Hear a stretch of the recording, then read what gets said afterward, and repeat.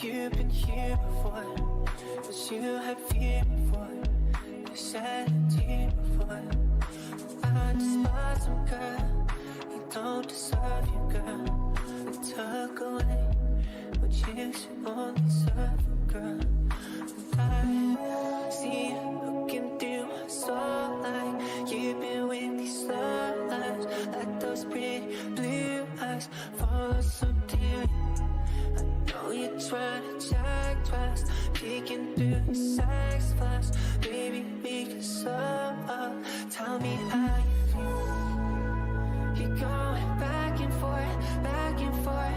Oh yeah, oh yeah. You're going back and forth. I want you, I want you, you got. I want you, I want you. Just tell me what you want. I just wanna see you get exactly what you want. And you care, girl, no, this ain't it. See it being shoulder up the side. I think it's so fun, so fun, so fun.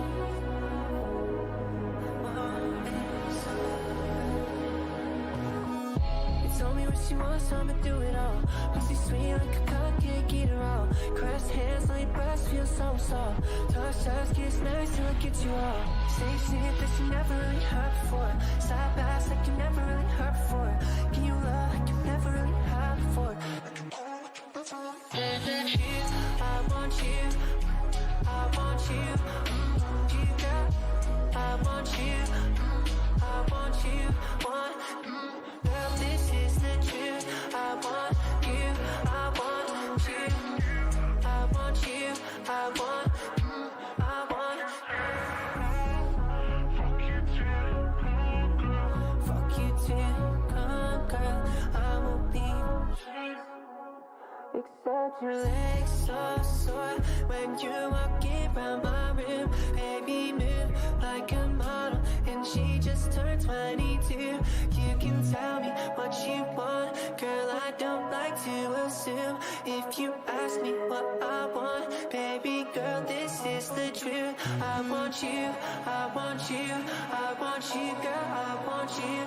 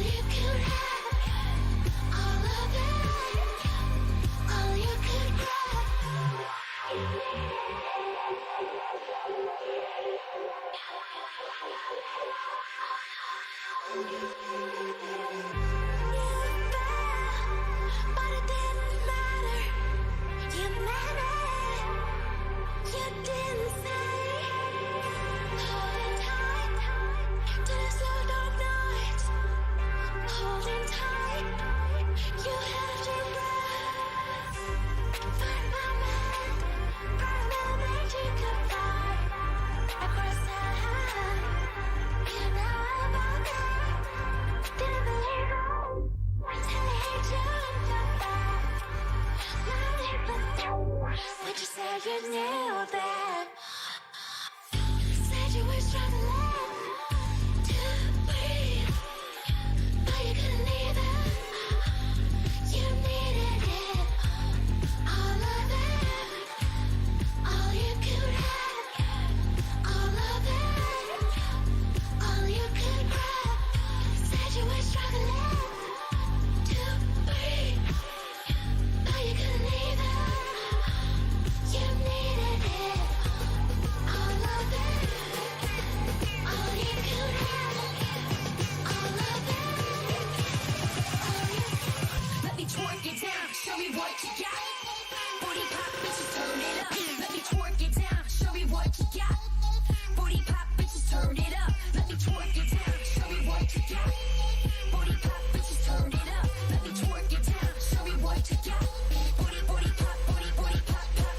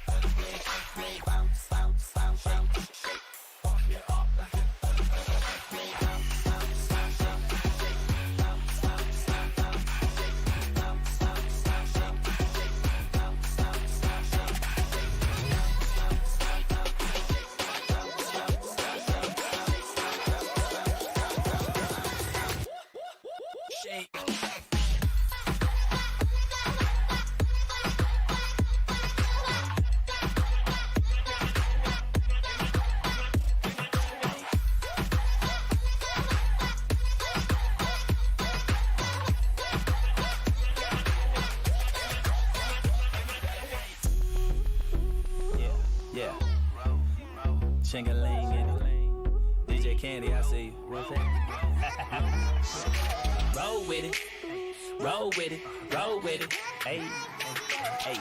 Pull up to the club, always in that new shit. Believe me, like religion, that's true shit. Louis V, never catch me in that true shit. No saint, but I'm from the same loose shit. Come on, baby, word around town, you go with it. Word, then roll with it. Bust it open wide like you wanna pole with it. Open wide like you wanna pole with it. Go get it. Cash on me, you can call me ATM chain. Rather buy the pussy before I buy a ring.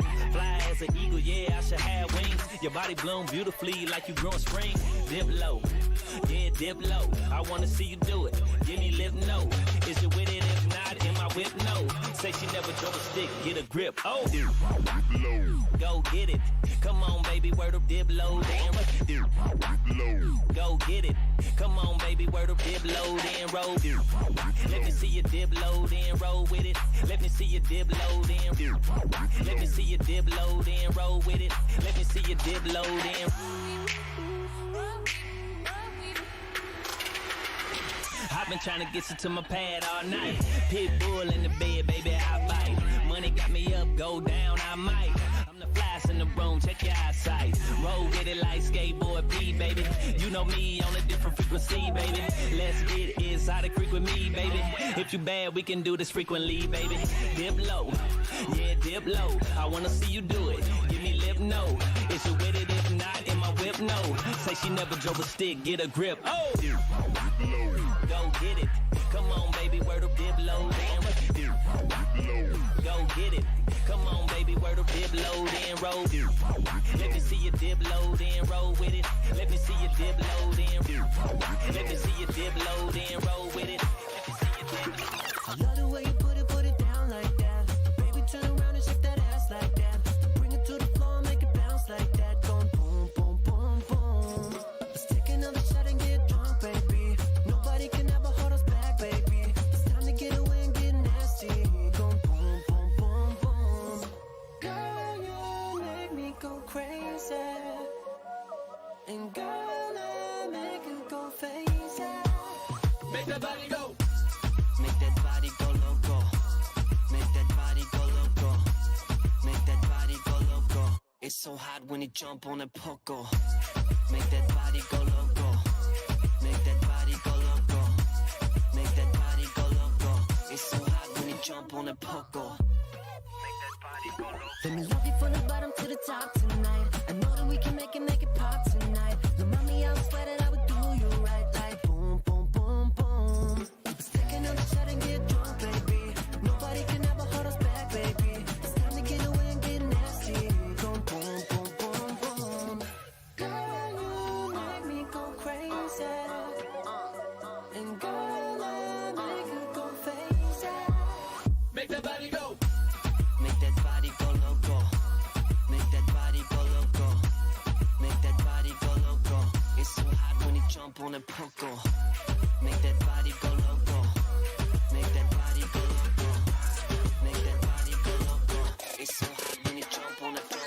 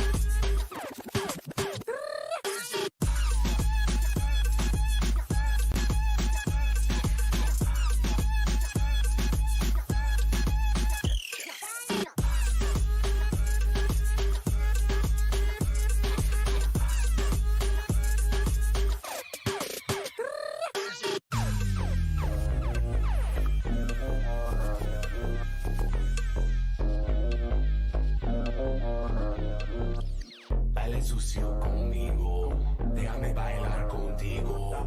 Por favor, no te retiro. Tú bien sabes que te necesito. I can be your student teacher or your play, and that's fine, that's okay, girl, however you wanna play. Cause the way that you dance, rated R, is not ballet. And whatever you're trying to say, it's on your body on display.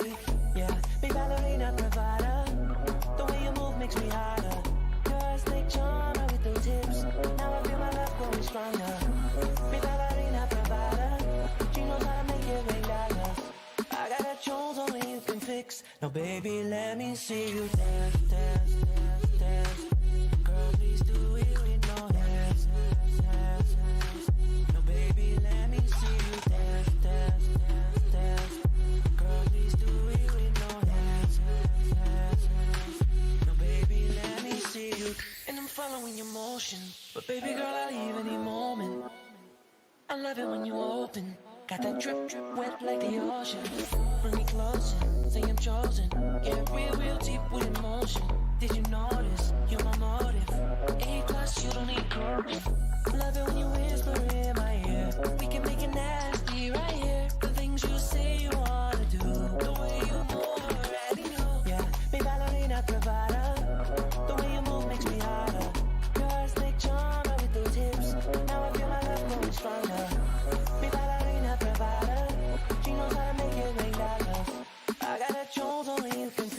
Now baby, let me see you dance, dance, dance, dance. Girl, please do it with no hands, hands, hands, hands. Now baby, let me see you dance, dance, dance, dance. Girl, please do it with no hands, hands, hands, hands. Now baby, let me see you dance, dance, dance, dance. Girl, please do it with no hands, hands, hands, hands. Now baby, let me see you dance, dance, dance, dance. Girl, please do it with no hands, hands, hands, hands. Now baby, let me see you dance, dance,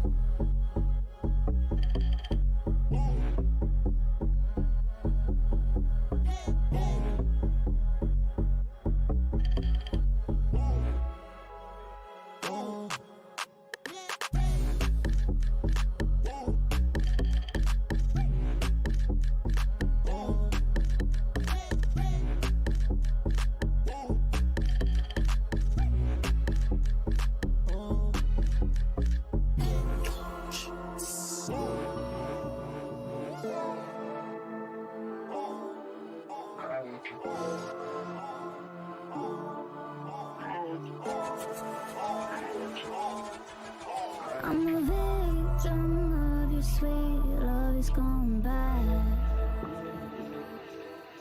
You like to play with my heart, babe. You got me coming back. I'm a sucker for the way you ride. I don't see Get it when I get back.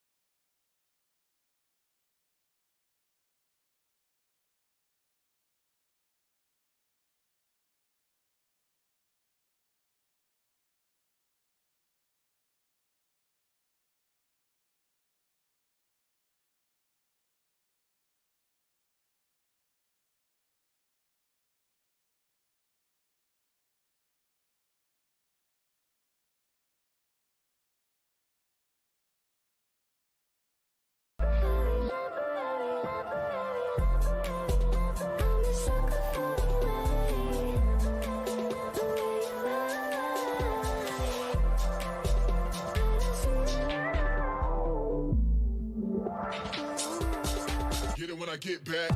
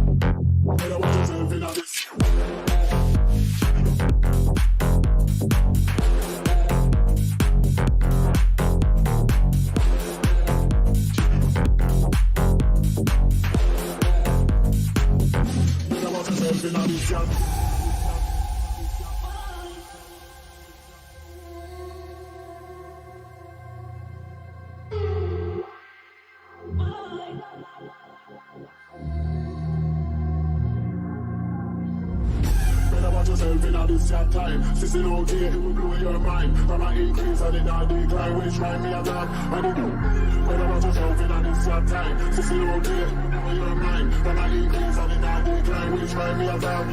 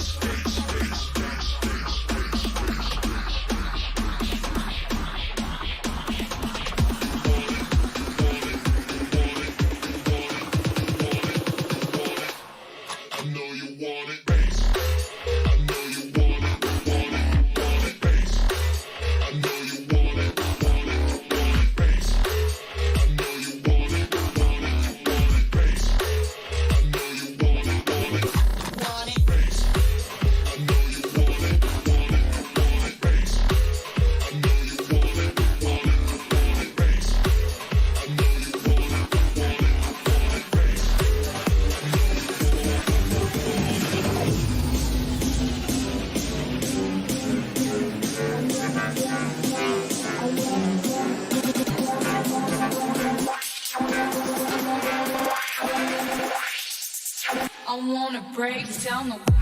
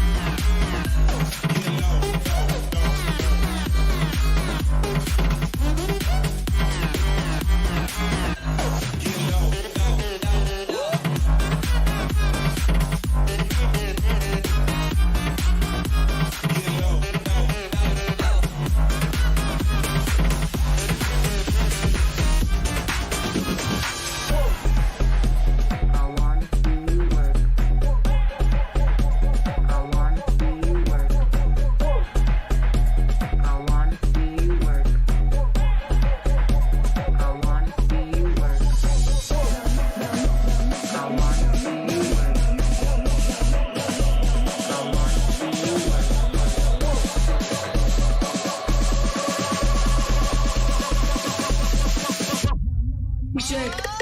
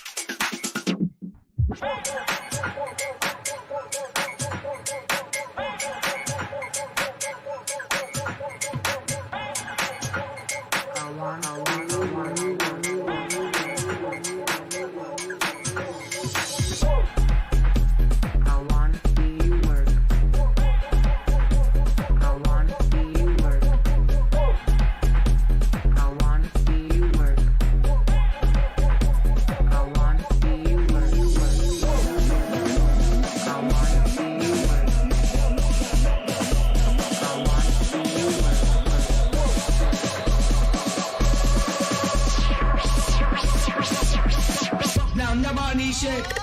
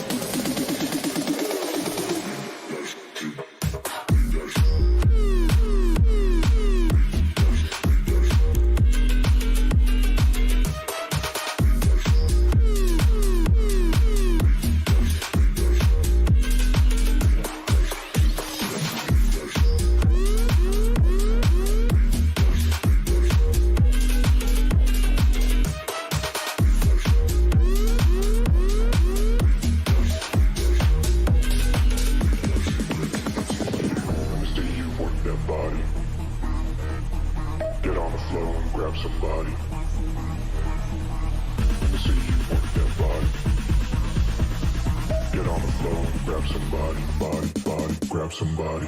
Let me see you work that body. Get on the floor and grab somebody, body. Let me see you work that body.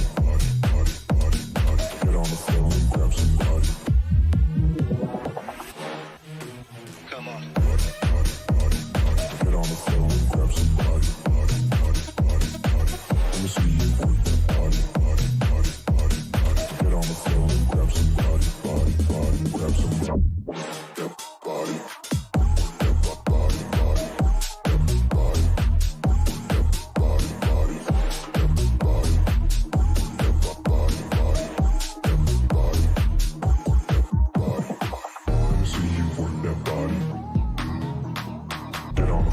Grab somebody.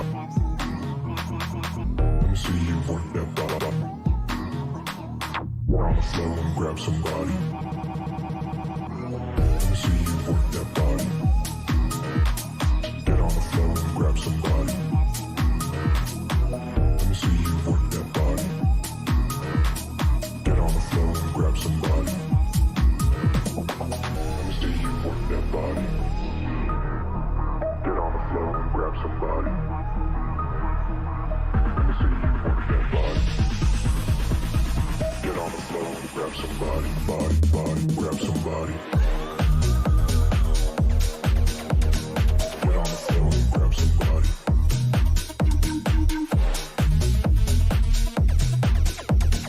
Get on the floor and grab somebody.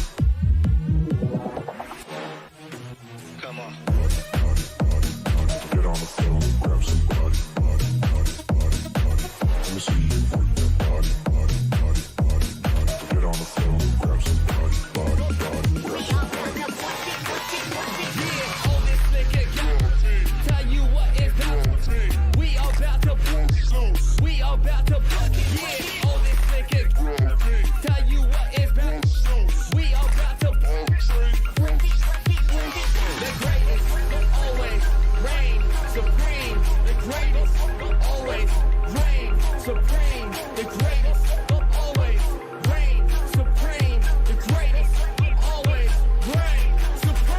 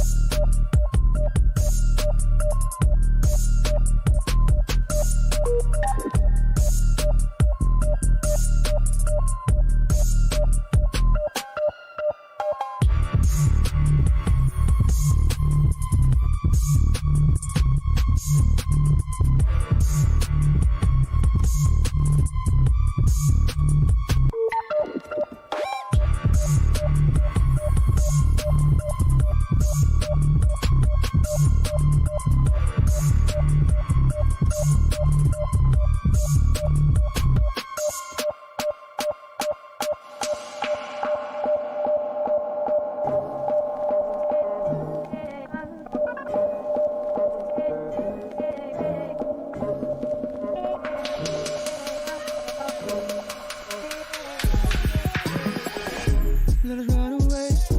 Can it be your love? It's not like me to say, okay, let's get things done. Be my love, and I feel your touch. Promise me that I'll be there to be the one. Truth is afraid doesn't feel right. You and I be going out and nothing's black and white. Spending time is gonna get us right. Oh. You know we want it. Don't come free, girl, we gotta work for it. You know we want it, want it. Don't come free, girl, we gotta work at it. Girl, we gotta work. Girl, we gotta work. Don't come free, girl, we gotta work at it.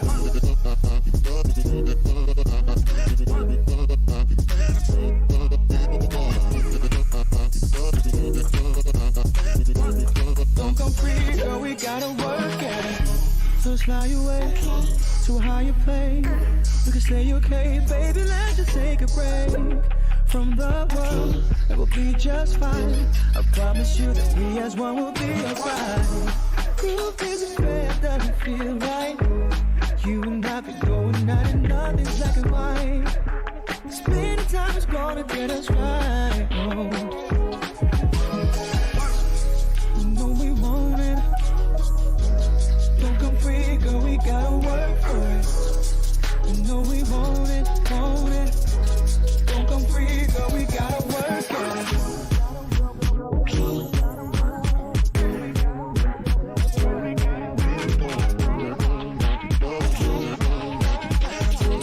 Don't come free, girl, we gotta work at it.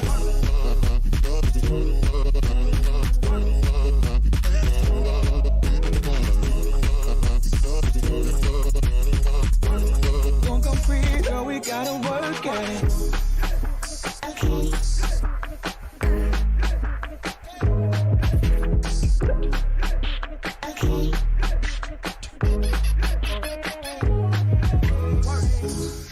We know we want it. Don't come free, girl, we gotta work for it. We know we want it, want it. Don't come free, girl, we gotta work at it.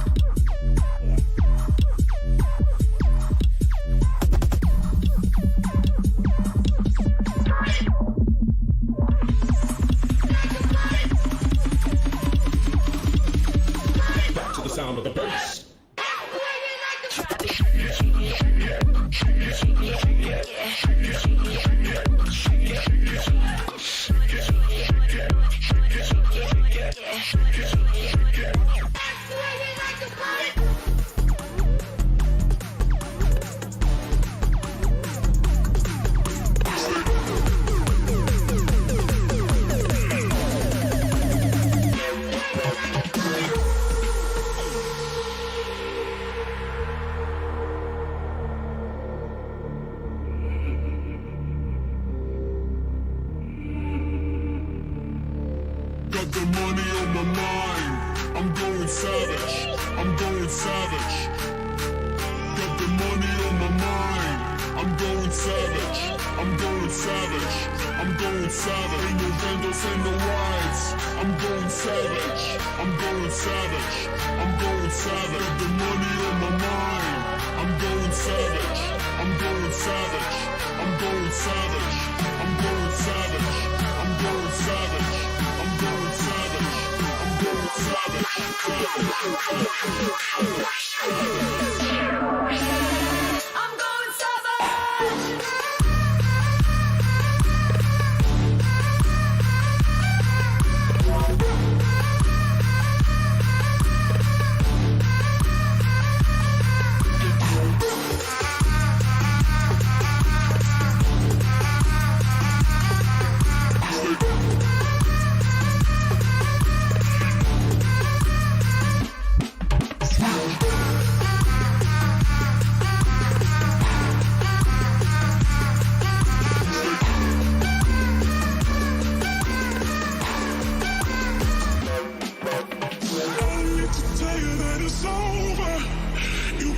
See it in the way I stare, and I know if I come any closer, this is gonna be too much for us to bear. Ooh, I like that, baby, what you do to me.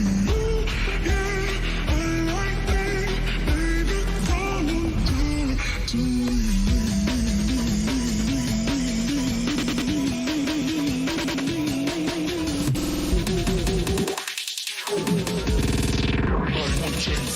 Wanna make the money rain.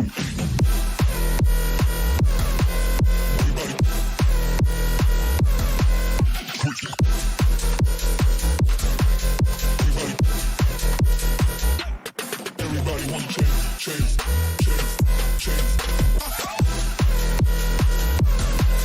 Go.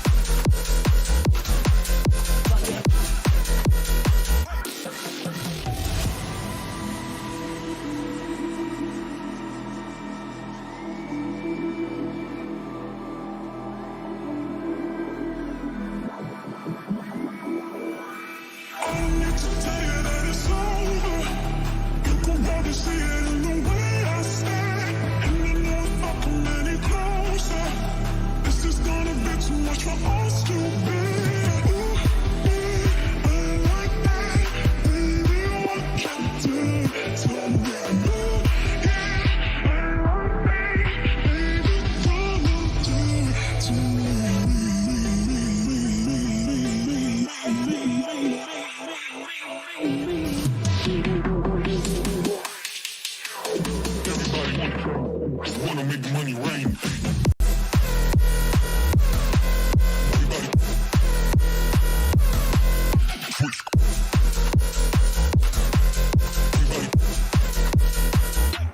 Everybody wanna chase.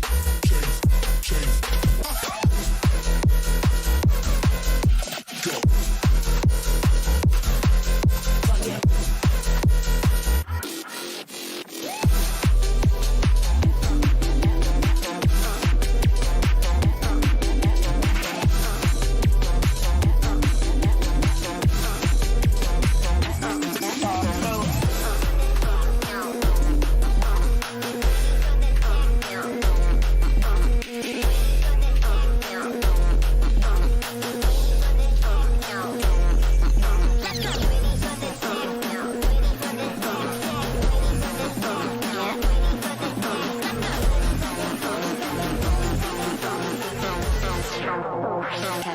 Techno.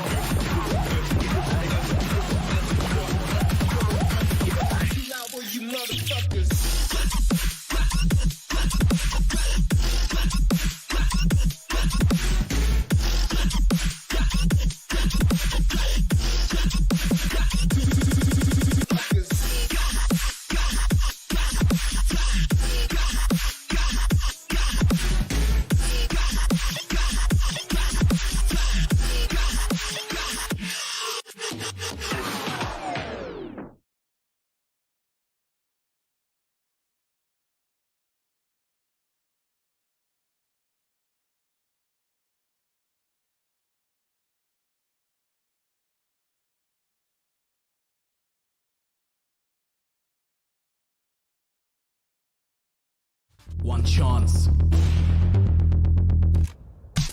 one dream, one match,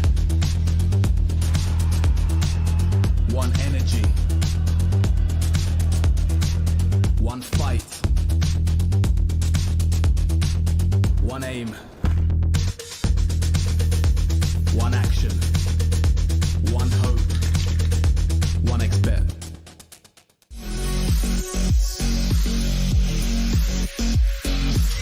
Follow events with Dash Fight. Keep up with the fence schedule. Observe standings and brackets. Watch VODs and highlights. And keep an eye on your favorite player. Follow events with dashfight.com.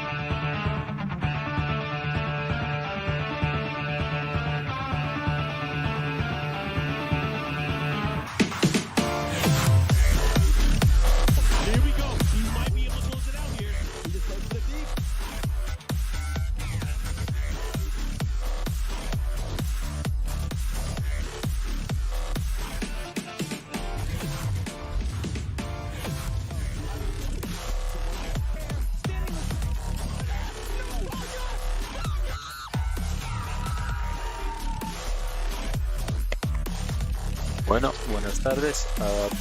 Hoy voy a hacer algo diferente. Voy a hacer un restream del WFL, Wii Sports Ultimate Fighting League, y también del top 8 de Panchita, que está ayudando a organizar. It is the final championship Sunday here for the We Play Ultimate Fighting League Season 1. And with Tekken 7, we've been blessed with so many good games and some surprises along the way. But which way does it go today? It's all about the top 8 and who can grab that championship belt to bring here and take it home with them. But we got a special guest I want to introduce you guys to. He's a professional boxer. He's won multiple belts in multiple weight categories, and he's the 2-time Olympic gold medalist. And he will be delivering the championship belt today.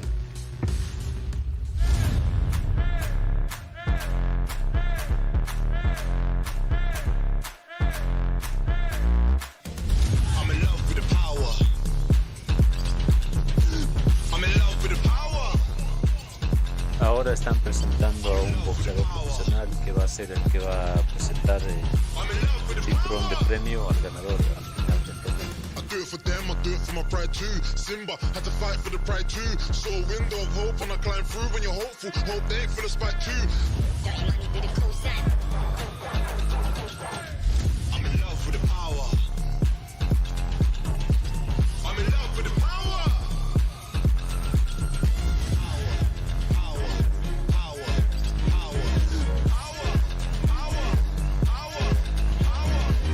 I'm in love with the power. It is Vasily Lomachenko delivering the belt for our Tekken 7 champion.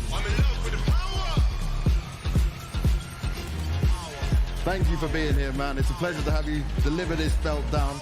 And I guess the first question I had for you is just, why esports? Why did you get involved in the WePlay Ultimate Fighting League? Киберспорт можно сравнить по накалу страстей и зрелищности со спортом. Самое интересное, что им можно заниматься дома, тренироваться и выступать на соревнованиях, не выходя из дома. И я рад вместе с WePlay, что мы можем дать возможность для рождения новых чемпионов. So by the amount of emotions, you can actually compare esports and sports. Yep. And by the amount of opportunity you give to players. So one day you practice at home, and the next day you go to the professional arena. So I'm really happy that with WePlay Sports, we can provide these players an opportunity to become the next champions, WePlay Ultimate Fighting League champions. I love it, and that's what we're here to do today. Find out which is going to be the final champion for Season 1 across Tekken 7. We have 8 competitors ready to go head-to-head, and only one will walk away with that belt. Let's look at the road to the playoffs.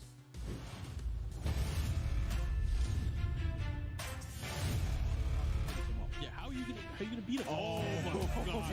Are you serious? Oh, looks like 2. One more hit. Oh my. Oh, no, launch. Oh, and the jab able to take it. Before you know it, why you shaking? We're a dynasty in the making. How's he gonna use it though? That's the question. Oh, he ain't gonna use it at all. Gosh, inner strength. Por ahora solo están repasando el grupo B y cómo llegaron al top 8 los clasificados.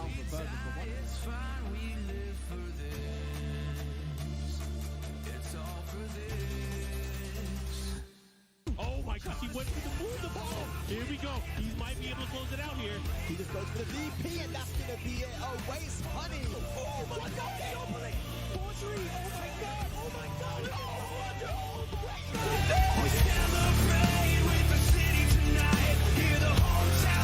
to punish that. No, he expected last hit. He's winning. Option select. Punish forward towards 4-1. Gonna get the combo. He tries to interrupt, and that's it for Derek. Oh, nice. Option select into the bloody drive. Very nice there from Derek. Oh, what a card out from Davis. The options. Is this it? I think that's it. And Steve up. As soon as he pulled out the 1-1, he was already done, blocked, and loaded, and he's gonna look to close it out here. One mix-up could do it.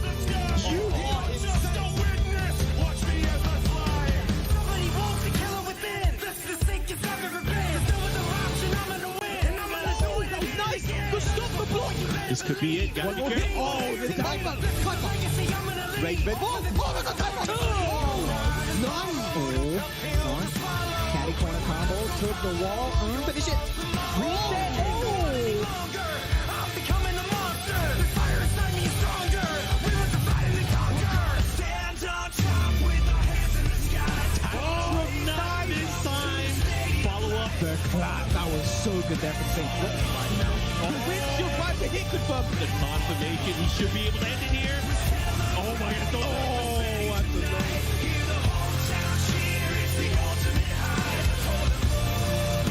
Low parry back through to get the pickup. Derek King 3 out of CBS gonna get the wall. Oh, that's a Nice punch there with the down forward one. Oh, he got it moving again. That's gonna close it out. Yeah.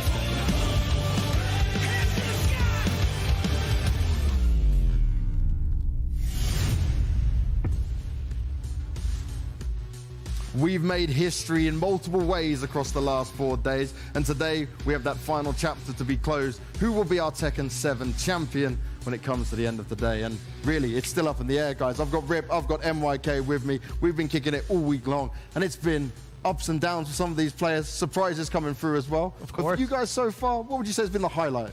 The highlight so far? Ooh, man, that's a hard one. The surprises, man. Like for me, Daniel Motto in Group B, Kita in Group A. Phenomenal performance on both those days. The Fergus Wise Honey match? Yeah, there's so many hype matches. Like, and also the two biggest killers from each group, Saint versus Arson Ash. You know, Wise Honey versus JDCR. All of those matches were down to the wire and super exciting to watch. They really have been super exciting to watch. And now we get this top 8, which realistically, right, when you came into it, you may think, oh, okay, yeah, Arson Ash, JDCR, right, Saint in there. But it's a bit more up in the air than what we may have thought about at the beginning of the week, right? And especially when you look down our playoff bracket that we have here in front of us and how far this can go. Remember, for anyone who may have just been first tuning in, here at the We Play Ultimate Fighting League, everyone starts up in this upper bracket. Exactly. And, you know, you look through his bracket, you've got UIU's Fergus going up against Fate, Red Bull, Arslan, Ash. And the interesting thing about that matchup to me, Fergus just took out a Wise Honey. Yeah. Now he could be the Pakistan Slayer himself, you know, from EU. No one's going to expect that, right? I mean, when you look at the bracket, I think the favorites are like Arslan, JDCR, Saint, and Wise, right? They're like the top of Korea and Pakistan. But no one's really looking at EU. But they're definitely the guys who can definitely get it done, right? So that's the most exciting part about this top 8. And they're super strong. They've shown it here all week. They have been showing it here all week. And what I want to do for everyone at home right now is give you our 1xBet recap so you can look back in case you didn't catch some of the opening days. And here we have, for the starting one here, favorites of the past day. You don't really expect them to not be the favorite in it, right, when it comes to Arslan Ash. But then underdog of the day, Boris Sonic. You know, he came, he tried to find out as much as possible, but, you know, you can only do so much. For him, this is more like training lab time. For sure. I mean, you know, it's such a huge opportunity. But, of course, Arslan Ash, heavy favorite. You know, everyone wanted to see him kind of, you know, rebound after his loss to the TWT 2019 finals. You know, he's obviously had a lot of small events that he's gone to in the past year leading up to this. But this is the first big showcase, right? So, Arslan Ash, huge favorite. Let's see if we can get it done here today. And Caper in here, right? He managed to get one of the games over there over Arslan Ash in the end, which is something we can be very proud of. Remember, we know he spent a lot of time out there with his Pakistan buddies to be able to train in the best way possible. That's absolutely right. And also in Group B, we also had a upset as well with Joe Plix at the very end. So even the top player in each group did not ever get a 7-0. No, it's a very hard one to call. Now this will probably be everyone's favorite match when you look at this, to be honest, wouldn't it? This is crazy. This match right here, man, down to the wire, of course, you know, that low block at the end from Saint. If he had just done the proper punish, he would have won the set. Yeah. But in that intense moment right there, incorrect punish. Right, and it was only a 1-button difference. He could have just moved it to the top row instead of the bottom row, and he would have had the game. Yeah, there's close moments, and we've definitely been very vocal when we've been sat up top on this analyst desk. A little vocal. But I would say that it was only a small percentage of what you guys would normally show, especially when it comes to games like today. I'm expecting the microphones to pick you up quite a lot. Oh, we're going to go ham. We're definitely going ham. They're going to 100% hear us today. Yeah. I mean, especially something crazy goes there. And I don't need to save my voice anymore. So this is the final day, so I'm going all out. Dude, we just got to chill up here and watch Tekken, you know, and then come in between the matches. We're like, man, this is hype. This is the best job ever. So what you're saying to me, MYK, is if we get to the last segment, you're just not talking too much. We know the reason why? Possibly, but I came prepared, so don't worry. Don't worry. We never lose our voices. Tonight, we're going to fill the audience. You know what I mean? We don't have an audience live. We'll be the audience. Yeah, we got this, guys. You got this. Now, also, the talent team, all the commentators and analysts that we have here have been putting together some numbers for us. We're going to take a look at some of these hexagons we've put together and just how we've rated the players coming out here. So this is what this has all been for, guys. And this is starting with Arslan Ash, who almost looks perfect in near everything, apart from a bit of resource management at the bottom.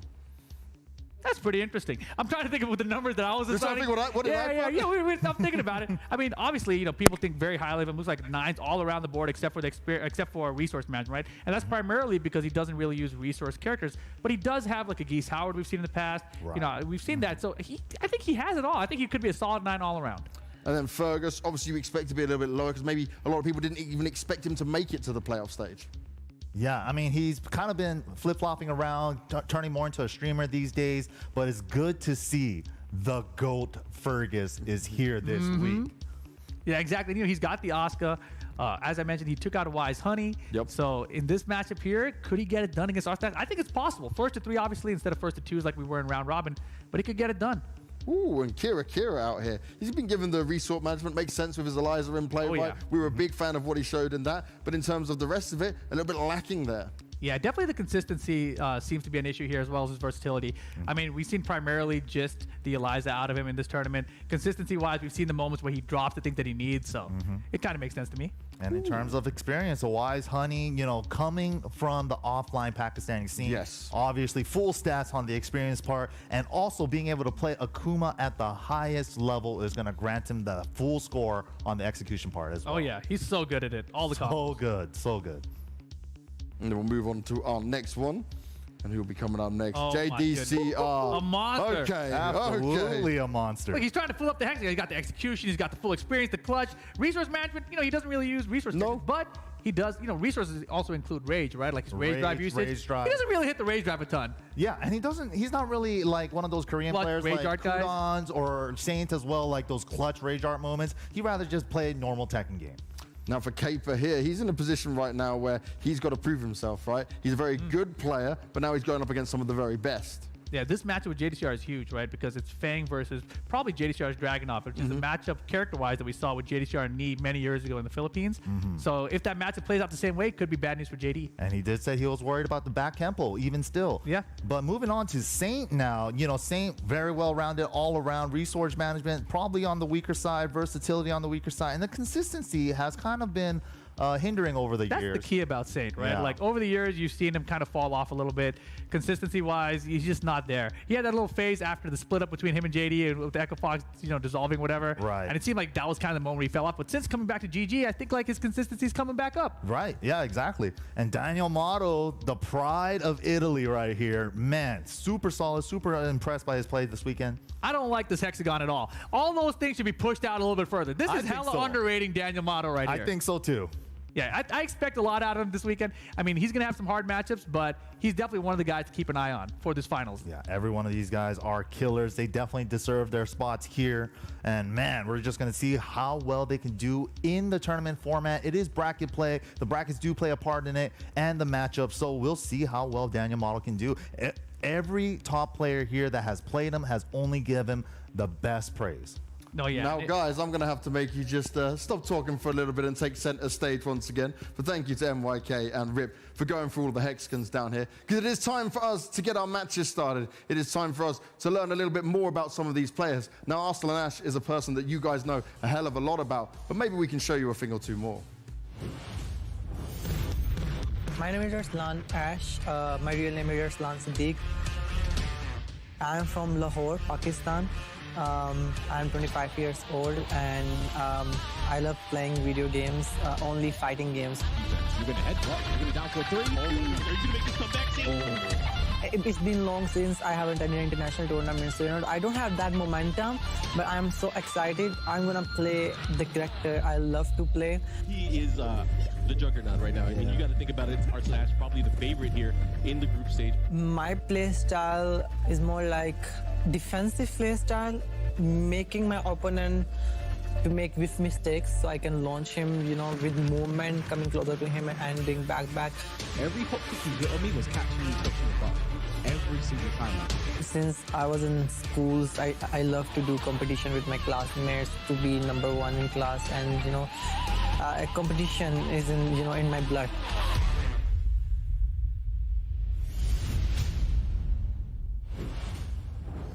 Welcome on stage.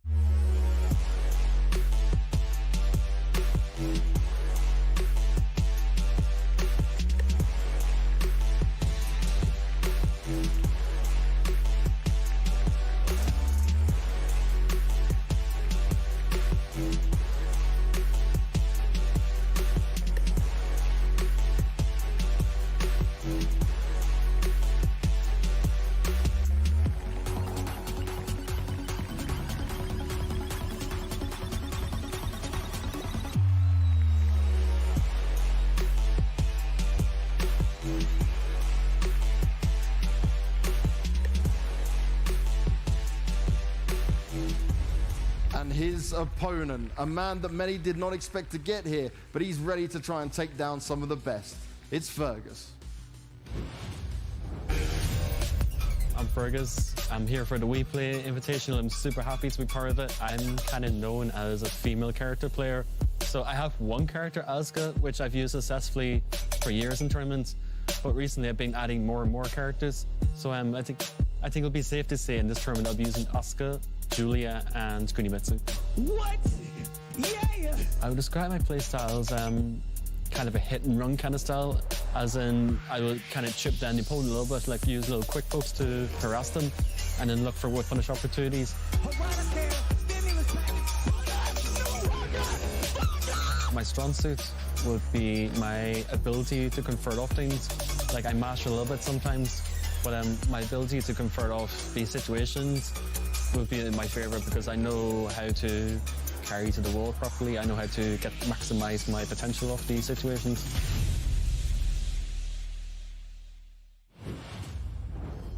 Welcome on stage.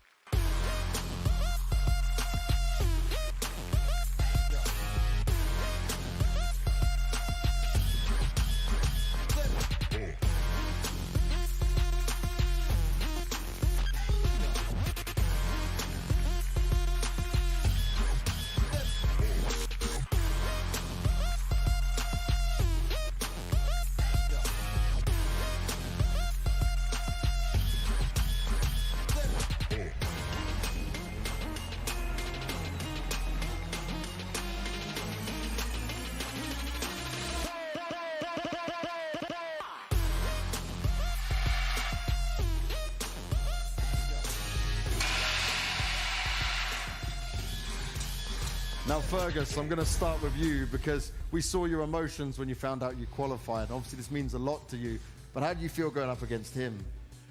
I got what I wanted for the event. You know, I got top 8 result, so whatever happens here, I'm completely fine with. So Okay. I'll try my best as always. Nice and chill atmosphere with this. Now, Arslan, you're supposed to walk away with the belt at the end of the day in many people's eyes, but how do you feel going up against Fergus? Are you nervous about him at all, or should this be an easy game? No, it's not going to be easy.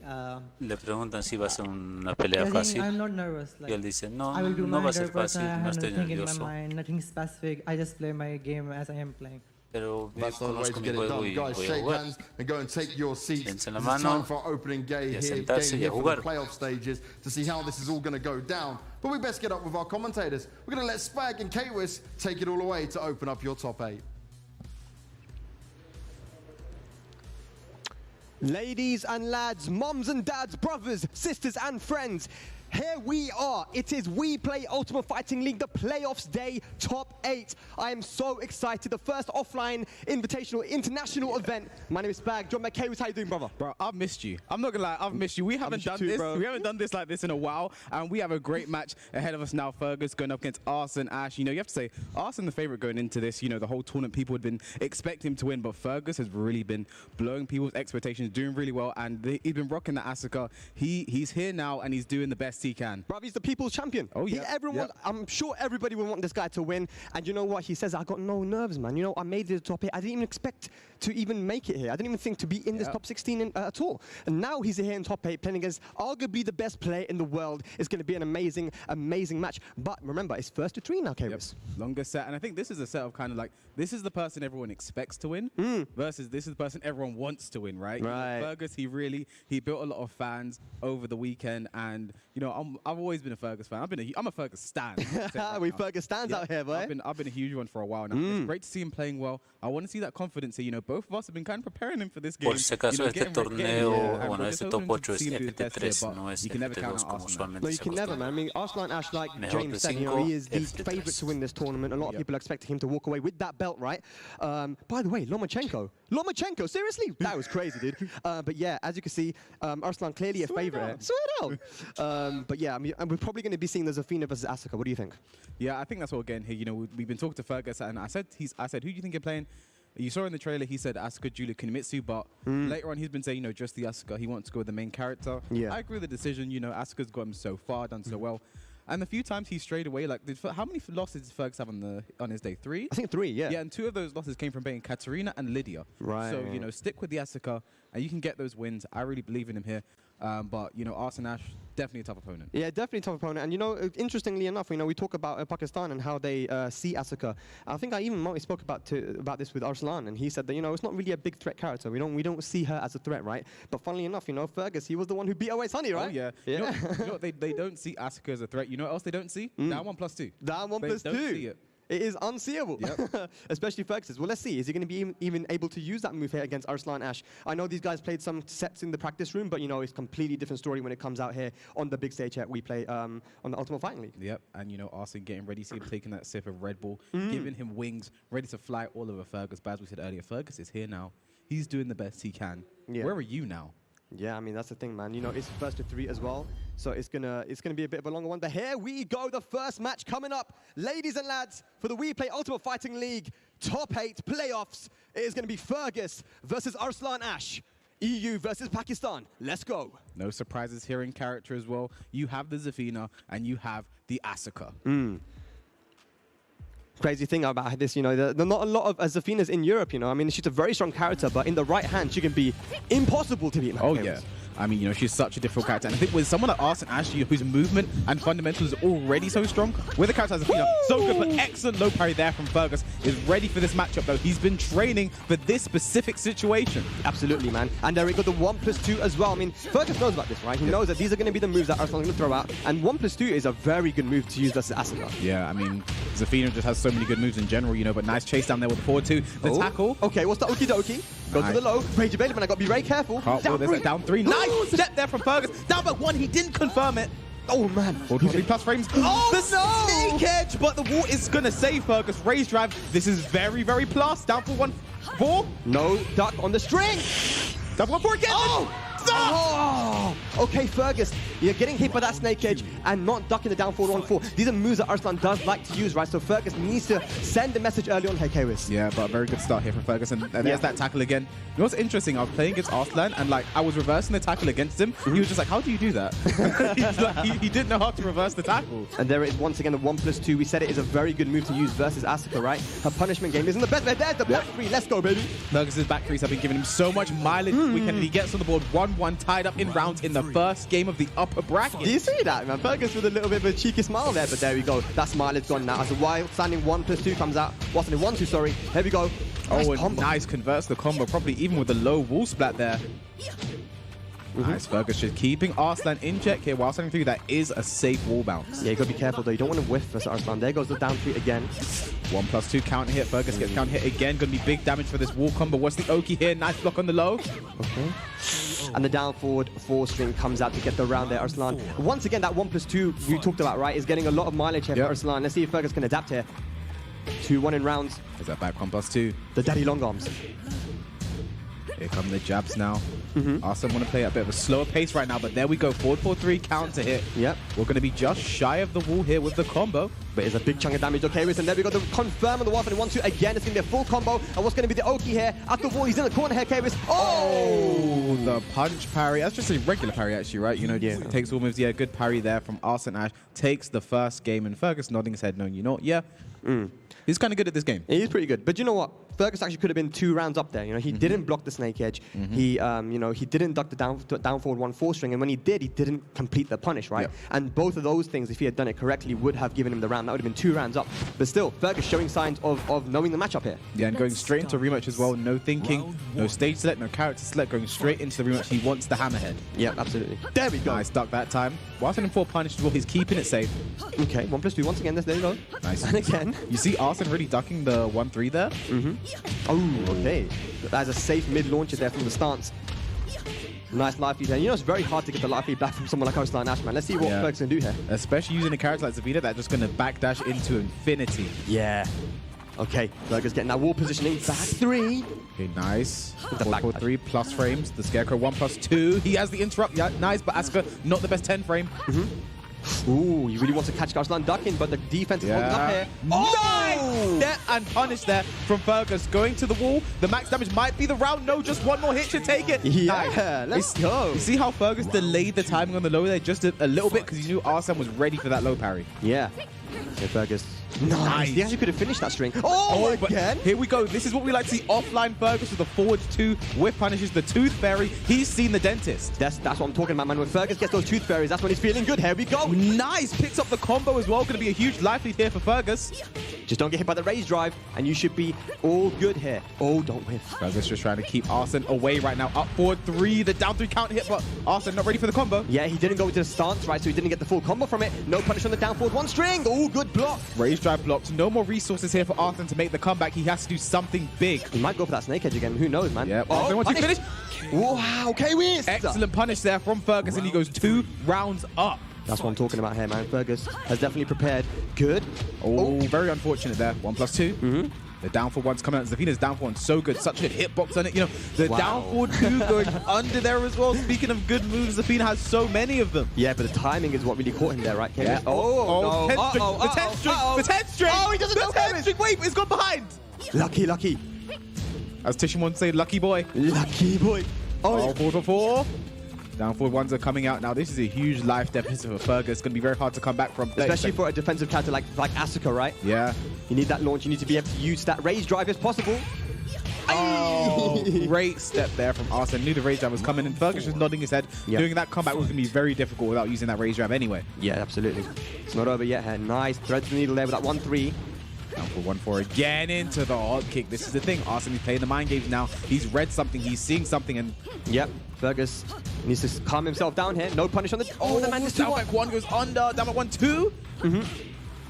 You see Arslan actually ducked there, but messed up the timing because Fergus delayed the 2. Counter it there. The follow-up with the down 2. Yeah, and we're going to final round, second game. Okay, is this going to be a reverse sweep from Arslan? He looks like he's caught onto something here. Fergus, he's got to stay calm. But that backdash from Zafina, oh, nice, the back. Nice. Very nice there from Fergus. Going to be a sidewall, though. He's going to get a combo. Nice.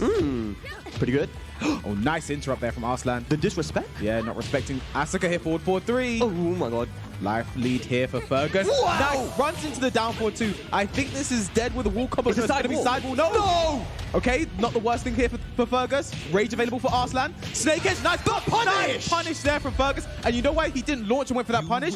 If Zafina goes for the second hit of that snake edge, you only have 14 frames to interrupt or she's going to counter hit you. Yeah. So a very, very, very good show of knowledge there from Fergus as he ties it up. That was beautiful. And you can see he was fist bumping. He was happy about that, right? Yep. He wasn't blocking that snake edge before, man, but he's finally blocked it. Arslan kind of needed to make that comeback, right? And he always kind of go, I wouldn't say always, but he does go to that snake edge sometimes to try to get that comeback. It's worked out for him, but not this time. Now, what is... I mean, I think if I'm Arslan right now, I think he's going to be looking to go for the infinite stage here. You know, Zafina has such an advantage. She can dance around, you move around, do whatever she likes on that stage. And Asuka character, you see the walls really helping out there, so this could be really difficult. Yep, straight away infinite stage. And Asuka come out with the back, you know, Tekken 5 intro. Yeah, absolutely, man. But this is going to be a bit harder here for Fergus because, as you mentioned, Kaiwis, the movement from Zafina, the best backdash in the game, right? Arguably. Probably the best overall movement, backdash, sidewalk, sidestep. She has everything going for it and crushing, so... Oh, he tried to interrupt. Yeah, very unfortunate there for Fergus. And that's the thing within this match as well. When you want to interrupt that string, you need a 10 frame. And that's just a 10 frame jab, not the best. It's not that good, man. We'll see if the kicksabaki does come out, or that is an option to use against that string. That would be hype to see. No punish there on the Wasani 1. You can always interrupt that with a 10 frame. But like we said earlier, Asuka's 10 frame. Not so good. Oh, just poking away. Nice block on the lows. And oh, nice. Down 1+2. Okay. Fergus making a comeback here. Raise drive spent, plus frames. Cartwheel. Finish with the string. Nice punish from Fergus. Arslan just shy of rage. In his face, down 2. Forward 4 takes it. And that's the thing we talk about, like, you can jab throw that forward 4, but Asuka's 10 frame, not the best. Not the best. And that 1+2 coming out once again. That was still really good, though. Fergus almost made that comeback, man. And on the infinite stage 2. Against Zafina, it's a good sign as well. Definitely. Nice punish there. Wow. You see Arslan is ducking the 1-3 now. So Fergus using the other jab strings here. Nice step there. Yeah, it's actually really good that Fergus was on P1 because he's able to sidewalk left after getting hit by the down 3. Yep. 2-1. Oh, nice backdash there in the arc glass. Are you guys seeing that backdash? It gets away from a lot of options. No confirm from Arslan. Arslan 1 again. You see this up 4-3. Just trying to chase him down. Excellent whiff punish there from Arslan Ash. I don't think this is the round, but it's going to be close. Doesn't bring out the back 1. What does he do here? Huge life lead hit. Oh! What a side step there from Fergus. Is he going to spend the rage here? He will. Yep. Flip over. Yep. Flip over. Oh! You know, and I think that low was so smart there because I think Arsene knew Wild 74 could have whiffed from that range. That was excellent spacing there from Fergus, but Arsene just one step ahead. But Fergus' whiff punishment on point right now. It is on point, man. It's unfortunate that the down back 4 got blocked, but still. And you see Fergus now doing the other mids from the jab string now because, you know, Arsene's ducking 1-3, so. Yeah. Oh, forward 3 catches Fergus trying to move there. Yeah, this is good. Oh, the 1+2. I was about to say this is looking better for Fergus, but that 1+2 is just so good in this matchup. Yeah, there's that back one. Here comes the Azazel hand. Just a follow up here. The slide. Oh, the forward slide. Oh, not dead though, but down forward 1 takes it there. Arsene takes the second game, 3 rounds straight, and you have to think Fergus is probably going to bring Wolves back into play. Yeah, 100%, man. I wonder which stage he will go to, but the Wolves are definitely coming back. I believe he will stick with Asuka, and as you mentioned, Kawis, you know, there are great signs of life here from Fergus that, you know, that whiff punishment, you know, after doing down 4 or while standing 1+2, side stepping to Zafina's weak side, which is side step left, forcing Arslan to whiff and whiff punishing him, but Arslan's movement just too superior on that infinite stage. You have to think as well, this is just kind of unfortunate for Fergus, having such a good run, looking so good, and it's like, you know, against someone else, he might have been able to take this win, but this is Arsene Ash, so you have to be playing. You have to be playing even better to get that win. You know, like he has to go to a higher level than he was when he was playing his group matches. He really wants to take this. He needs to go even further beyond Kawis. But what we're seeing here, Spag, is it's definitely possible. Tekken 5 intro. I'm here now. Tekken 5 stage. I'm doing the best I can. Where are you now? Your dreams come true? Sparking. All right. Down forward ones once again. Finishes the string. Nice punish there from Fergus. Asuka's 12 frames. Such a good punish there. Generic down forward to keep her in check. That's a string that's so good against Zafina, but gets the float. Doesn't get the combo forward 4. Oh, be careful. There's that down 3. Such an annoying low to deal with. Fergus just backing away. Nice generic down 4. The option select. Yeah, down 4 after the Mantis 1-3. That's putting Arslan on notice there. He knows. Big knee, but nice whip punish there. The punch Sabaki out of range to get the follow-up there for an actual combo. The punish on the up forward 3 on whip. So Fergus will be very careful because right now Arslan is staying at that range where if Fergus whips anything, he will be locked and loaded with that launcher. 4 rounds straight here for Arsene Ash. Nice. Using the, like I said, send up the unblock with it. Oh, not the best punish there, but Fergus still gets something. Nice pick up as well from Fergus. Very aware, gets the max damage on the combo. Nice block from Arsene though, 1+2. Punish that. Nice. Use the punch to back again there from Fergus. The jump tech crossover. Oh no. Rage available now. That move is so sneaky. It just makes you feel like here comes the low and it's not there. Yeah. Gonna be nice damage here for Arsene. Finishes the combo. Rage available. The low. Raise drive plus frames. What's he gonna do? The daddy long arms goes low. Fergus now not looking so good. Arslan on set point to move on in this upper bracket. And you know, Spag, that was all timing there. Fergus was ducking for the low, but the timing from Arsene Ash on the back 1-2 was so good. It was. And you know, that is so cheeky. Look at that. The up forward, the down forward to launcher. Fergus overextending a bit too much here now, Kawis. Yeah, this is looking really bad right now. Life lead for Arslan. 40 seconds left to go. Fergus trying to open up Arslan, but he's challenging the lows now. We're going to the wall. Yep. Down for 1 combo, yes. Huge life lead right now. Down for 1-2. No punish from Fergus. Yeah. Down 2. Forward 4. Nice. Trying to go for the parry. This is going to be a long road back here for Fergus. Back 3. Every journey starts with a single step. He's got rage available as well. Is he going to do the tackle? Go. What? Whoa! No, the one time he goes for it, he was out of range. But that seems to be the tale of the story there for that match, that he was just out of range every single time. Arslan's movement just too good, but what an effort there by Fergus. Yeah. Arslan, though, taking it 3-1. Yeah, just very unfortunate there for Fergus here, but played super well, going against the best player in the world, you know, and he's still in the tournament. He just goes to the lower bracket. I'd love to see him pull out a big win later on, but yeah, that's just Arsene Ash for you. His spacing impeccable, his whiff punishment perfect, and there we go, takes the first game. What's interesting, you know the running tackle, right? Like, and it's a power crush, but lows don't matter. Yeah, it looked like the low just absorbed the low. Did back 1+2, but our next game we have a 2D face-off. Oh yes, coming up, Spag. But before that, we should be getting some highlights from the game we just saw. But Kira versus the Wise Honey, I'm looking forward to that. I'm definitely looking forward to that. But here we go. This was the first match here, right? So you see that he ducked the down forward 1-4 string. This is something that he knew going into the match. That's something that could happen, right? But he didn't get the punish, unfortunately. 2 rounds up here in this second game, though. And this looked a lot better from Fergus. Yeah, that was a nice step on the Brave Jab there. That down 4-2 which he ran into, that was perfect timing there from Fergus. Knew the spacing, you know, caught Arslan coming in, and you know he was just doing so well in this game. But when you get the best player in the world, nice block on the snake edge there. You know, you have to play 10 times better than you played to get to this point. 100%. And now we go to the Infinite stage, right? We're Infinite Azure, and this just makes it so hard, right? You see that Zafina's backdash is so good, and even in this match here, he forced Fergus to whiff so much by using that backdash. Look at that single backdash into down forward 1-4. If that down plus 2 hits, Fergus takes that round. We could be going even further, but just a bit unfortunate there. So that's our first game done and dusted. But that was. Hey.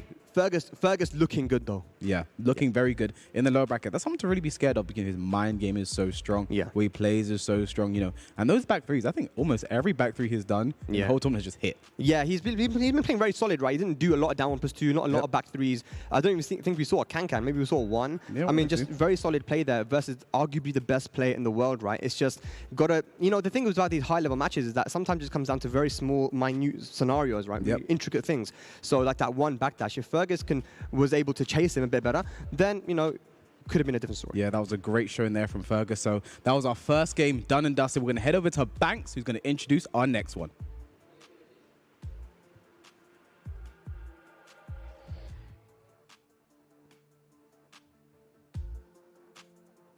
Thank you very much, Spag and K-Wiz. We're moving on to the second game of today. See who will be able to take another victory and move on forward through that upper bracket. But which player will it be? Well, let's start finding out which players we're going to see next. And it's the second of our 2 Pakistani competitors here. It's a Wise Honey.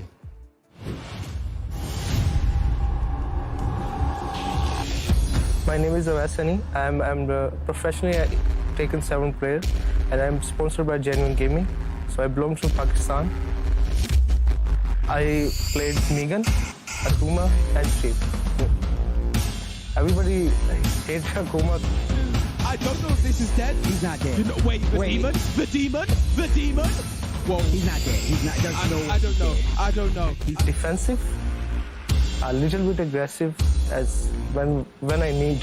So my strength is my whip punish is very good, and my weaknesses is I make the task two every time. So I think I'll make it to top 3. I want to beat Arslan Ash for sure, and JDCR as well. Get ready for the next bet.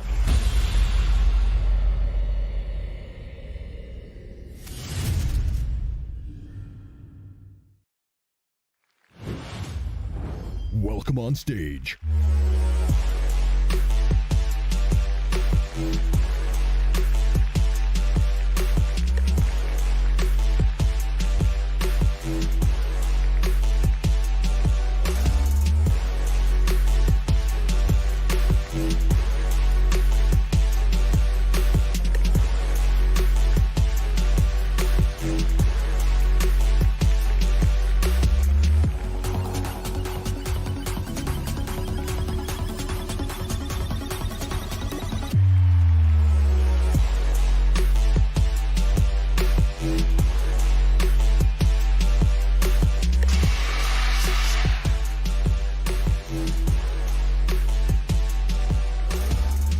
Competitor who has been showing us some incredible Eliza play throughout the tournament. Let's learn some more about Kira Kira.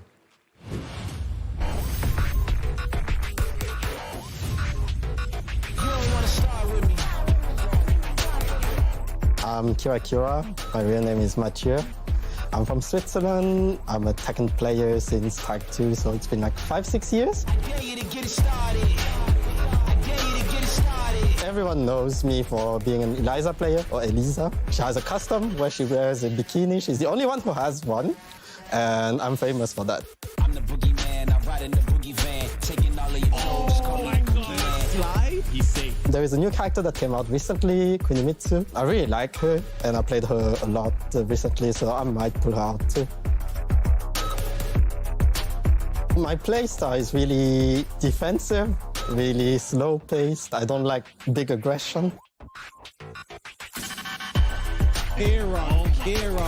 For this tournament, I especially prepared by watching how the others play, what they really love doing, or the habits, and that helps a lot. That's why in small sets, normally it's dangerous to play like that, but I'm confident if I'm prepared for someone.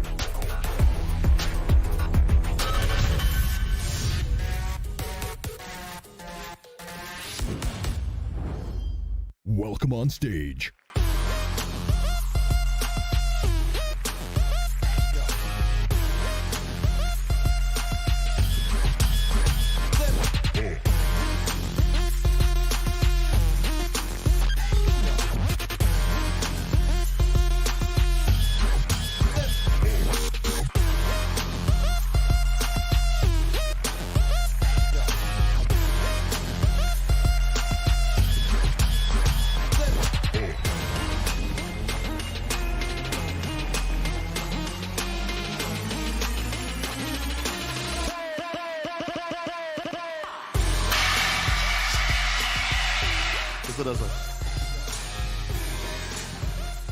Now I'm going to start with you, Mr. Kira. Kira, your bikini Eliza. Is it going to do the work today against this man? I think so. Because, you know, it's always been working until now, so I don't see why it wouldn't work. Oh, okay. He doesn't seem too scared about you, man. And you're supposed to be the only Akuma we know of in this game. Yeah, I don't think so. I'll try my best. Try your best, but this should be like your easiest match before you go on to the next hard one. It's not easy for me, but I will try. So we can never underestimate any character. So I will try. Yeah. All right. Well, I wish you guys the best of luck. Shake hands in the middle and then go and take your seats. This will be the battle to see who will march on forward and who will drop down to that lower bracket. And let's see who it's going to be as we go back up with Spag and K-Wiz. Kira, and a waste honey, man. It is actually incredible that Kira is here, man. It doesn't surprise me, but the journey that this man has been through, right? From starting in Tekken Tag 2, you know, and just the journey he went from the beginning of Tekken 7 to where he is now, where he's so analytical, so able to like watch his own matches and improve, you know, time after time, travel the world. That is the reason why he's here now. But of course, on the other side, we have a waste honey who, you know, he just took the Tekken world by storm with that Akuma, man. I think you have to say as well, like Kira, I think, for us, not really, but for the people at home, he might be the biggest surprise of this tournament, you know, coming into this, you know, not that well known on the board stage, putting such a great performance in his pool stage, and now here we are, a Wise Honey versus Kira. It's an all 2D affair right now, and I'm looking forward to it. Yeah, man. I mean, it's interesting. It's so unique. We get Eliza versus Akuma. We've seen that. So I know that Kira has played against Super Akuma, who's in this tournament, right? Yep. A lot in tournament. So he knows the matchup, right? But on the other hand, I spoke to OS Honey, and he's like, you know, I play Eliza myself, and we have very strong Elizas in Pakistan with Hamraz, ARC, and many more, right? Eliza Nash himself plays the character. Exactly. A lot of Pakistanis start using Eliza. So the matchup knowledge is going to be there from both these guys. As you see Kira on screen right now, it's all about who can execute on the day in this first to three. Yep. And this is going to be, you know, I think whoever wins first game is really going to be setting the tone for the rest of the game, how this goes. And also, we've said this before, winning the game before the last is so important, because if you go down to that final game, you get to pick the stage. Yes. And if it's Kira, he's going to want that infinite stage because he plays so well on it. And you have to think, on the infinite stage, Akuma gets nerfed a bit, and the way Kira plays Eliza, he gets buffed. Yeah. So this is really going to be important for him, how he uses the stage and asserting that momentum very early on. And you know, the reason why he loves to use that infinite stage is because because Eliza's the only character that can actually jump back and whiff punish you, right? So as well as having the backdash and the sidewalks to force a whiff, he also loves to use that that jump back, using that dive kick from the EX to get the whiff punish, right? So there's a lot of things working out here for Kira as he takes that swig of the Red Bull. You know, if he gets that infinite stage, let's see what the first stage will be, man. Could be interesting. Yeah. You know what else is interesting? You know what I never knew? What? When did James Banks have the devil gene? I didn't know he had the devil gene, because he's got the stuff. Is he gonna grow wings by the end of the show? I do hope so. Don't talk shit or he'll jump in the air and laser you, bro. He just lasers his balcony off just completely. That'll be crazy, man. Here we go. Awais Honey versus Kira. Switzerland versus Pakistan. The headset is on for Awais Honey.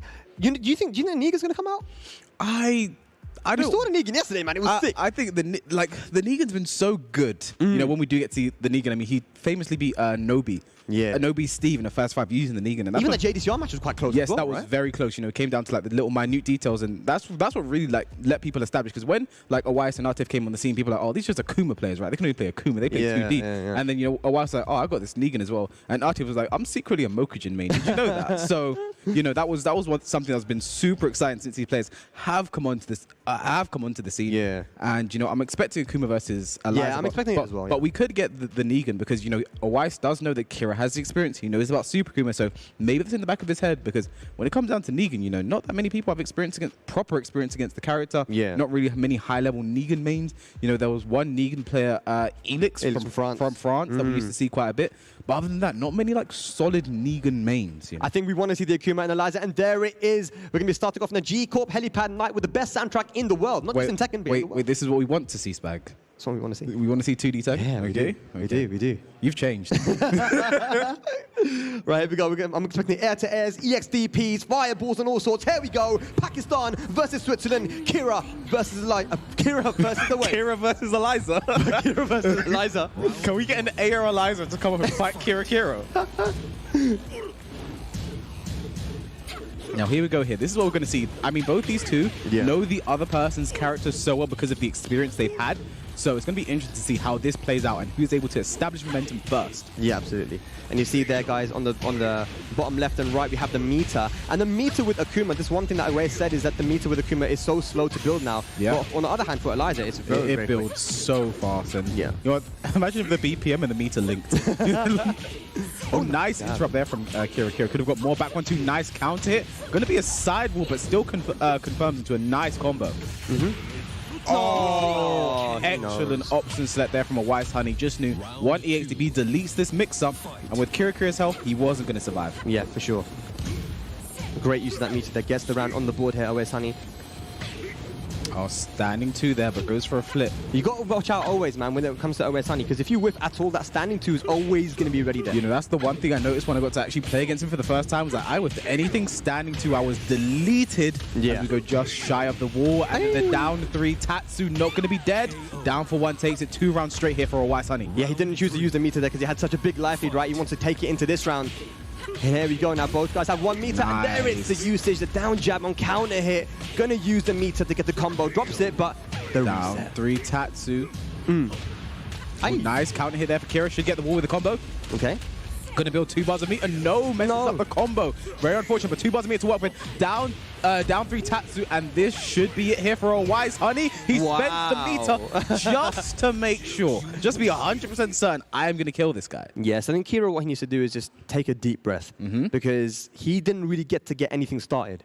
He didn't get to play his game, right? You know, those down 3s were definitely working out for Oasis. He got a very comfortable first game there. Now, you said it yourself, right? We're expecting to see the infinite stage now. Yes, exactly. That's what we want to go to here, because you saw how the walls there were really just not Kira's friend, and the Wives was using them so well. Probably Infinite Azure 1. That's the prediction. Infinite Azure 1. I mean, it's kind of bait, bro. Why are you trying to flex? Why are you trying to tell people you're good with it? Like he hasn't done like a billion times before, bro. This is the first time I've ever seen Kira play Tekken. This is the first time Infinite Azure 1. Well, hopefully he gets to play Tekken now, because he definitely didn't in the last match. Here we go. Infinite Azure 1, sticking with the Eliza. Round 1. Fight. All right, here we go. Nice dark wave there for Kira. Back 1-2, but going to get hit by the focus attack. Going to be nice damage here, but the walls are not in place, so going to be a bit nerfed here. Running up. What's the follow-up? Nothing. You see Kira try to jump back and get a whiff punish there, but messed up the dive kick. Whenever we saw Kira doing really well on this stage, it was when he had the life lead and was able to keep you out and be very annoying in his defensive playstyle, right?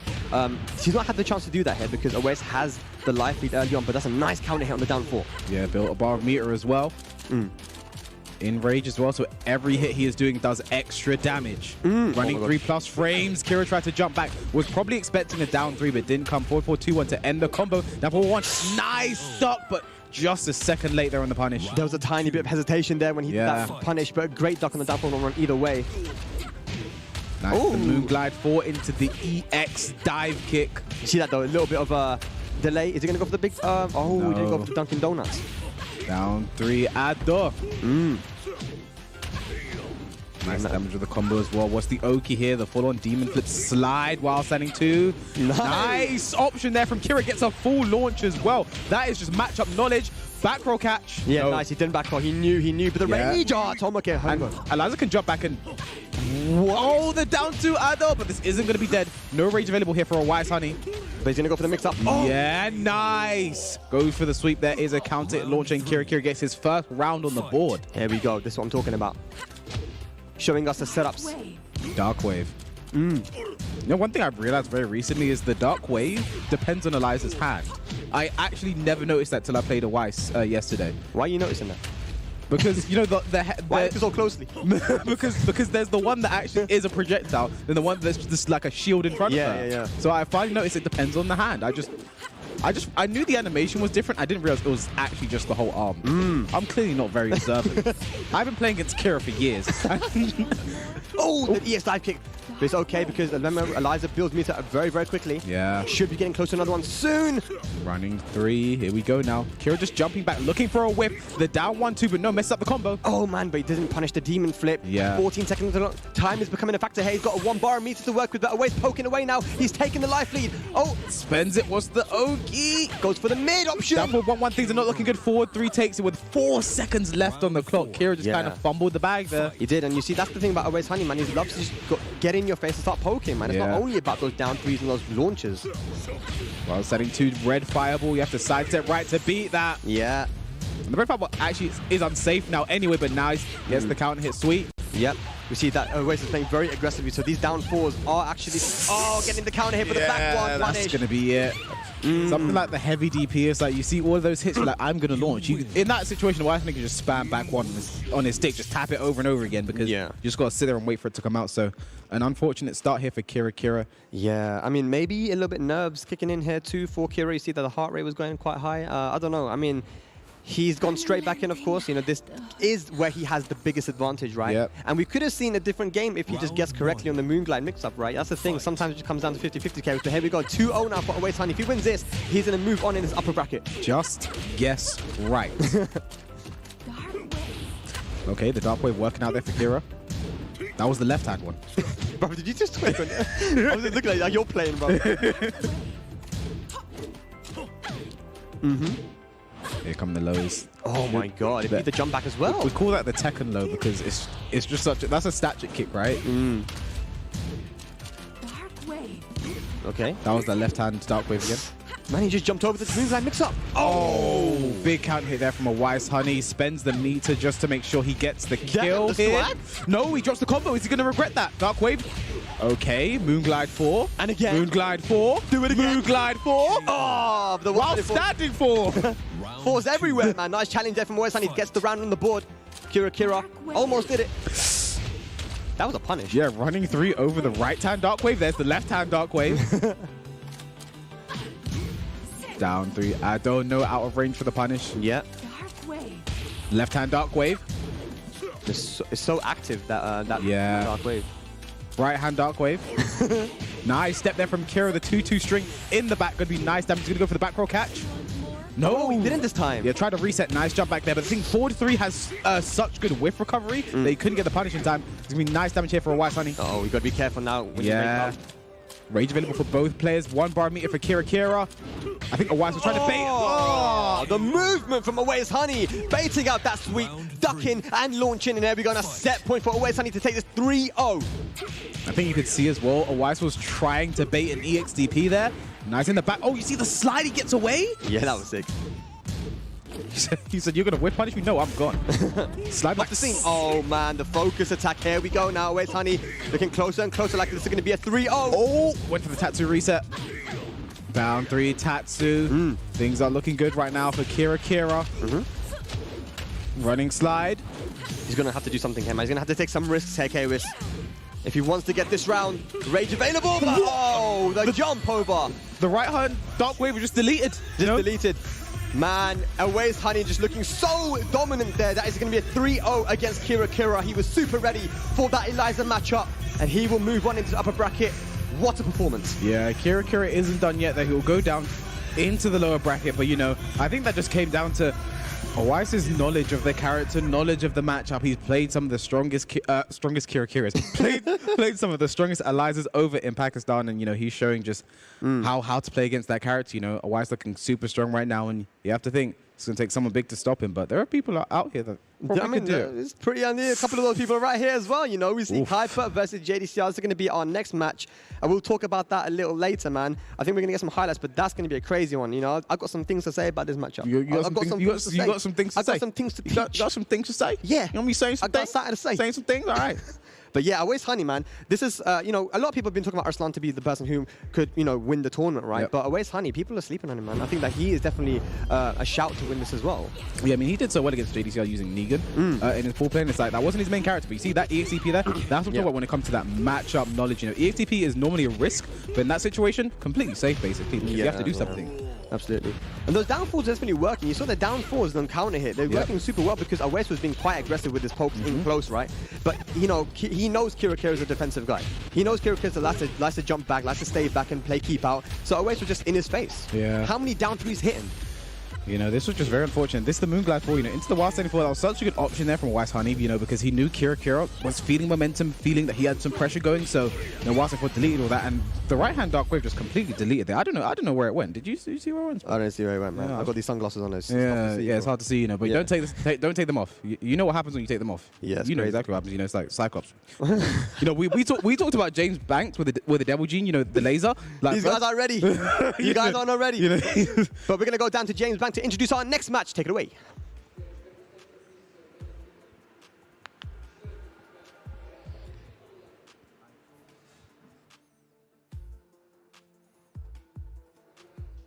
They kept the camera on you a little bit longer there, Spag, to see if you would pull off the glasses. It wasn't going to happen. They were hoping you might explode a few things out here. But two players that have been doing more than exploding when it comes to this. They've been delivering in big ways. We're going to start by introducing to the stage next a man that needs no introduction. It's JDCR.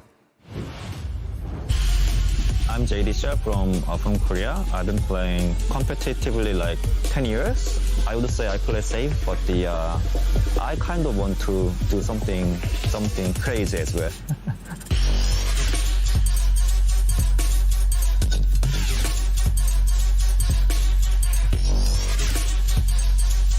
My signature character is Heihachi, Armor King Dragonaut. Lately, I added like one more character, Bakumnam. He is becoming my main. Yeah, I play Bakumnam and Dragonaut mainly.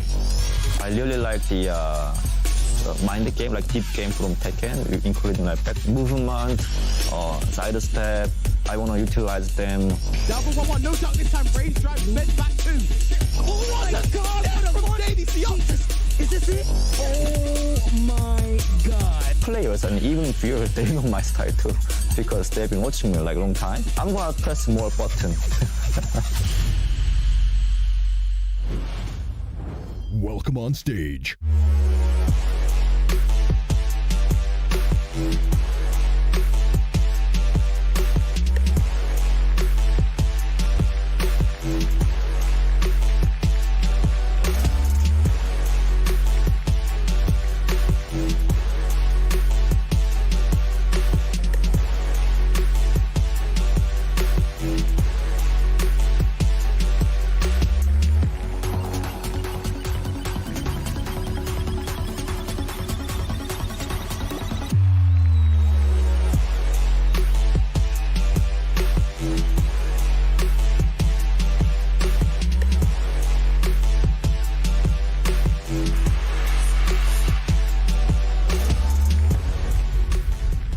And his opponent has spent a bit of time in Pakistan in the hyperbolic time chamber, but will it be enough for him to beat JDCR and potentially take this whole tournament? It's Kuiper.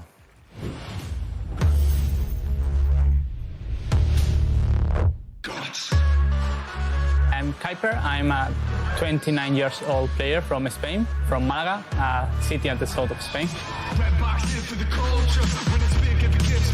For this event, I will try to play Feng. I've been playing Feng many years. The last seasons in Tekken 7, Feng was weak. Now Feng is okay, is strong, so I want to try him.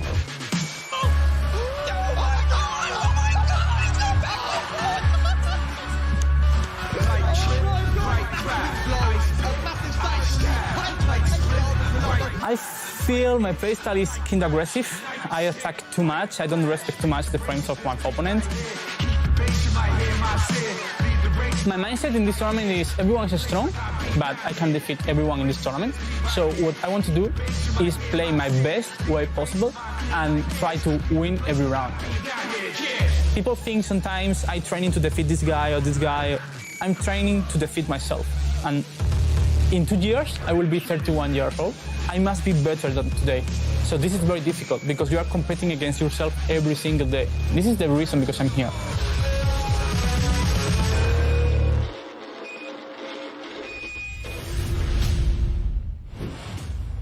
Welcome on stage.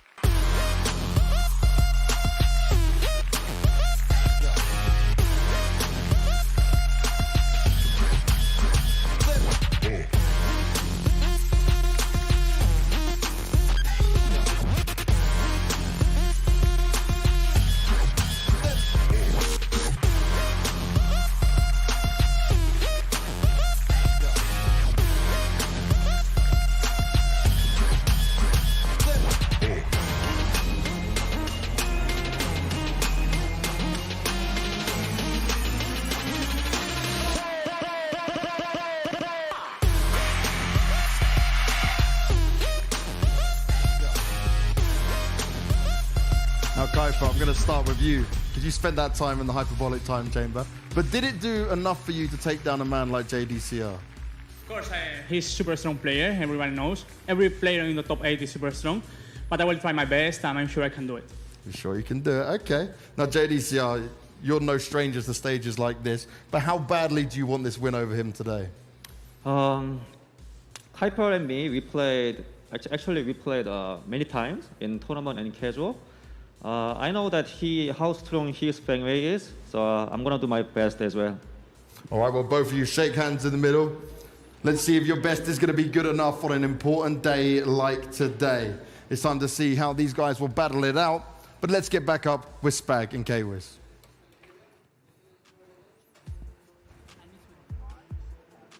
Yeah, so here we go, Kuiper and JDC, and I told you guys that I was gonna tell you some stuff about these. Like, so here's the thing, right? Tekken Tag 2 times. Right? Oh yeah. JDCR was actually in Spain for a while, for a long while, right? And he was staying with Kuiper, I believe. Well, you know, they played very, very often in Spain back in Tekken Tag 2, right? So these guys know each other very well. They know how each other play, right? They've even played in tournament in Tekken 7 before the game released in Europe. And actually, Kuiper got the win over JDCR in that pre-release tournament as well. So there's a lot of history between these guys, not just in Tekken, but as friends as well, right? So I know that both these guys are going to want to win this. But we've got Kuiper, who has been causing upsets, man. He beat Arslan Ash, and now he has an opportunity to beat the other favorite of the tournament, which is JDCR. And you have to think, that's going to be a huge confidence boost going into like the later stage of this tournament. Like, you beat probably 2 of the best players coming into this tournament. You have to think you could take it all the way. But you talk about between the players, you know, the experience. This is also between the characters. This has been a very historic matchup. If we get the characters we do expect, which is Dragunov versus Feng, because those 2 characters provide one of the most hype matches of Tekken 7 when it was JDCR versus Ni, the Feng versus Dragunov at Rev Major in the Philippines. You know, we saw how that matchup played out, and one thing Kuiper might have to worry about is JDCR is going to know this matchup like the back of his hand. But we got to mention it though, Kwis, right? That was back then, but right now, today, here, Dragunov is not as strong as he was before, but Feng is definitely a lot stronger. Oh yeah, and you see that the top characters there, Heihachi, Dragunov, and I think it's a mistake that he said I play Heihachi in that trailer, because now you know the chat's just like, we want to see the Heihachi. Please play the Heihachi, you know, like they're definitely looking for it. But yeah, you know, it's the first of 3. Maybe he could test it. I'm not going to influence anything. I'm not like Rip over there. Like I am just going to let people do what they want to do and have fun playing the game. Yeah, but I mean that Heihachi is definitely an option. There is versus 3, like you said. But I think with how strong his Dragunov has been looking, it would be silly for him to go for anyone else. Yeah, and you know, Kuiper as well. Like he also has a Leroy in his back pocket that he's been kind of thinking of. But he said my Leroy's not very good. You know, Leroy. What do you think, Kairis? What about his Leroy? Kuiper knows what I think about his Leroy. Like, he knows exactly what I think about his Leroy. But his Feng, you know, that is a different story, a different beast, a different animal. You know, like I was talking to the Pakistanis about, he's like his Feng, you know, is so risky, but it works. Right. You know, like the risk he takes is good, and like one thing I was talking about earlier, it's like, you know, like you can be as good as you want in the world, but the moment down back 3 hits, you're in a mix-up. The moment that move hits, you're in a mix-up. You know, once those lows get going, you're in a mix-up. But one thing about, you know, Dragunov's very strong while standing punishment. You know, 12 frame knockdowns with while standing 1+2, 12 frame wall bounce while standing 1-3, and then obviously your classic 15 frame launcher. And just with in general, like the range control he has with the Russian assault, right? The running 2 and the just small pokes and movement. You know, that's, you put that with JDCR and he'll take a mile, man. He'll destroy you, man. So that's what we saw yesterday. That's why he was #1 seed, right, going in. It's just insane stuff, man. We're seeing this JDCR of old, right? The one that was dominating, the one that was beating everyone, the one from 2017, you know, with the Echo Fox when he was in there, just winning. With Dragunov as well. you know? Absolutely, yeah. But here we go. What is it going to be? Is it going to be Dragon of a Fang like we thought? I think it will be. That's what it's looking like. Yes, no fucking ramen, no Leroy insight for either player. Hallelujah. And we're going to the party stage. Oh, yes. Here we go. So Spain versus Korea here. JDCR and Kuiper. So much history between these two lads. And they're getting in now first to 3 upper bracket here in the Ultimate Fighting League. You have to think as well. You have to think as well, Spaggy. Like we talk about how running to the Russian assault, how strong that is, how important that is. But with the way if Feng uses the back tempo properly, it can really eliminate that and eliminate the threat of it. And we know Kuiper uses it so well, but JDCR is going to be thinking about that the moment we get into the game. Yeah, absolutely. Right. We're in the party stage. Feng versus Dragunov. First to 3. Can Kuiper pull another upset? He already took out Arslan Ash. Can he do it to JDCR now? Oh, they're not broken there. And it breaks the floor as well. First floor broken. But he doesn't get a combo. Lucky for Kuiper. And nice, you see down 2 chasing the back Kempo there. We're going to see a lot of that. Nice punish there on the generic down 4. So if you guys are not aware, this stage having 3 breakable floors, which gives access to new launches for certain characters. As you guys saw, that 1+2 throw from Dragunov actually breaks the floor and gives access to a full combo. So there's going to be a lot of those little situations going on right now. Oh my god, look at that aggression from JDCR right now, Karius. Yeah. Are we going to go to the wall with this combo? Yes, sidewall breaks it with the stomp. 2 floors already gone now. Yeah. Back 1+2 plus frames. Back 1+2 again. Not letting him breathe right now, Karius. Okay, but nice counter hit there from Kuiper. Fully finishes the string. Headbutt. This is the stomp though. Yeah. Nice use of the back Kempo there, something we see from Kuiper so much. The back Kempo again really working out. Side step for Oki, running 3+ frames, gets the wall bounce. No, the sidewall isn't there to save him. No duck on the string and the mid option. Oh my god, JDCR is playing really aggressive to start this off, right? Yeah, and Kuiper getting a lot of mileage at that down 4-2-1, the safe wall bounce there. Look at him. He's using that back Kempo already. He's ready for it. Yeah. And that's what JDCR is going to have to be a little more patient here so he doesn't run into that, because Feng's back sways are really, really good. You know what I'm scared of right now? Kuiper doing another raw 4-3-4. Like he did to us that. I'm scared of him just doing that again. And the second one getting hit, the first one blocked. Down 2. Down 2. Nice step on running 2, but doesn't really capitalize on it. Kind of just ran away from him there. No punish on back one. That is -10. Could have got a jab punish. Yeah. It's okay though. Wow. Excellent whip punish there from JDCR, and this should be the round down for 4. Takes it 2 rounds to 1 for JDCR. Yeah, that's putting Kuiper on notice there, man. You cannot whip against JDCR, man. How many times have we said it? Running 2, instant right there for JDCR, but the hot kick there from Kuiper. There's a little taste of Europe there, baby. Okay, we're breaking the floor on our final destination. Here we go. What's the combo? Flips him over. Oki. 4/3. Oh my god. Okay. Nice. Back 4-3. The down 3. Back Kempo. He's trying to bait something out of JDCR. JDCR not biting it so far. Oh, finishes the string. Ooh. Nice follow-up. 4-4-3. Running 3. Oh. Down back 3. Like you said earlier, once it hits, you're on a mix-up. And you know what? I think JDCR was expecting the new string, the down 4-4-3, which is the second hit is a high. Yeah. But he didn't go for it, but excellent low parry to start off this final round for the first game. Oh my god, nice combo there. Just a good adaptation. Back 1+2. Oh, to the back, shoulder. Oh, what? I think he had a shoulder guaranteed at some point there, but wanted to really use the jabs there. He might regret it. Down back 3. He challenged and running 2, chasing down the back Kempo. JDCR takes the first game. Yeah, so I mean, Kuiper not going for a lot of these guaranteed shoulders, right? Even when he goes for the back Kempo 2, you get the shoulder guaranteed, but instead he wants JDCR to tech roll into his 50-50 mix-up. Yeah. I think just going for the guaranteed shoulder would be pretty good, right? It's a big chunk of damage. Yeah. Let's see what Kuiper does now. Did he go to a rematch or probably Dragon's Nest, knowing Kuiper? Okay. Yeah, Dragon's Nest. There it is. Called out, man. But yeah, sticking with the Feng here. I mean, his Feng's been looking so good all tournament. There was a final round there, so it was still close. Let's see if he can make some adaptations there. Second game coming up. Round 1. Fight. And we're going to the start of the second game here. That was a good start there for JDCR, but Kuiper's still looking very strong. And did down 2 just go over Wild That was crazy. Look at that, just in close pressure here. Just JDCR bullying Kuiper at the moment. Great block. And again. And again, you can't stop Kuiper. You can't condition this man. He just wanted a hop kick, man. Yeah, he was feeling it. Oh, gosh. Comeback. Yeah, headbutt. Oh, did he get the stop? Yeah, the guarantee stop there. Finishes the string, punish from JDCR, and jabbed to keep away. He was probably expecting something like the raise drive there, so he just jabbed, keep him away. Yeah, and check it out, man. I mean, both these guys are disrespecting each other's frames, man. And that's what you want to do, right? In high level, this is what will happen. They don't care if you have the frame advantage. Sometimes you just got to let them know. Finishes the string, going under the jab there. That was very scouted from Kaipa, because showing that JDCR was punishing with the jabs, knowing the last hit goes under. Oh, the analyst mentioned this before, man. Kaipa doesn't really have to go for the back tempo hop kick, which would have hit there. Oh, not bad. You know, something's better than nothing. Nice confirm there from Kaipa. The backdash. Yeah. 1+2 throw, not broken again by Kaipa. This is something JDCR might really hold on to in a second. Staying down. Yeah, I mean, the uncharacteristic of Kaipa, his throw breaking usually so good. He has a very small life lead here, trying to go for a big read. Nice punish from JDCR. Back Kempo, stay away. Oh boy. Back Kempo, stay away. Look at the patience from JDCR. Down forward 1. Kaipa with a tiny life lead right now. 10 seconds left to go, and there it's gone.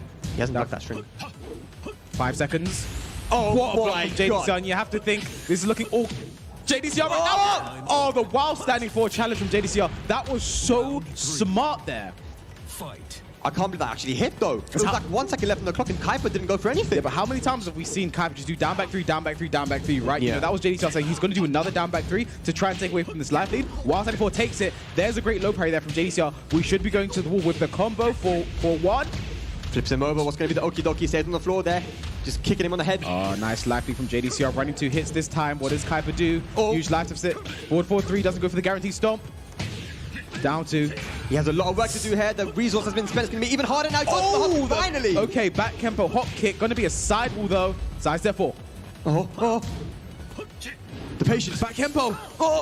Oh! Kaipa going for a huge read there. There was no need to do that, and JDCR 1 round away from taking going 2 games up.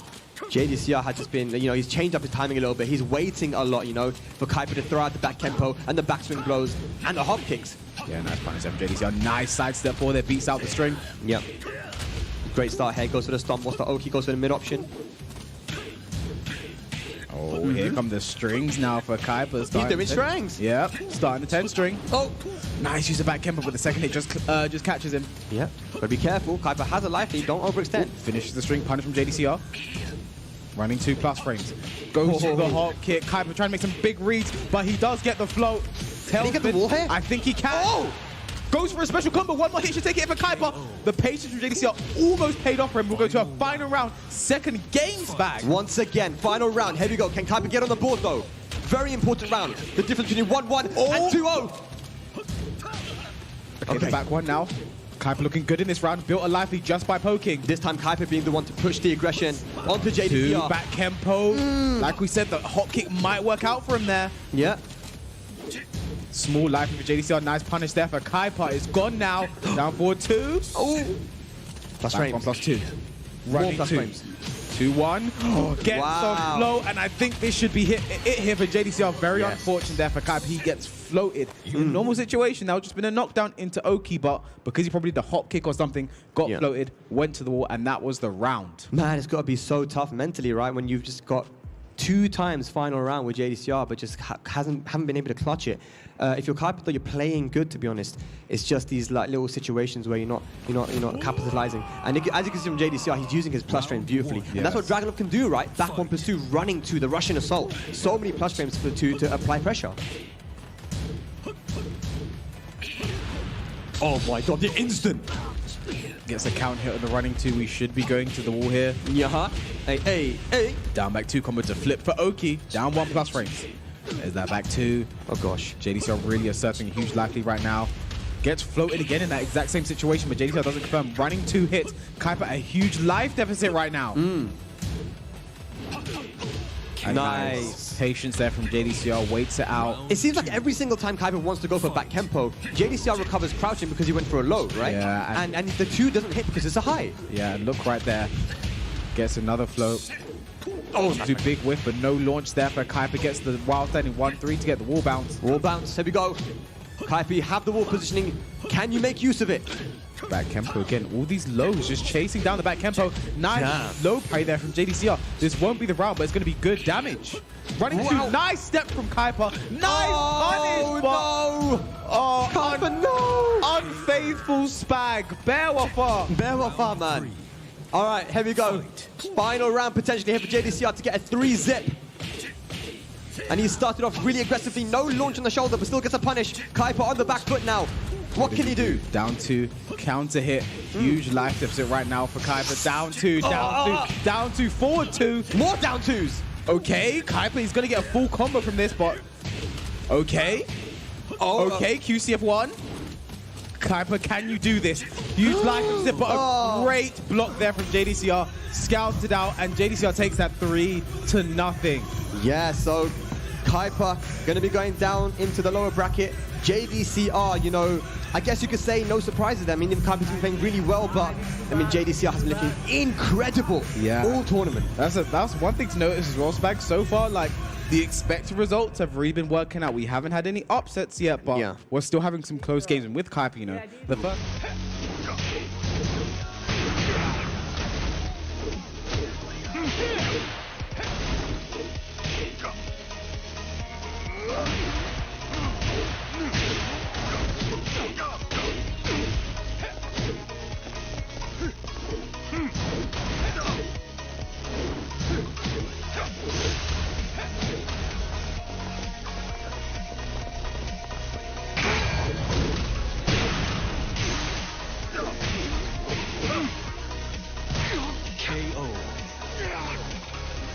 Round 3. Fight.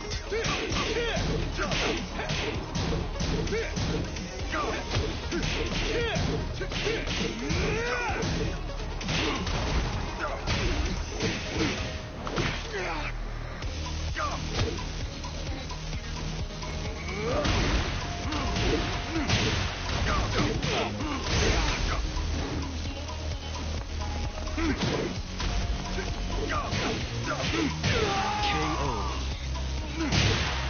Round 4. Fight.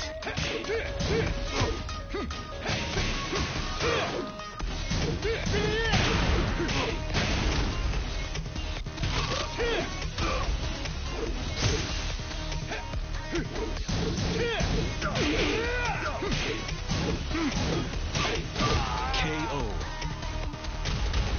Final round. Fight.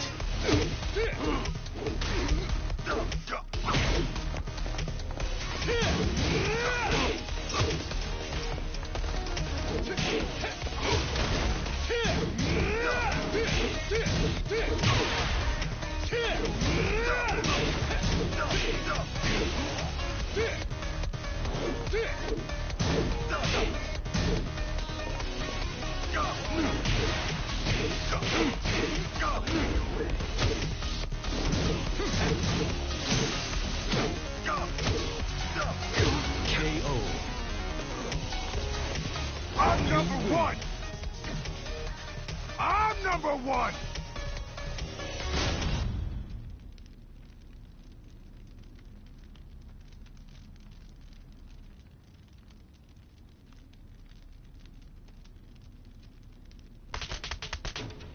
I'm gonna bury you.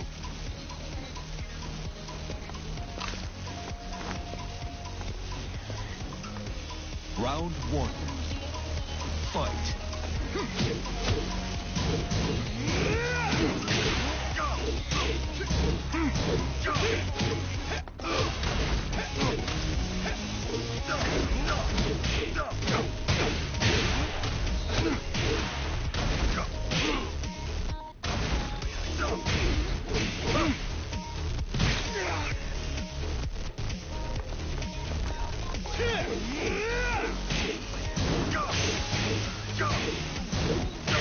KO. Round 2. Fight.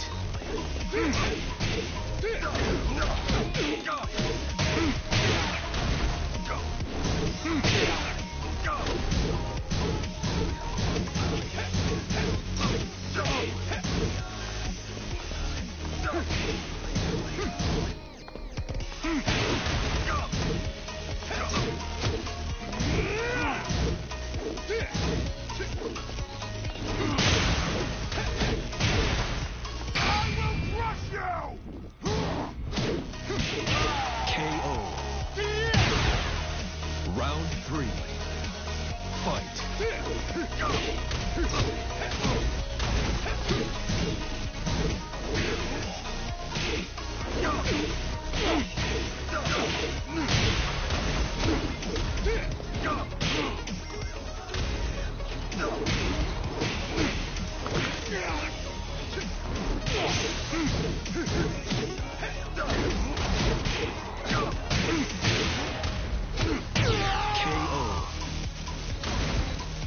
Round 4. Fight.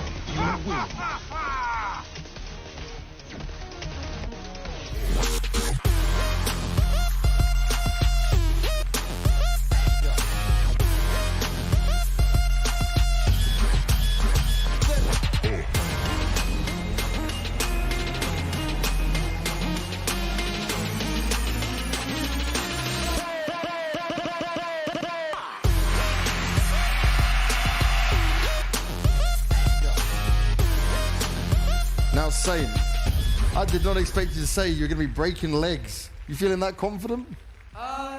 Not yet, but I'm ready to fight. You're ready to fight? Yeah. That's what I'm glad to hear. You should be ready to fight. Never heard a Korean player be so aggressive. He definitely seems to be coming for you, Daniel. You feeling all right? I'm okay. I prepared everything. You're prepared for everything. Well, let's see if you are prepared for this, man. Shake hands and then go and take your seats, guys. It's the last of our opening games here for our playoff stages. It's time to see what these guys can get done and how this fight will go down. One more player to move through into that upper bracket. One more player to go down to that lower bracket. Let's get back up with Spag and K-Wiz. Right, here we go. Daniel, Mardo, and Saint. Our last match of the round 1 upper bracket. And if we want to have a European make it through into the round 2 upper bracket, this is our last chance. It's Daniel Mardo from Italy going up against Saint. So when I was looking through the bracket earlier, I felt like this was the biggest chance for an upset because of how well Daniel Mardo's been playing. You know, he started off very slow in his pool play, but you have to remember, he started off with the hardest games. So, you know, he was kind of expected to take the losses early on, and then, you know, he came out swinging later on and ended with a 5-2, I believe. So a very, very good showing. But yeah, so interesting between these two.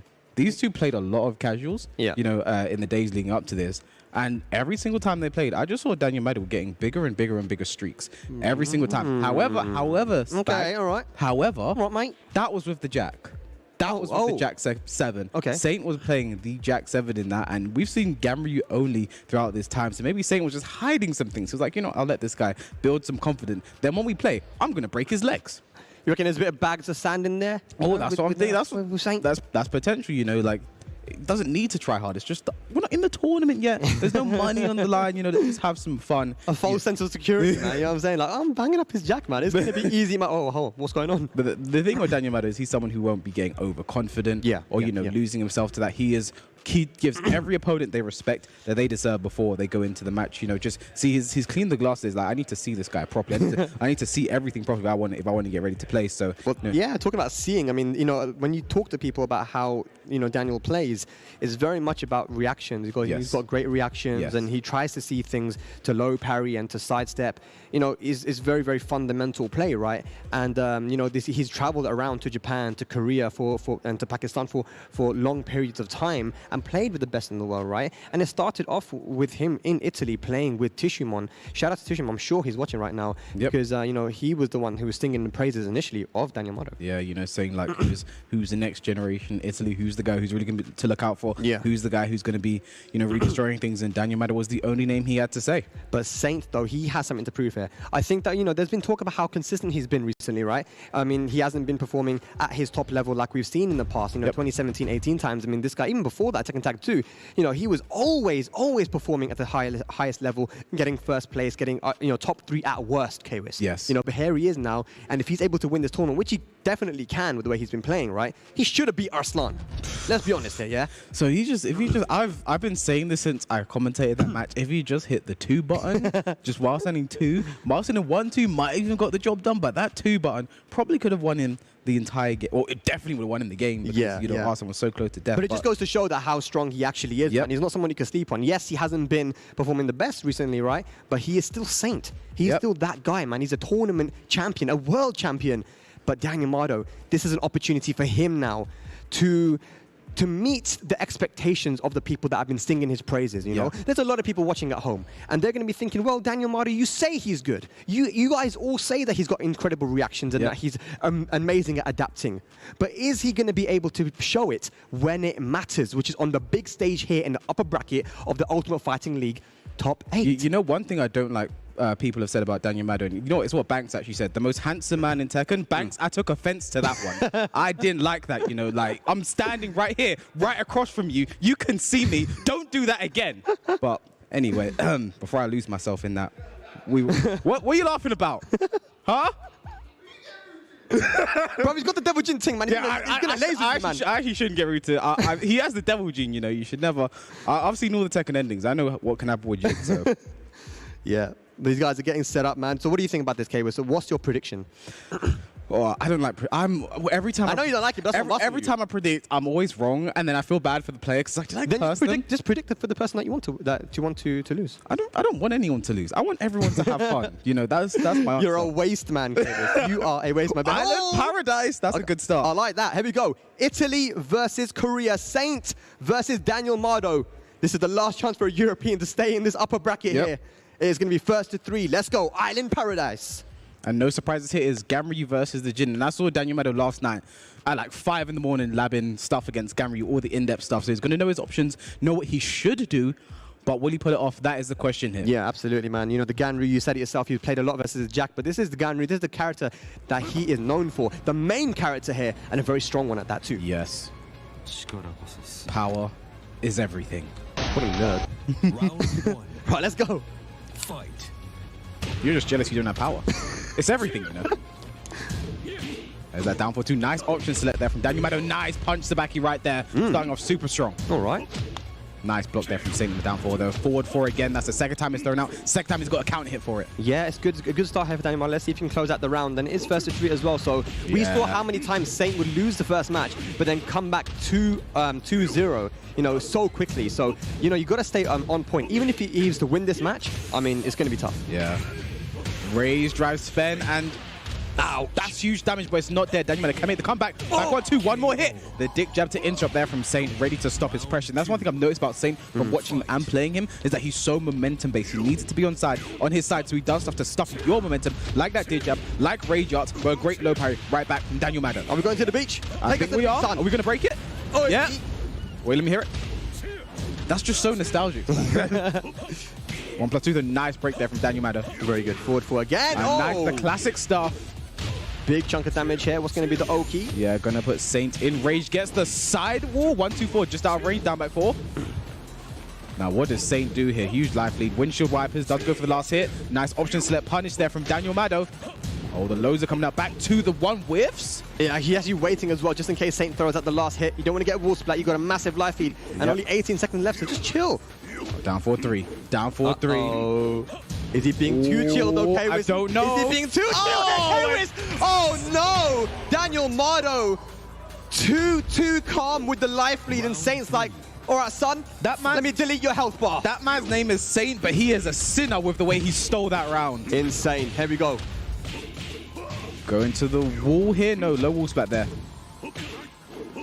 Here come the jabs now. Gamryu actually does have slower jabs than the rest of the cast. His 10 frame is his headbutt. There's a Trottolino, the hell sweep. See, he goes through the options that punch in the down 4-2 as well, but you see, like, it's taken a second for him to react and get the punish down. Nice hop kick there, beats the down 4-3. Yeah, he knew that Saint wasn't going to go for anything quick, you know, he was probably trying to assert a mix-up. Oh my god. And like I mentioned earlier, when it comes down to Saint, it's stealing that momentum right back. Things were looking good for Daniel Mado. I don't know if this is dead, because Saint has a lot of health. It might be 1 pixel left, yes? Yeah, what's the Oki here, down 4? No, the mid, I got hit. Oh, he actually did the right thing as well. KBC sidestepped right, but was he supposed to duck there? Did he press a button? What happened? But either way, Saint taking that first match, making it really scrambly, man. If he doesn't make it comfortable for you, he really takes you outside of your comfort zone, man. You know, Daniel had the life lead there in that second round, but he sat on it too much, and Saint just went in there and did what he wanted. It was like every single round Daniel had should have won. Yeah. You know, having life leads and just throwing away down to small things. You know, Saint interrupting. You know, that rage art at the end there. That's classic Saint. Stealing the momentum away from you, and then you're second guessing yourself. You're in the mix-up. We have the second game here, and Daniel picked Soup. He has. He's picked a small stage here. You know, I miss Island Paradise. Yeah, I do. I already miss it. Yeah. But yeah, he's picked a smaller stage here. Let's see if his adaptation abilities are as good as everyone says they are, man. And it's great because Saint, it gets stronger the more and more he plays, right? This is a first to 3 as well. But no more first to 2s, AK. Yeah. Is power still everything? It's always everything. Big downfall to open up. Downfall 2 with no punish. That's the thing. Nice low parry. Yeah. When it comes to downfall 2, because there are those follow-up, people are scared to punish because you're going to get hit by the follow-up hits. But nice coming from Daniel Mado. Big damage here. Off a low parry. Back to 1. Can parry the second hit if you're Jin. Can't step it anymore though. You can't. Yeah, they buffed that, didn't they? No parry there once again. Downfall 3. Downfall 3. Yeah, the reason why that low is so good as well is because it's impossible to sidestep. It's basically a homing low. Yeah. Very plus on hit as well. Wow. Nice whip punish there from Daniel Mado. We should get the wall here, but it should not be the round. Flip for Oki. Yes, one more hit should do it. Oh, he committed to that duck. Saint. I respect Getting it correctly. Okay, Daniel on the board. Nice. Ducks the first hit, but unfortunately blocks the second. If he did duck, he could have gone for a launch there. Big block there on the hell sweep, and we should be going to the wall. Going to be nice damage as well here for Saint. Yeah, that's the thing, man. You know, oh, you jump over, but Daniel Mado's patient, but goes under the 2-4. Yeah, no punish there. I think he wanted to get the wall splat because awareness from Saint to go underneath it. Nice punish with the electric. Here we go. Very nice there from Daniel Mado. Are we going to get a clean wall? Yes, we are. Savage sword to end it. The back one, no wall bounce though. Forward 4 gets the counter hit, doesn't get the pickup though. He got greedy. He got greedy. Rage available. Down. Forward 2.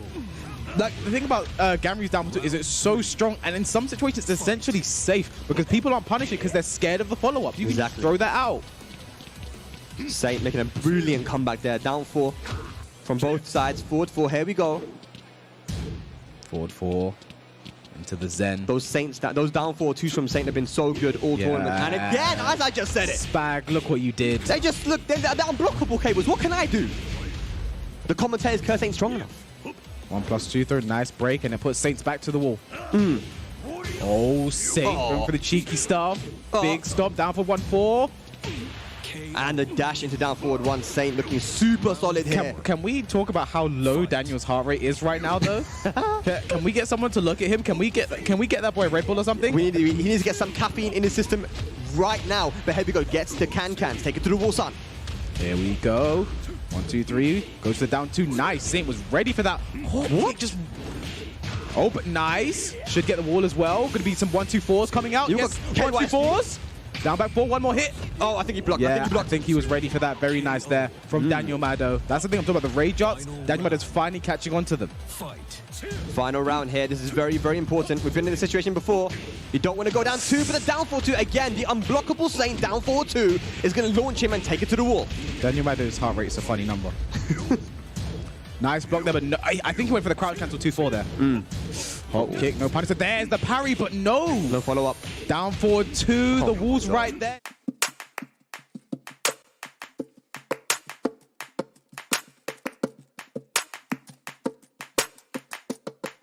If he had got those follow-ups, Kbis, there would have been a clean wall splat and a full combo. So we talk about it so often, right? Those small little scenarios, if they go your way, can completely change the tide of the match.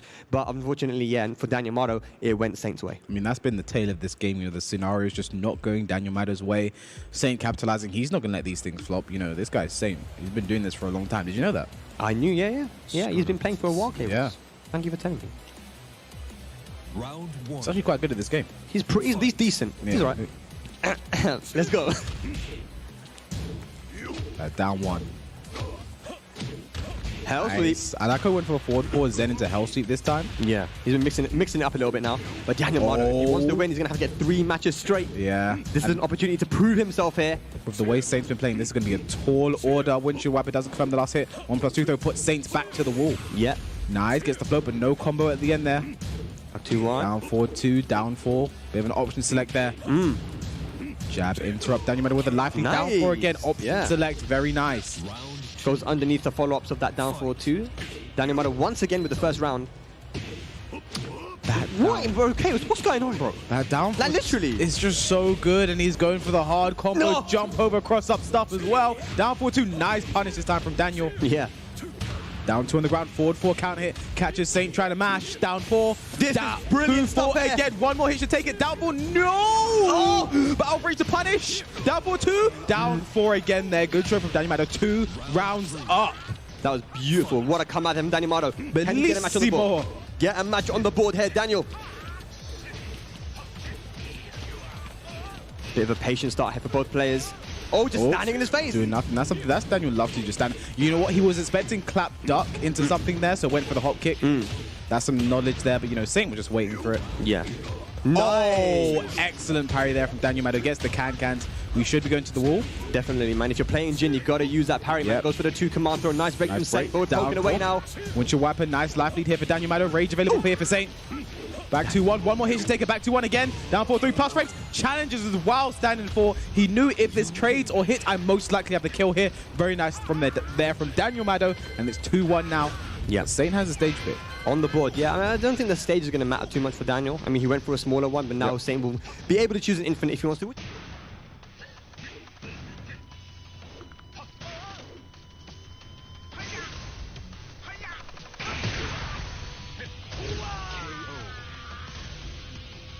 Round 3. Fight.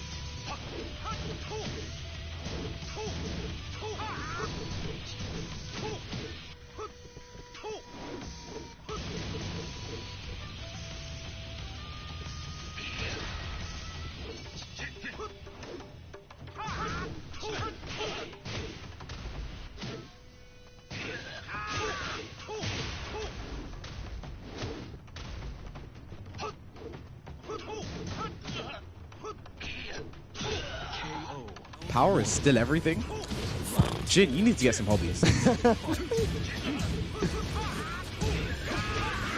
Nice tries to challenge there, doesn't work out. Dick jab to interrupt. Nice parry on the down 4-2, but probably scared of the follow-ups. Yeah, he knew it probably wasn't going to work. And immediately now Saint got the life in. This is what you can do, right? When you're in infinite station, now look at back hook, man. The best back hook in the game. The camera you back hook, the camera you shuffle. The G shuffle. It's going to be so hard to get the comeback now. Saint, as he gets the launch, he drops it though. Drops the combo though. Oh, wow. The last hit came out because the second of that string is unsafe, but with the final hit there, that is how you do have to duck it. And yeah, I think delayed it as well. I think that's the first time Saint has used that string in the entire game, so very smart there. Forward 4, forward 4. Yeah, getting the life lead early on is super important on these stages, so you can start to play defensively. Down back 4. Oh, nice counter hit from Daniel Mado. Right, huge life lead right now. Looking super good. 40 seconds left to go, but there's that clap, you know. Yeah, great timing, man. Saint. Oh, and the Oki as well. Oh, the cartwheel doesn't work out for him. God, Daniel Mado, don't do this again, son. Finish your food. Nice whip punish. Rage is available now for Saint. 25 seconds left to go. Huge life lead though, but one launch could change it. Saint. Nice. Block there from. You could see Saint was ducking, trying to mess him up there, but Daniel Mado was ready for the low. Great timing on the block. You never quite know what Saint's gonna do, man. There we go. Hell sweep again. LLRK. Oh, and a huge challenge there from Saint. Yep, letting him know that I'm not afraid to just press buttons here, man. Goes for the plus frames. Go Saint. Oh. Go Saint. Go Saint. Forward 4. What does he do now? Forward 4. It's season 2 all over again.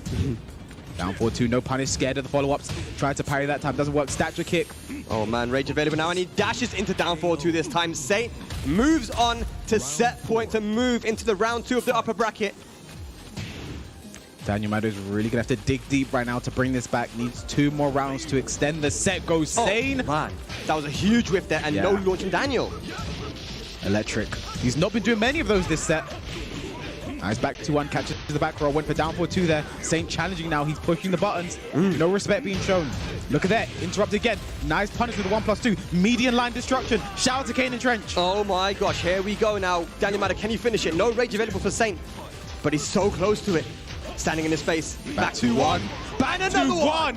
Daniel Matter 1 round away from tying up the score. Here we go. Is it going to be 3-1 or we're getting a final match? Forward to the Zen 1+2. Daniel Matter with the lead. Down 4-3 takes it away. Yep, just poking away now. Look at that Saint. Classic stuff, down forward ones and lows. Here we go now. The down 4-2 again. Getting Saint so much mileage. Are we going for something fancy here? Down 4-3 plus frame. Forward 4 count hit. He gets it without going to Zen, but drops it. Is he going to regret that spag? I think he might, but here comes the rage drive plus frames. Oh, the Zen forward 4 count hit. He gets it again. Don't mess it up this time. No! Oh, Saint is going to punish him for the mistake and win the set 3-1 in a final round there on the Infinite stage. What a performance by Saint.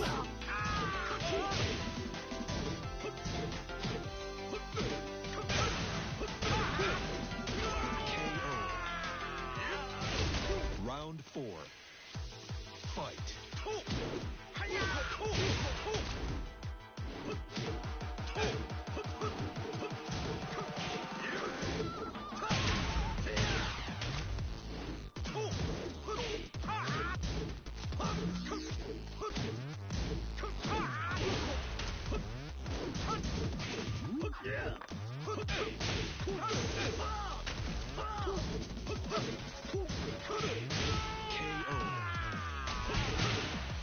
You win.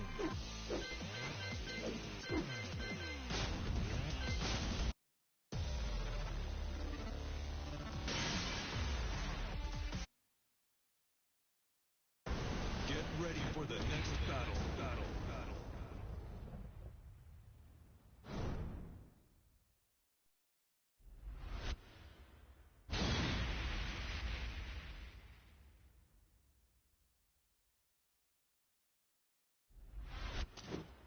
Round 1. Fight.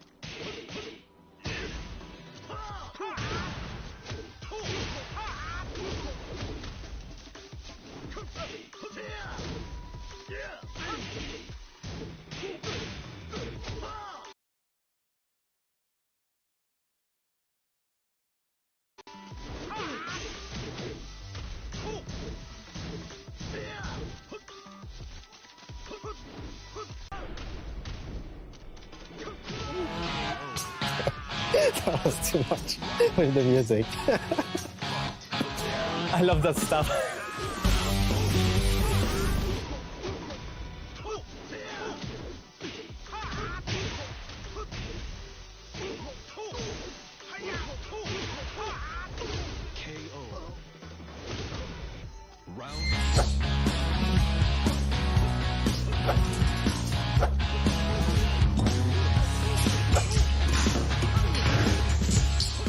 Okay, that's clever.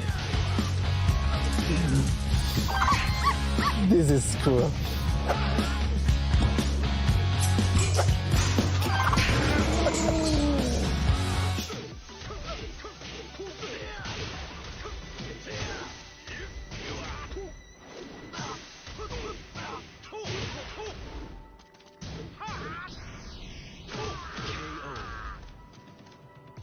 Round 4. Fight.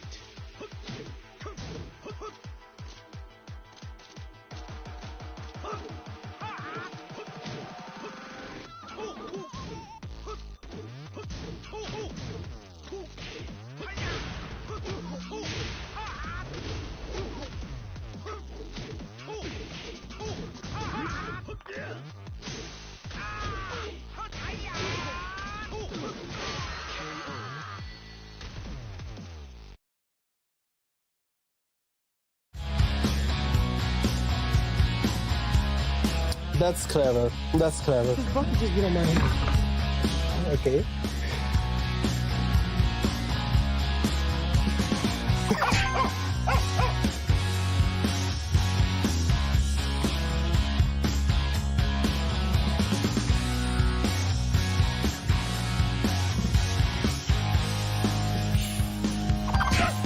Nice mind game.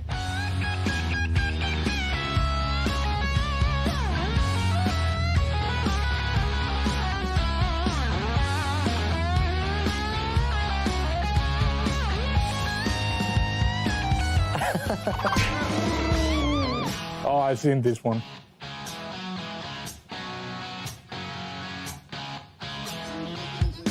Somebody once told me the world is gone. Somebody once told me the world is gone. Somebody once told me the world is gone. Somebody once told me the world is gone. Somebody once told me the world is gone. Somebody once told me the world is gone. Somebody once told me the world is gone.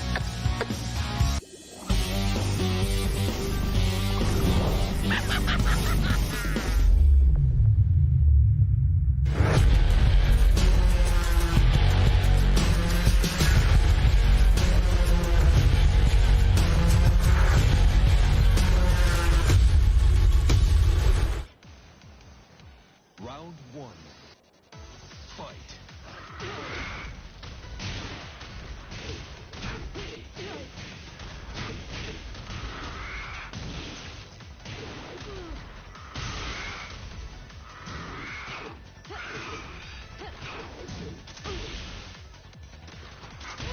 KO. Round two. Fight.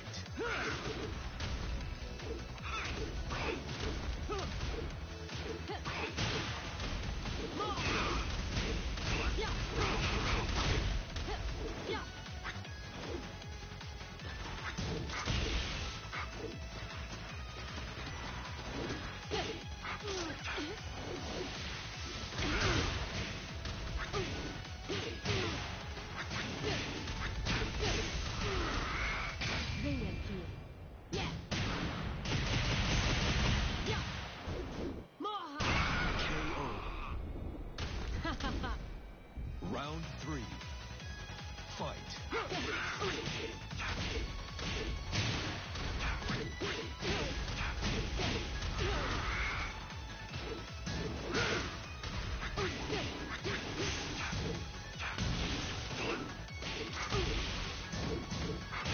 KO. One. Round four. Fight.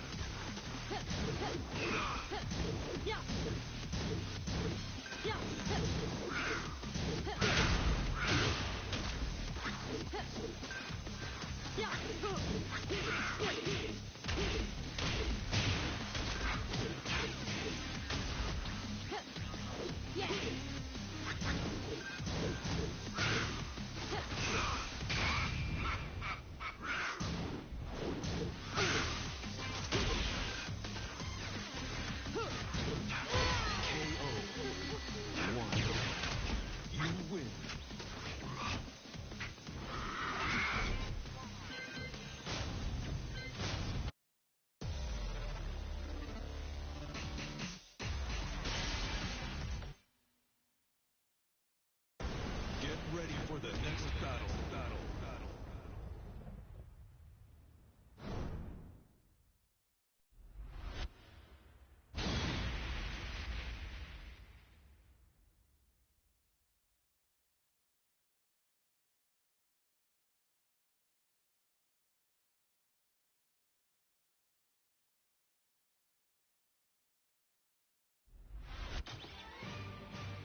Round one. Fight.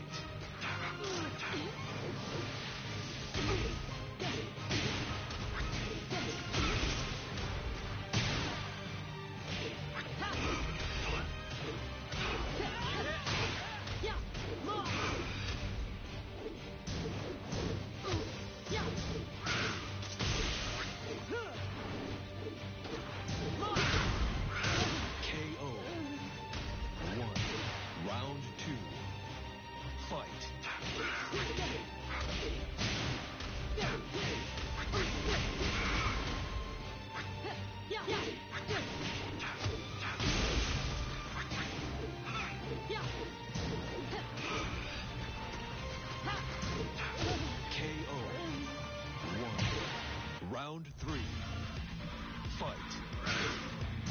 Yeah, I mean, a Wise Honey, Arthur Nash, a lot of history there. JDCR saying tons of history, going back all the way to the beginning of Tekken 7, right, in our big terms here. But either way, you can't really call those matches. There's history between them, but first to 3 set, anything can happen. So much data between those two, right? Especially with Saint and JDCR being super dominant at the early stages of Tekken 7. It feels like I haven't seen them play in a minute. So, and also Saint has a different character this time, right? Instead of the Jack, he's rocking the Ganryu. Maybe he'll go back. You bring it back just for old time's sake? I would be really cool. No, but I would love to know something about this. I would love to see it. You're just going to give us a treat like you found out some extra information. Like, hey, Stan, do you remember when you used to play JD and you used to use that Jack character? Maybe run that back just for old time's sake? But honestly, his Ganryu does not look like any bit like, no slouch at all. No slouch at all. He's good at the character. But if he's losing 2-0, maybe Jack, maybe Jack. Or maybe if he's going to go that route anyways, maybe try the Jack out first. But we'll see. We're going to remind everyone at home, because we just saw the PS5 giveaway throw up on your screens as well. It's your last day to try and enter, so look for the codes that will be shown on your screen. Collect them all together and enter them on the WePlay.tv website. Now, the next game we've got, guys, it is just EU down in the lower bracket, so they've got to eliminate each other. It's Kira Kira taking on Fergus in here. Now, Fergus looked better to me throughout the tournament, right? We saw more of him, especially when he saw he had a chance of getting the win in there. Where Kira Kira, you guys were very impressed with him. So is this one easy to call in your eyes? Do you think it's one way or another easy? Man, I think that Kira came out a little bit weak today. I think in the group stages, he looked a lot stronger. Fergus, he's been kind of missed throughout the entire weekend, right? So earlier in the group stages, he started off a little bit strong, fell off really hard, but then picked it up at the end, right? So right now, Fergus picks it up. I'm looking at Fergus to take the set. Okay. Yeah, I agree as well. Fergus, I think he has been a much stronger tournament player. Yep. Much more consistent. Several-time TWT finalist as well. And Kira, he seems a little shaken today, like a couple drops here and there. His Okazemi wasn't looking as strong as well. He was off on a little bit of the punishment. His back turn combos were nice when he got the steps, but other than that, I didn't really see any juice there today. And we know also that Fergus has got multiple characters.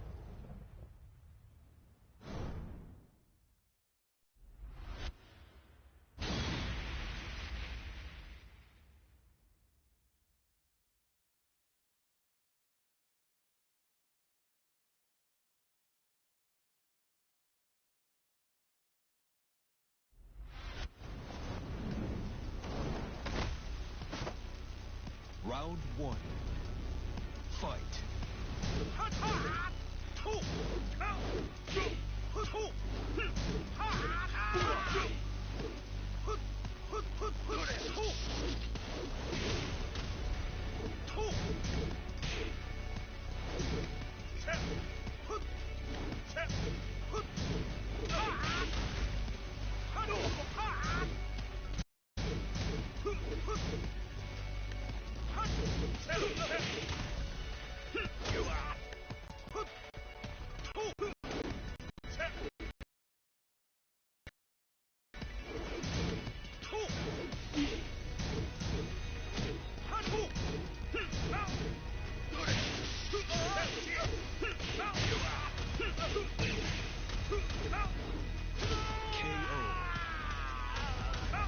Round 2. Fight.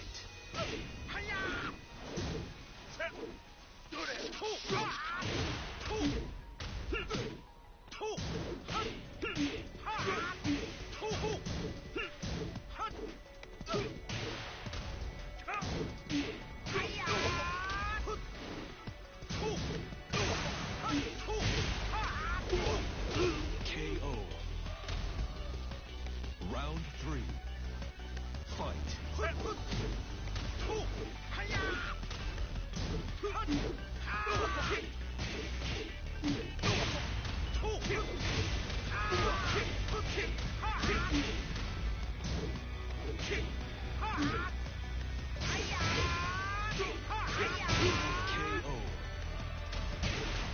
Round 4. Fight.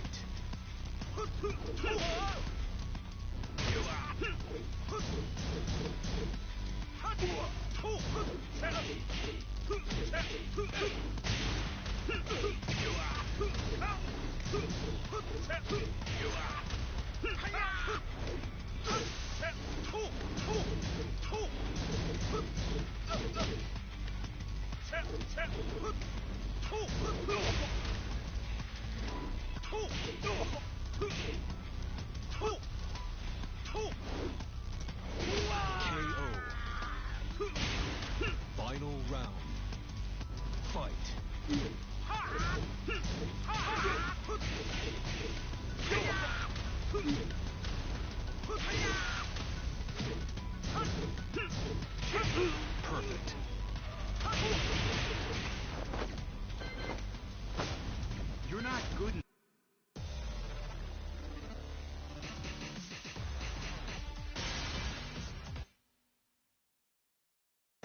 Get ready for the next battle.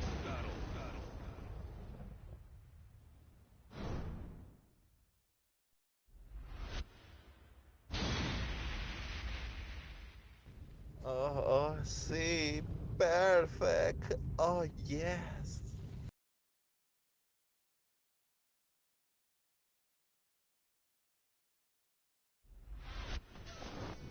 Round one. Proud of you. Yeah, good stuff. I mean, no upsets yet. I don't think any. I don't.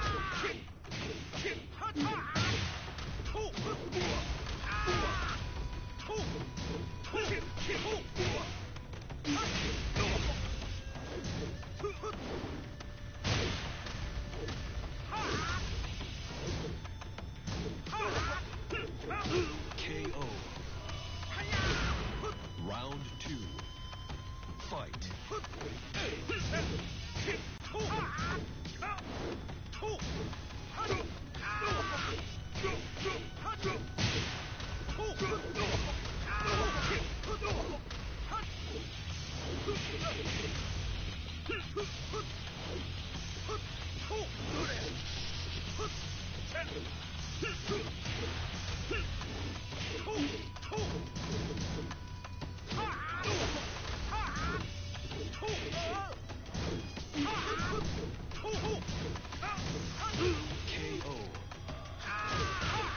Round three.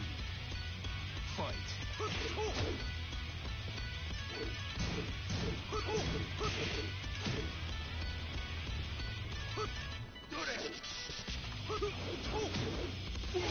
Versus Asuka.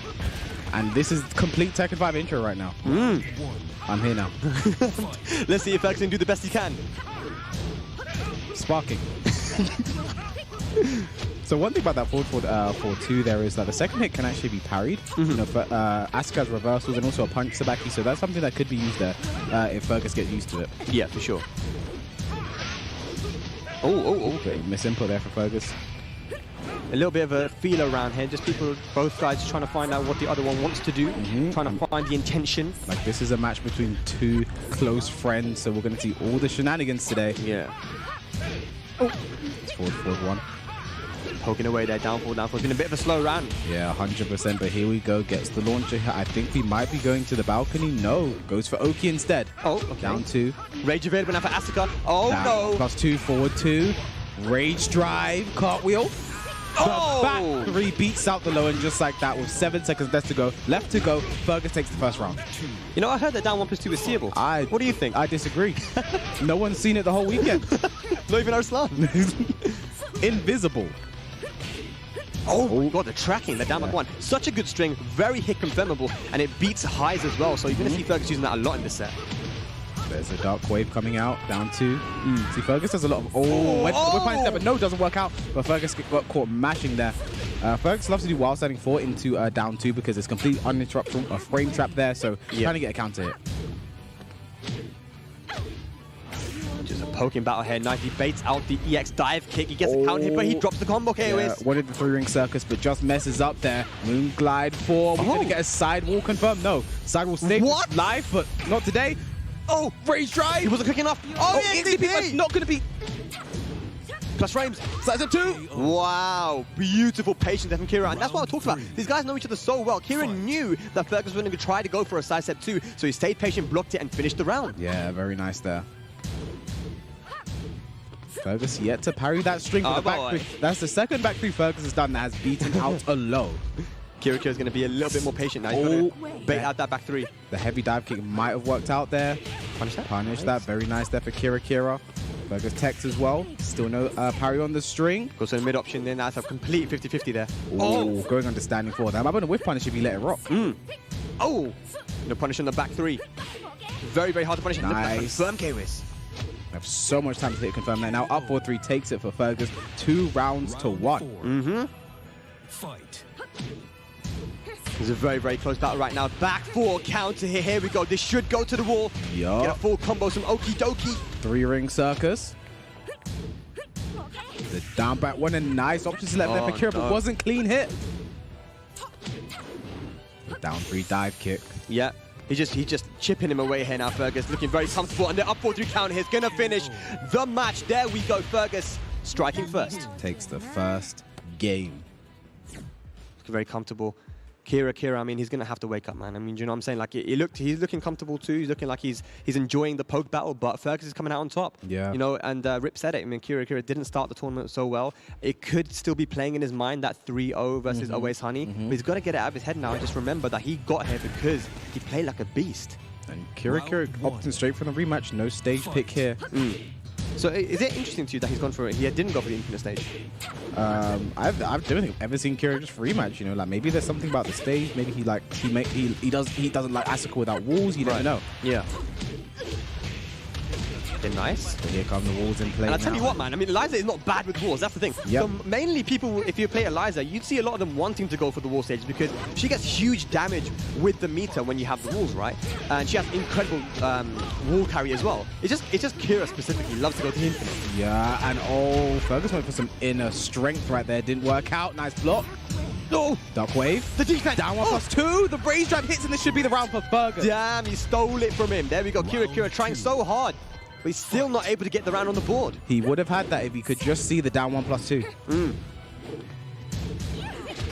Finishes the string. Nice. Dark wave. That's the right hand dark wave. We're going to find out Kira now. Let's see what he can do when he's on the back foot. Oh, nice interrupts to forward 4-3 there. Yeah. Down 2. Down 2. Oh, boy. Super slow pace right now. Back 1-2. No punish there from Fergus. Yeah, scared of the last hit coming out. Ooh, big whiff on the inner strength. Back 3. Oh, man. Kira.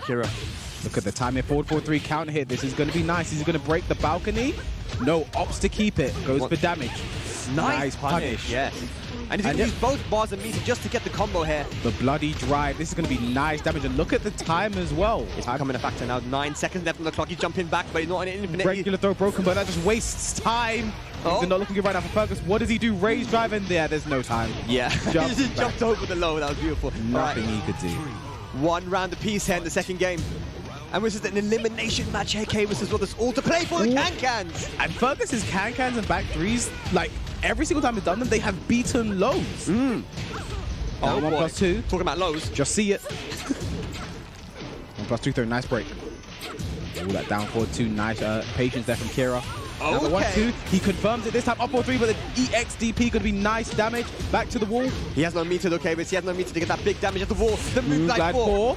Is he going to do it again? Moonglide. Moonglide 4. Nice block there from Fergus. Yeah, he called it out, man. And you know, Fergus knows Kira is not the type of person to use Moonglide 4 a lot, but he had a feeling that he was going to do it there. Here we go now. The back 3. Tried to whip punish. Okay. Carry again on the string. No punish as well. Oh my god, 3. Kira. Fergus has been whiffing a lot, but Kira has not been getting the punishes. Yeah. Again.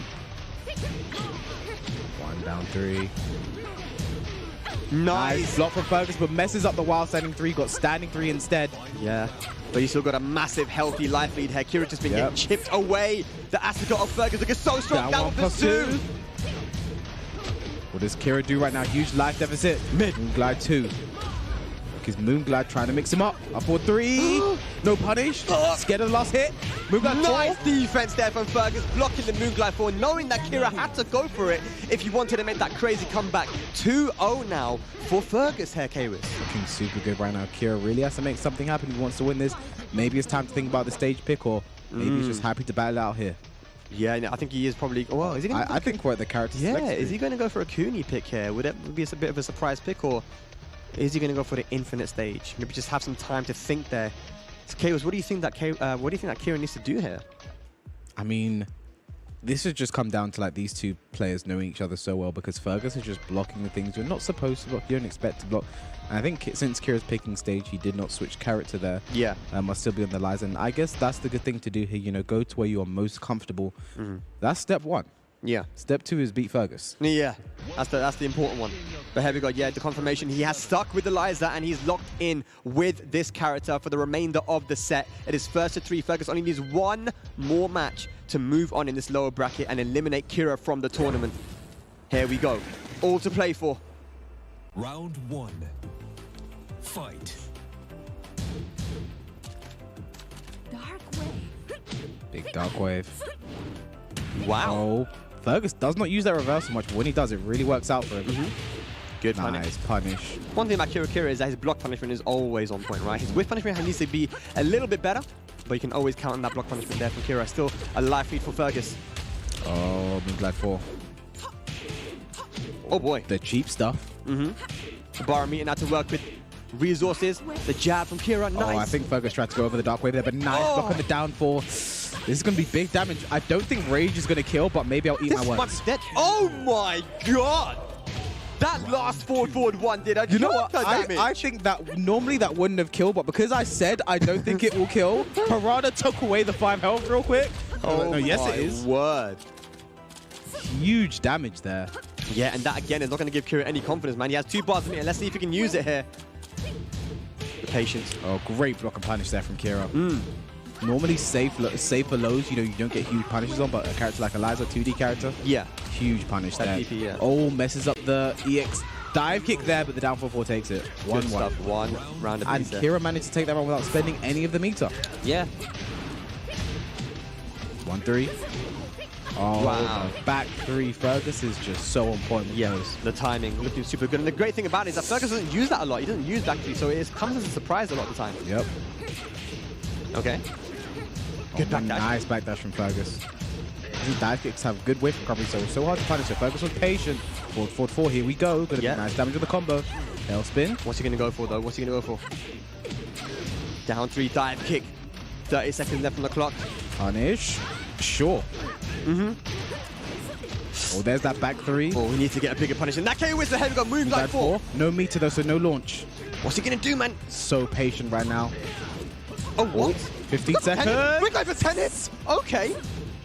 The jumping back down 1+2. He saw it spag. Damn. Nice one, Doug. Let's go. Now 1 bar of meter here for Kira.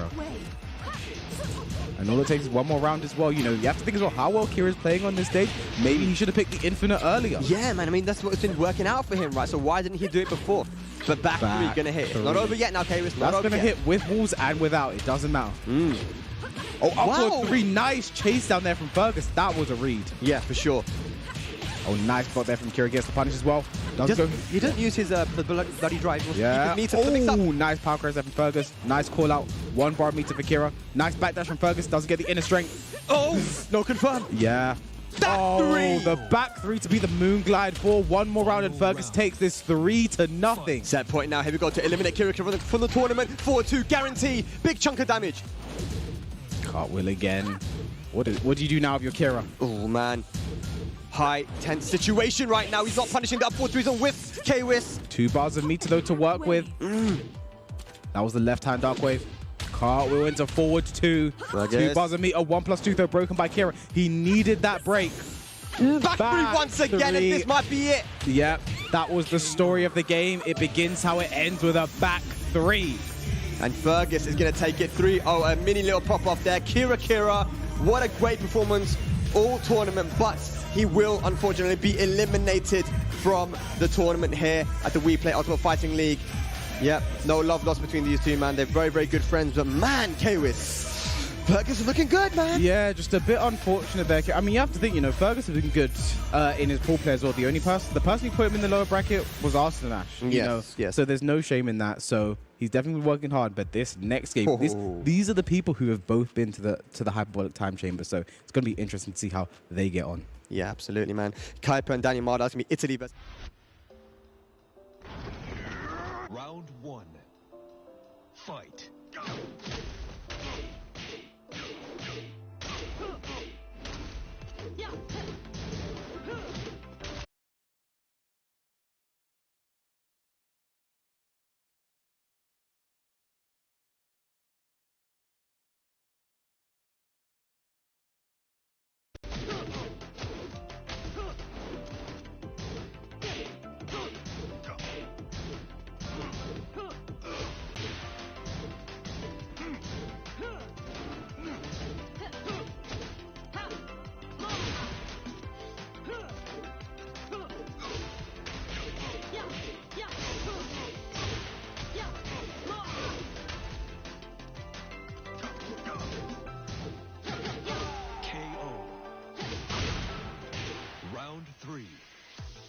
Fight.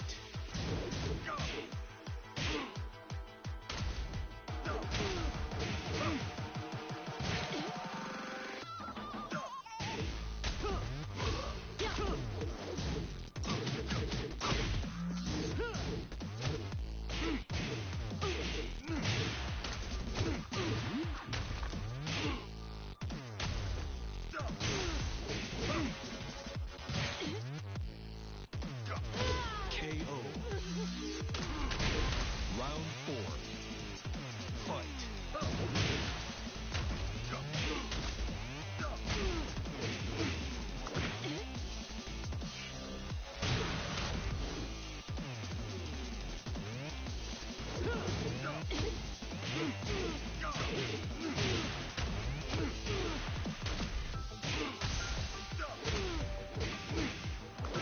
KO. Final round. Fight.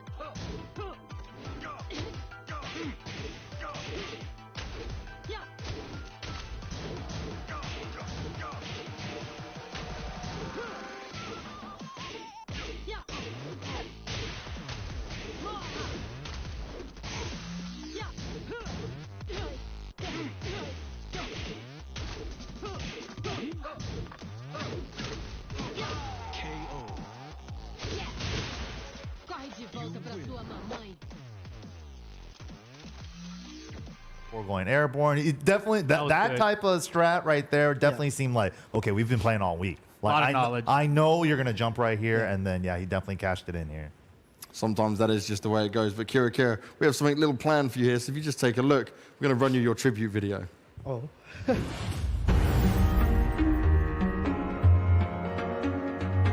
My main motivation to play Tekken and to come here was obviously meeting everyone again, because it's been so long, right? But it's always, this feeling of when you play against someone, if you lose, it's your own fault. And you want to be better than the opponent. So it's really, like a fight with your opponent, but also a fight with yourself to show that you're better. And that's this feeling of accomplishment when you beat someone that makes me love playing competition and stuff. I was really bad at handling loss. When you win tons of things and then suddenly you lose, it was hard. But I'm happy because I have a coach. Well, he's a commentator for this tournament, Spaghetti Rep. And all the people there, like Fergus, everyone, they taught me how to study that loss. You can always take advantage of a loss, like you learn so much. And it tells you that you need to prepare more for something or what you're lacking and all those things.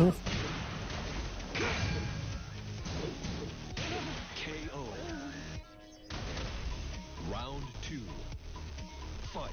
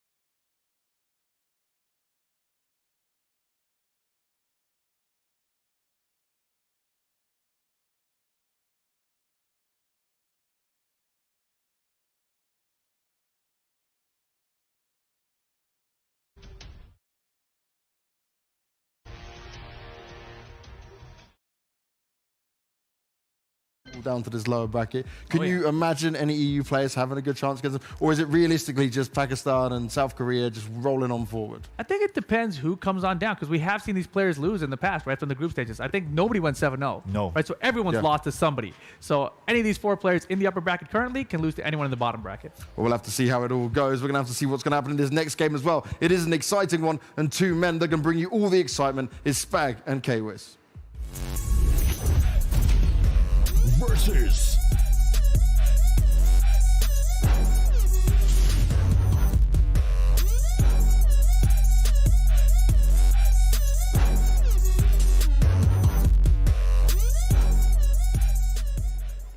Thank you very much, lads. Yes, we have a very exciting match coming up. It's going to be Italy versus Spain.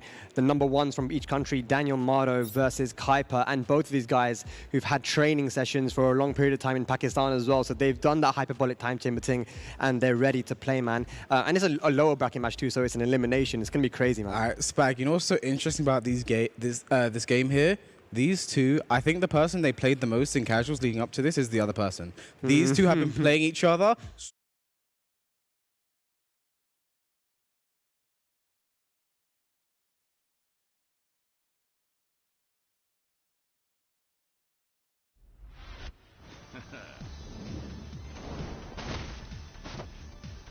Round 1. Fight.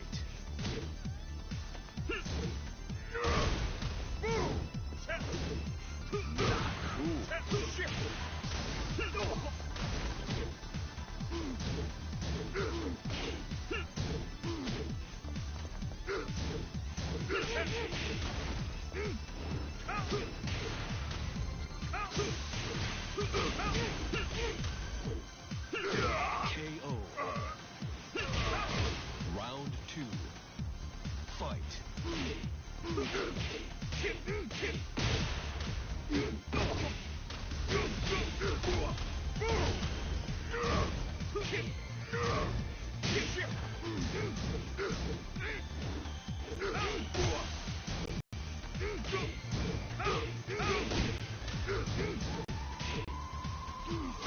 KO.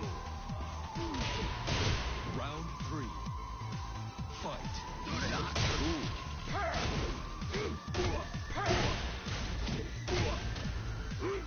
It's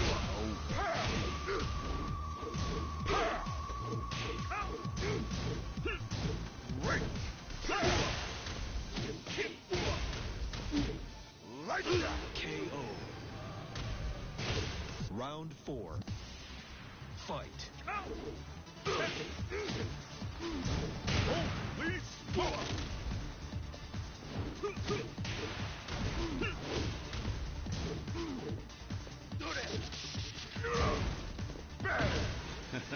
Not cool.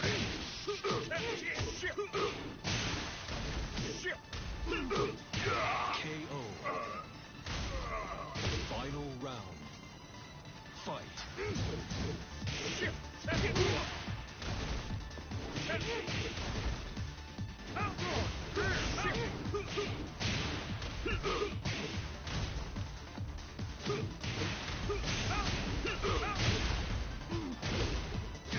KO.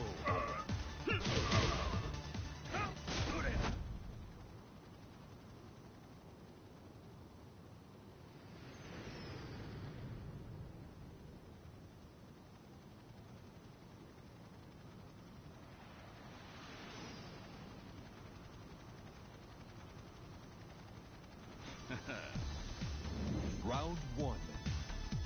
Fight. You don't even go for those hop kicks, and we're going to see. I think we're going to see a lot of hop kicks from both players here. You know what's interesting as well? When Kuiper beat Arsenash, when he came back, one of the first things he said was like, "I played like Daniel. You know, I stood in his face, I did nothing, then I just hop kicked. Right? I was playing like Daniel. I stole things from Daniel to win that. So, is he going to play like Daniel here? Because if so, I think Daniel can do that better." And it's interesting what the analysts said as well. They were like, you know, this is an EU versus EU match now. You haven't got the added pressure of it being a Korean or being a Pakistani, right? Where it's in your back of your head like, this guy is super strong. This guy, you know, is I'm the underdog. Yeah. Here, there's no underdog, right? But forward 4 in the back going to be big damage there. I put the rage, head. No.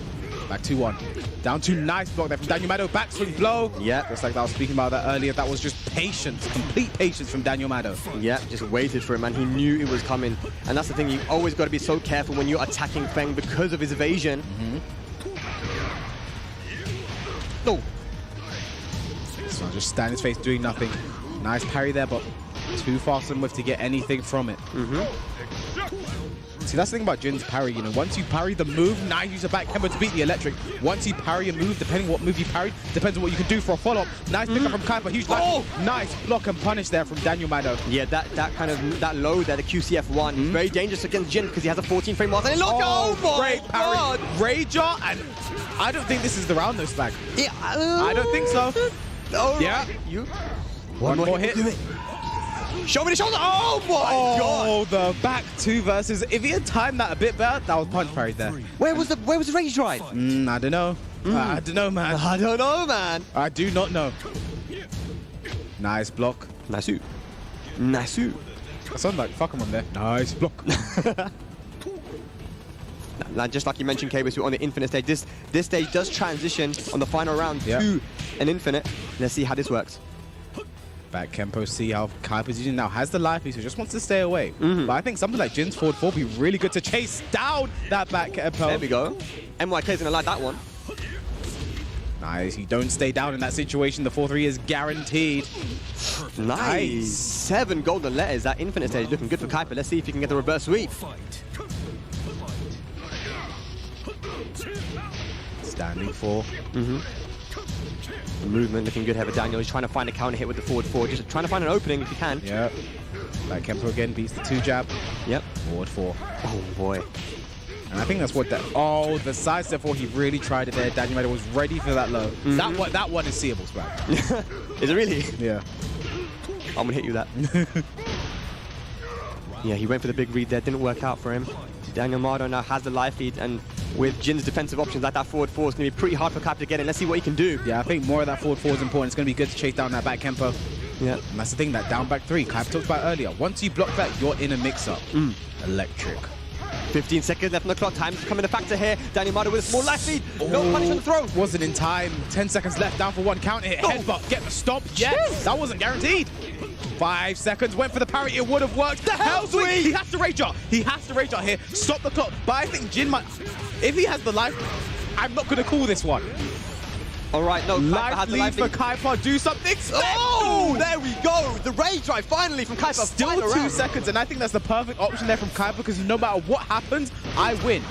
The last 5 seconds in the second round last 10 hours. They are the longest. It's the longest amount of time I've ever seen in my life. Perfect. All right, Daniel Mado starting off strong here in this final round here. First game. This is only the first game. Yep. Down for 1. 1-2 now. Kuiper getting the poking started. Down 2. Here we go. Nice. Excellent there from Daniel Mado. Knows that is launch punishable. For Jin anyway. Rage down. Available now. Yeah, down back 3. You're in a mix-up. Back 2-1. Raw back turn. Yep, that's the Kuiper. He likes to do that. Oh my God, big whiff. Whiff. Even on live. Challenge it. Oh my God. Stop back. No way. He's dead. Oh my God. Kuiper with a pop-off as well. The backswing blow, Daniel. He can't quite believe it. But it's only the first match, Kwis. Woo! Okay, one thing I learned from that, watching that one there, if Kuiper gets a stage pick, he needs to stick to the infinite. Ooh, yeah. I mean, that was 3 rounds straight, wasn't it, Kwis? He needs to stick to the infinite. That was insane, man. You know, Daniel was doing such a good job baiting out the back Kempo and the backswing blow, but Kuiper did it when it mattered. The thing with Kuiper is I think he's very hard to condition out of doing these things. Like, even if you beat them, he's still going to do them. And what makes that so annoying as a player to deal with is you think to yourself, he's not going to do it this time. I beat it the last time, but he still does it. We get the slow-mo as well to win it over. And I think that the extra rage that Kuiper was in just gave him the damage he needed to finish that off. Yeah, it looked like it was just about enough damage, right? But here we go. Daniel Mado is going to, of course, go to the Souk stage, which is, I guess, the smallest stage in Tekken, right? Yeah, and power is still everything, Jin. It's never gonna end. Get some hobbies, bro. They're edgy, bro. Right, here we go. Nice block and punish there from Kuiper. That's gonna give Kuiper a lot of confidence as well going into this. The way when you win him around like that. Down back 3. Season 4 stuff. I remember we both saw that at the same time because we saw the unveiling. When we saw that new count hit, popped off. Bro, and oh my goodness, the OKF from Kuiper starting off super good here. Shuffling. Yeah, do not let Kuiper get confident, man. Don't let him get cocky because he'll start to run away with this. That's when it becomes very hard to beat. Look at the dash in his face, but nice sidestep there, and Daniel Mado. Great timing. Yeah, Daniel Mado's going to have to shut him up right now. Great step on the forward 4. The movement here, and you see, that was kind of, like you said earlier, the confidence coming out. He's like, I've got his timing down, didn't work out for him. Yeah. Great patience there from Daniel Mado. Be confident, but don't be overconfident. Yeah. Okay. 4-2. He's trying to go to 1+2 actually. Yeah. Oh, great punish there from Daniel Mado. Wow. Gets the wall bounce as well. He got that angle, man. The man got the projectile. He knew exactly where that wall was going to be. That's why he picks the stage. Yeah. Oh, nice. Goes to the punch back there. If he did finish the string, would have got it. Okay. All that whiffing going on. Yeah, no punishing at the moment. To the wind. Whispers in the wind. Daniel. Nice block there from Kuiper, but no punish. There you go. Forward 4 once again. Gets the combo this time, and that was the problem for Daniel Mado last time. He was getting a lot of forward 4s, but not going into Zen stance made it so much harder to get the combo. Kuiper playing keep out right now, but Daniel Mado just staying at that range where it just doesn't matter, man. He doesn't want to run into anything stupid. Look here, like we said earlier, once he blocked it down back. Oh, excellent whip punch with the hop kick there from Kuiper. Jabs to make sure he gets the wall. Again, we're winding down as well. Only 12 seconds left on the clock. Nice counter hit there from Daniel Mado. Not going to be dead, but the Oki could kill. Nice patience there from Kuiper. What do? You can't use your rage jab because you're just going to push him away. Oh, hit! Oh, 2 seconds, down back 3, one more hit! The back wing! And again! And he did it again, Spag. You can't condition him to stop doing his defensive options. Man, it's crazy. Down 4 whiff there. Look, Kuiper, this is a crazy close match, man. This is a crazy close match. Spain versus Italy. Electric. The bill has been paid. Down 2 count hit. Very nice. Gets the pickup as well. That is damage. Yeah. Forward 4 again. Down forward 2. 1+2. Though nice break there from Kuiper. Yeah, he switches positions now. 1+2. And again. Yep. Switcheroo. Oh, but forward 4 count hit. Gonna be nice damage. Savage sword there. Maybe a misimport. Nah, maybe. I think he thought that the range was too far. Can you make him come back here, Kuiper? Down 2. Nice block. No punish though. A bit late. Forward 3. Oh. And we know he'll finish that if he has to. Count nice. It. Count it. Forward 4. Takes it there for Daniel Mado. 1-1. And that is definitely the move that made it there in that match, right? It was the forward 4. Has so much utility, right? You can use it in keep out. You can use it in offense. It's a really, really good move. And on counter hit, it gives you a full launch, right? So good stuff there. I think Kuiper's going to have to try and work his way around that move because that was the move that gave him a lot of trouble. Are we going to go to the infinite though? I mean, you saw in the Devil's Pit, he got the 3 rounds straight when he didn't have the walls. The Koreans like to do it because they just gets rid of the explosive factor, right? It just becomes pure Tekken. Maybe Kuiper will want to go to an infinite. Yeah, I mean, that's definitely got to be in the back of his mind. But Kuiper normally loves to make the Dragon's Nest, but he's definitely got to think about this. Even on Sook there, it wasn't like it was too... Yeah, he's stuck with the Dragon's Nest there. Yeah. Maybe some stubbornness, but maybe this works out and power is still everything. Well, this is what we saw. This is what we said with Daniel Mado, right? The adaptations are being made here. The forward 4s are coming in now. Electric. Yeah, he's paid the bill down for 1 counter hit trade. Oh, nice. LLRK, but no, not in range to get the harder combo. Damn, just dash up into a hop kick. I respect it, man. I respect it. Oh, makes forward 4 whiff, but doesn't get a great punish on it. Oh, nice sidestep duck there. Nice duck and punish on the 2-4. Nice. I like the combo just as well. Oh boy. Nice. Down forward 4 takes it. Kuiper on the board here. Good stuff there. Blocked the forward 4 and finished the round. We're seeing more aggression here from Kuiper, knowing Daniel Mado just kind of sitting back there, but the counter hit comes in. This could go to the wall. I think it is. Bam bam. Savage sword. Combo. Oh, that big electric there. The side step forward to beat the high. Yeah. You should be going to the wall as well. No, side wall. Oh, and again. Side step 4 again. Daniel Mado will not be happy about that one. But rage available now. Rage available. Down 4, standing 4. I thought that was counting LLRK, and this should be it here for Daniel Mado. Trottolino, bellissimo. Here we go, the hell sweep, Daniel Mado. Bet everything on that. One match apiece, one round apiece. So close between these two top European players. Chases down the back Kemper with an electric, going to the wall again. Savage sword. Oh boy. Down 2. Get up, Kuiper. Nice interrupt there. Down for one, stop stepping. Back one, counter hit. Jab pressure here from Kaipa. I just want to stick in there. Nice. Down back three, you're in a mix-up. Look at Challenges. that. Challenge, yeah. Rage available. No. Down two, counter hit, and that's going to be it. Very nice there from Kaipa. What a combo there. Yeah, we saw again. Daniel Mano trying to go for the hell sweep, and Kaipa says, no, sir. 1 round away now. Nice. That's the thing about 4-3, you know. Kaipa likes to, I feel like Kaipa conditioned everyone when he's the raw forward 3-4 to Arslan. But, you know, Daniel Mano was ready. 1+2, a nice break there from Kaipa. Yeah, he wasn't breaking it against JDCR. Yes. Oh, yeah, here we go. Need to see more of that. Going to the wall. Shoulder. Daniel Mano in rage. Back turn. Break the throw. That was a mix-up as well. Back turn again. Breaks the throw again. He gets right again. Oh, he gets hit with the second hit. Could have had a combo, though. Oh, punish. Down two. What's that? It's for? He whiffs. One more hit. Oh, my God. Final round. Kaipa, you need to be patient in those situations. Oh, but there's a lot on the line here. Oh, sidewalk. Exact same situation. Daniel Mano did the exact same thing, and Kaipa mixed it up this time. Down two. Oh! Nice. Back the hell sweep out of there. Back turned. Punish that. Nice. This is all Kaipa right now. 4-3, down two, nice block. Down back four, stature kick. Rage drive. What's the follow-up? Goes mid. Oh, gets my the wall God. slam.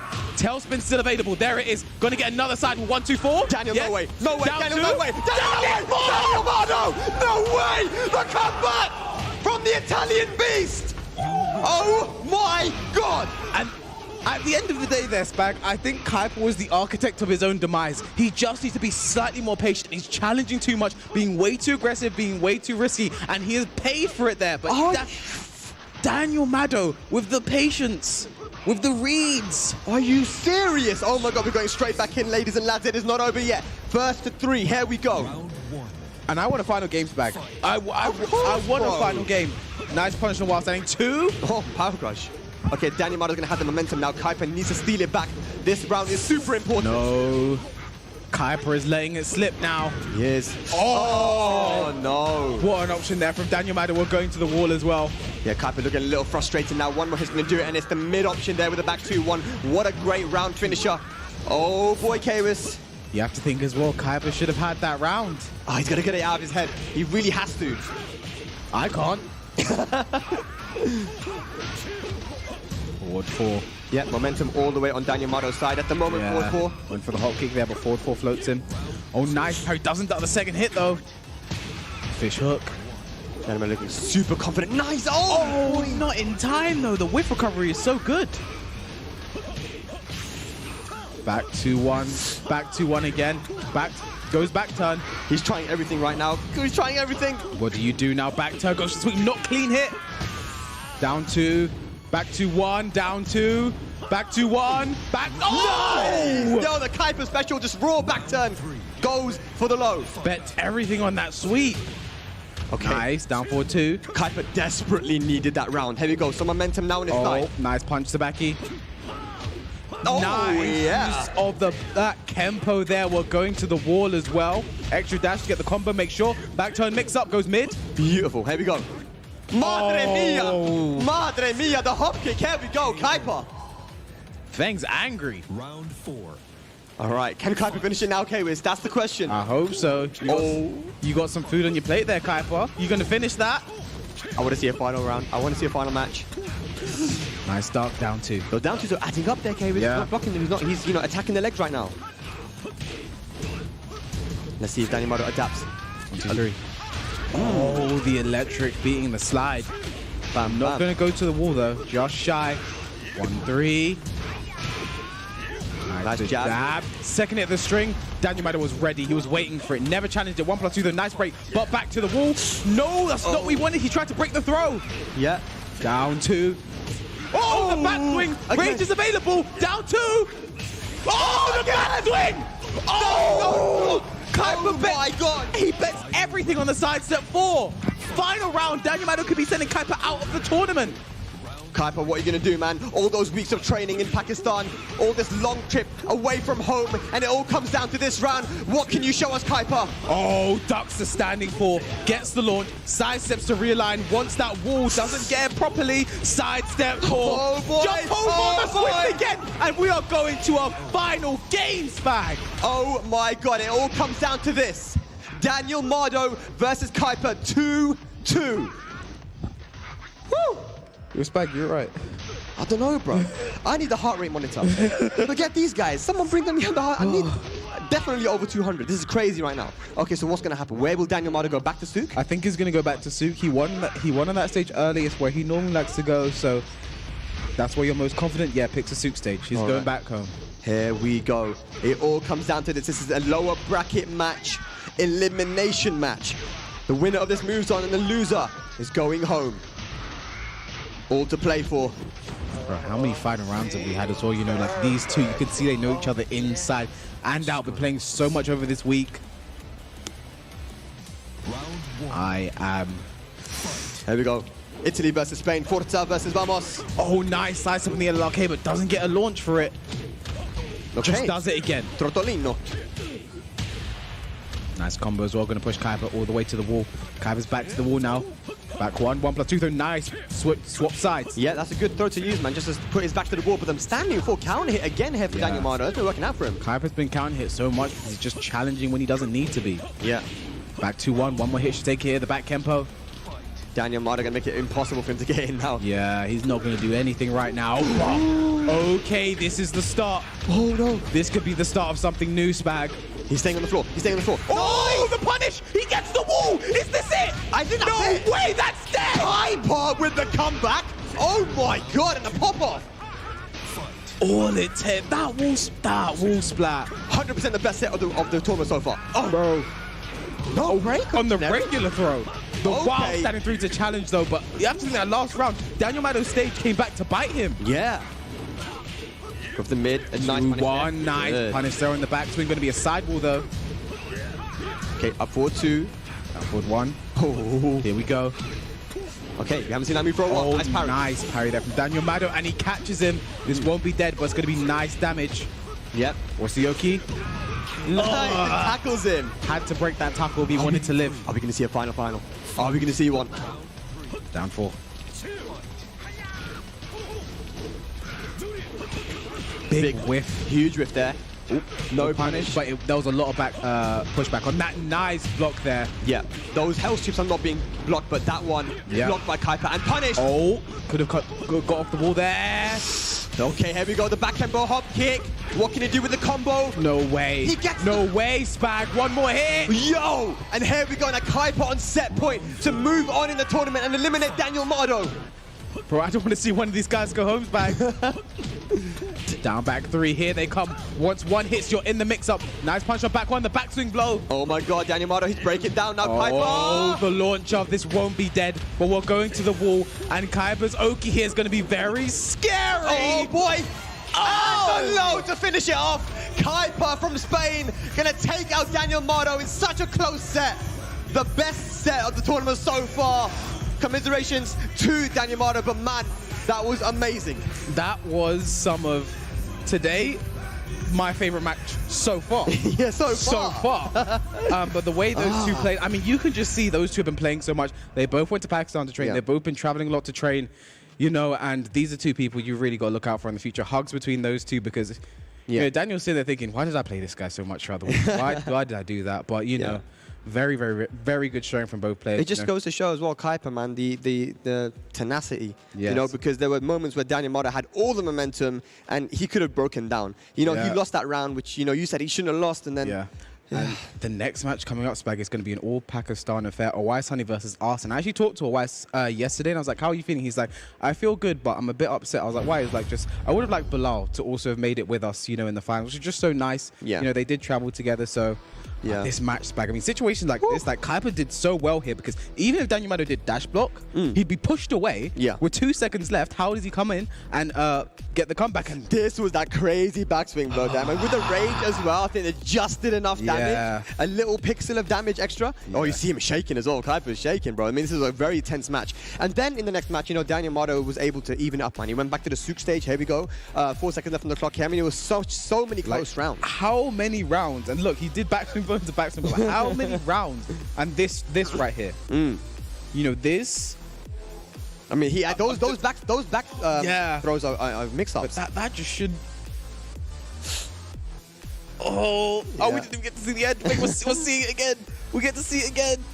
Here we go, down. We go to the Wild 94. Oh, just look at that. And it wasn't over though. Yeah, there was one more hit to do and then back to. That's the thing. Kuiper was just challenging so much. And this comeback right here, this shouldn't have happened here, Spag. Yeah. Kuiper again challenging. It cost him the game. But he got too antsy. He wanted to finish it very quickly, but he ended up mashing when he was not supposed to. Yeah. And this was the amazing. This is what shows Kuiper's experience and why he's one of the best in the world. Because he could have just broken down here, but no. Even though he should have won that last match, he brought it back and performed brilliantly. And I am kind of happy that Kuiper did win. Like, those rounds were his. Stuff like that hop kick really scary. Those rounds were his, and he just unfortunately, let them slip, and he still managed to bring it back and just that backswing. You can't stop him from doing it. You can't stop him from doing it. But Daniel Maddo, he's trying a bit too much there, but the jump over. Yeah. This is crazy. This is classic Kuiper right now. We've been seeing him play like this for years, and he's so scary to deal with. Whoever he plays next is going to have a tough task for stuff. That was amazing. That forward. No, that wasn't the amazing part. This right here, Spag. The whiff punish. Yeah, the whiff punish. He gets the wall. Beautiful, and then that was easily going to be the combo. I mean, you can get really weird wall splats on this stage as well. It was very fortunate Kuiper got a clean one there. Yep. But yeah, man, just an amazing set by Kuiper, and of course the training in Pakistan, and just in general, man, like he's a good player even before he went to Pakistan, right? Yeah. It paid off for him for sure. So congratulations to Kuiper. He'll move on. Yep. And I think that was actually going to be our last game. So me and Spag are going to be done for the night, and we'll head over to our analyst to talk to Daniel Maddo. Thank you guys for having us.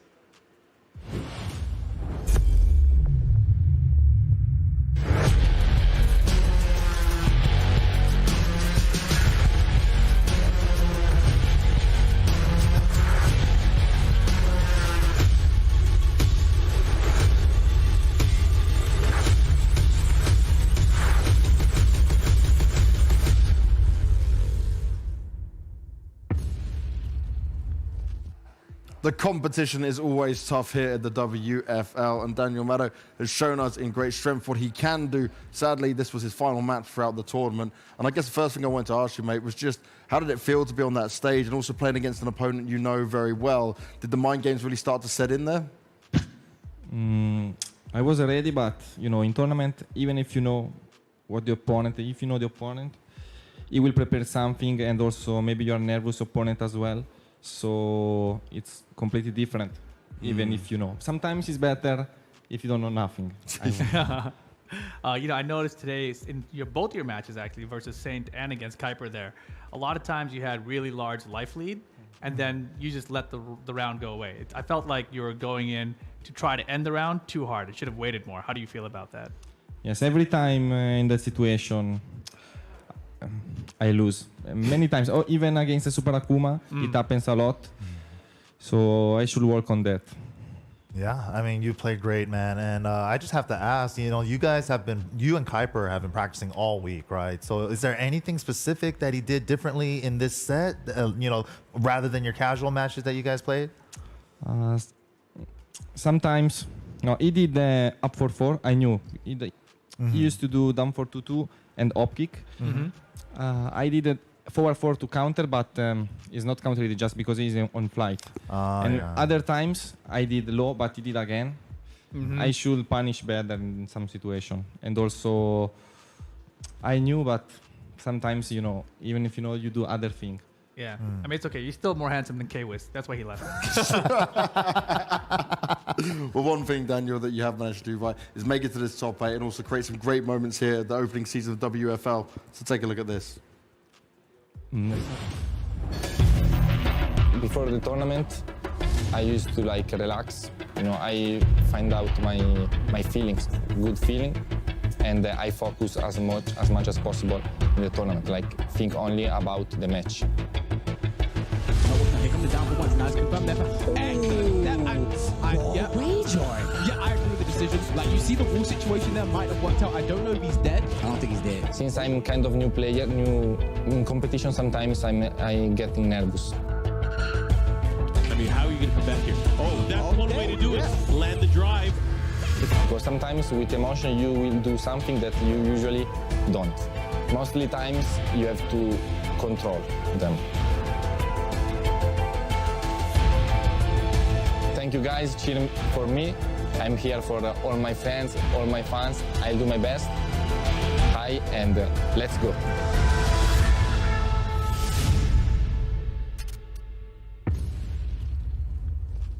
this is certainly something he can learn a lot from. But we know he'll be back stronger when it comes to other tournaments throughout the Tekken game. Now, next game is the Pakistani elimination matchup, where they get to see who's going to be the first one to go down to that lower bracket out of them. This is, again, where they're going to know each other really well, so it's too hard to call. But is Arslan really just the huge favorite because of his accolades? I don't think it's necessarily like a huge favorite. Like, I think he's a small favorite, but I think the Awais Honey could definitely still get it done against them. How do you feel about it? You know, I actually got a chance to talk to Awais and Arslan about it. Arslan says that he feels very confident in the match, but he knows how he plays. And Awais' answer was, you know, it really just comes down to the minute details, the little details. It's every situation. If it goes my way, great. If not, you know, we play all the time. We know all each other's tricks. It's just whoever can pull ahead in those little, small scenarios. Yeah, I talked to Awais as well about it. And because I'd heard from other people that, you know, Awais is having a really hard time against Arslan right now. So I asked Awais directly, and he said, like, it's like, no, any day I could beat him. So he seems confident that he can get it done. Yeah. So there is a possibility for a potential upset to come in. Let's have a look at what Twitch chat was saying on their votes of it. I know sometimes they've been a little bit crazy and off of Popularity it. contest, bro. Yeah, there you Who's go. got more followers? That Rib. guy, Arslan Ash. I'm glad you said that, Rib, because it often does turn into one of those popularity contests with it. But maybe the upset will continue. Could be. What would you do if you were going to go the expert opinion on percentage with this? What would you be choosing? I mean, I would go with the chat. 85% Arslan Ash. So you're the popularity dude as well? I mean, I like Arslan Ash. You know what I think it is? Personally, I vote for Arslan Ash's clutch. You know, like when he's down to the wire, he always seems to find that opening, man. And Awais, his whiff punishment is phenomenal. The range game on his standing 2 whiff punishment is fantastic, but sometimes, every now and then, he does drop those high execution Akuma combos. Yeah, and you know, the interesting thing here, we saw earlier, Awais, his down forward 1 usage is really good with Akuma. Right. But against Zafina or something, you know, you can get backdash pretty easily with that. Sidestep left, backdash. Right. So you know, this could be an interesting choice what character Arslan decides to go with here. I'm not sure which character he prefers to go against Awais with. No, I have heard Arslan saying that Zafina's not bad because whenever in, you know, like those scenarios where Akuma does like while standing 2 demon flip, she has answers in those scenarios that is very consistent against those anti-airs. So we'll see. We will see indeed. And then looking at the other matchups going to come following straight after this, we get the Koreans going head-to-head with this. Saint versus JDCR. You guys said at the beginning, right, it really depends on what's going to happen with JDCR and like if he can bring back some of his form. You said on the desk here that actually JDCR seems to look like he is in a really good spot. He is definitely playing to his potential right now, and it reminds me just of JDCR from like 5 years ago or whatever, right? Okay. And that's when we used to see JDCR and Saint in all of the winners final, grand finals of all the tournaments. It was always Jack versus Dragunov. So now, of course, Saint has the Ganryu. Right. You know, JDCR with the Dragunov again. He has an Armor King and a Heihachi, apparently. It said his number 1 character was Heihachi. You saw that, right? Yeah. You saw that? Look, everyone saw it. It was number 1 Heihachi. I'm just saying. Maybe you should bring out the Heihachi. Mark's like, yeah. Man, a real old school Heihachi versus Jack matchup that would be cool, right? Super cool. But how about honestly, an Armor King versus Ganryu? Dude, I would lose my mind if he played Armor King. I think we're getting Dragunov. Ganryu, though. Absolutely. Let's see what we're going to get. Let's get into the matchups. Let's start with our Pakistani head-to-head in this. It's Arslan Ash taking on Awais Honey. And guess what? We got a couple of fresh faces to bring you all the action. It's Mark, man. It's Tasty Steve. Let's get it on. Versus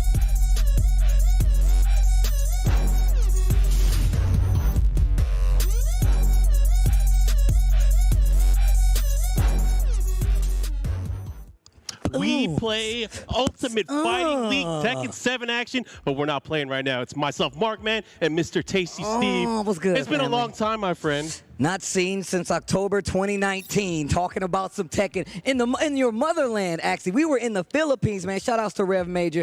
I can't believe I'm actually looking at my friend Markman, Rip, NYK, James Banks, in person for some good-ass Tekken. And it gets no better than what you're about to see. We're getting 2 of the strongest players, not in the country, not in their region, but in the world right now. And these guys are trying to get to that big prize payout. But like I said, these are 2 head-to-head players that has a lot of history with each other. Arslan Ash said himself that he knows how Honey Awais plays. So that's going to be a big thing. And of course, Arslan Ash is the man to beat when it comes to the world of Tekken. Oh, yeah. And, you know, a storied player without a doubt. Multiple world championships already.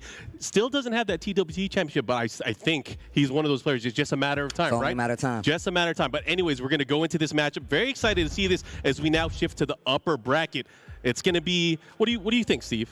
Okay, so the way that I'm looking at this, right, both of these guys on the upper side of the bracket, of course, Arslan Ash, I think he's probably going to go with the tried and true run, not the, I was about to say the Eliza, but he has been playing a little Eliza. So I know we're 100% going to get from Honey Aways. We're going to get that Akuma, right? But I feel like Safina might be the pick, right? Safina might be the way to go. It's interesting you say that because I do not think we will see the Akuma initially. I feel like there was such confidence the way that Arslan Ash would talk about this character, Akuma. Yes, he mentioned that it's one of the best characters in the game.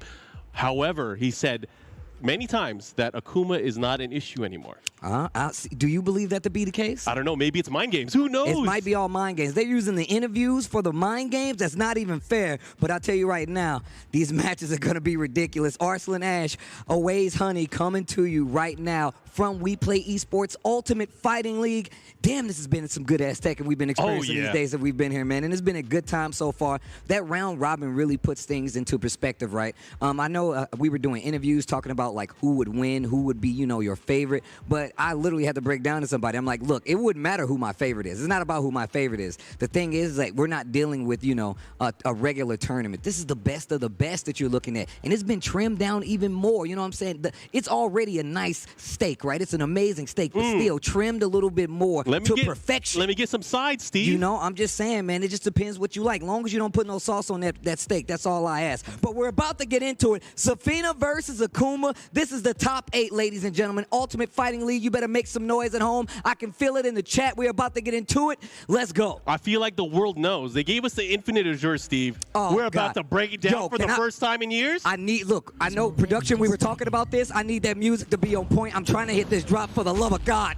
All right, here we go. Oh, did you hear that? Akuma hit the I heard ground. it, baby. Let's go. Let's go. I saw it. All right, no, Steve, you're good. I got you. Anyways, we're going to start it off. And it is Akuma versus Safina. Arslan Ash taking it to his opponent here, Aways Honey. Obviously, these two players, no stranger to international competition. However, we have not seen them play against each other in a Tekken tournament in quite some time outside of their home country. That's the whole thing, right? One of the reasons these guys stay so up and sharp on their game of Tekken is the fact that they have these tournaments, that they play each other so much. They play these long sets, so of course they have a feel for each other. Very different matches will be played versus familiar opponents, you know? Yeah, and look at that. Just jumping over, but a big counter hit.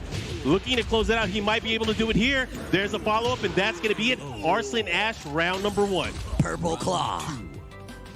All right, round 2. I like that jab. Just to stop that approach from Arslan Ash. However, it's going to be completely different. Aways Honey now in the middle of round 2, about to build his first meter, and that's really where Akuma can actually start exploding damage-wise. Not just that, he's going to build up some extra meter here.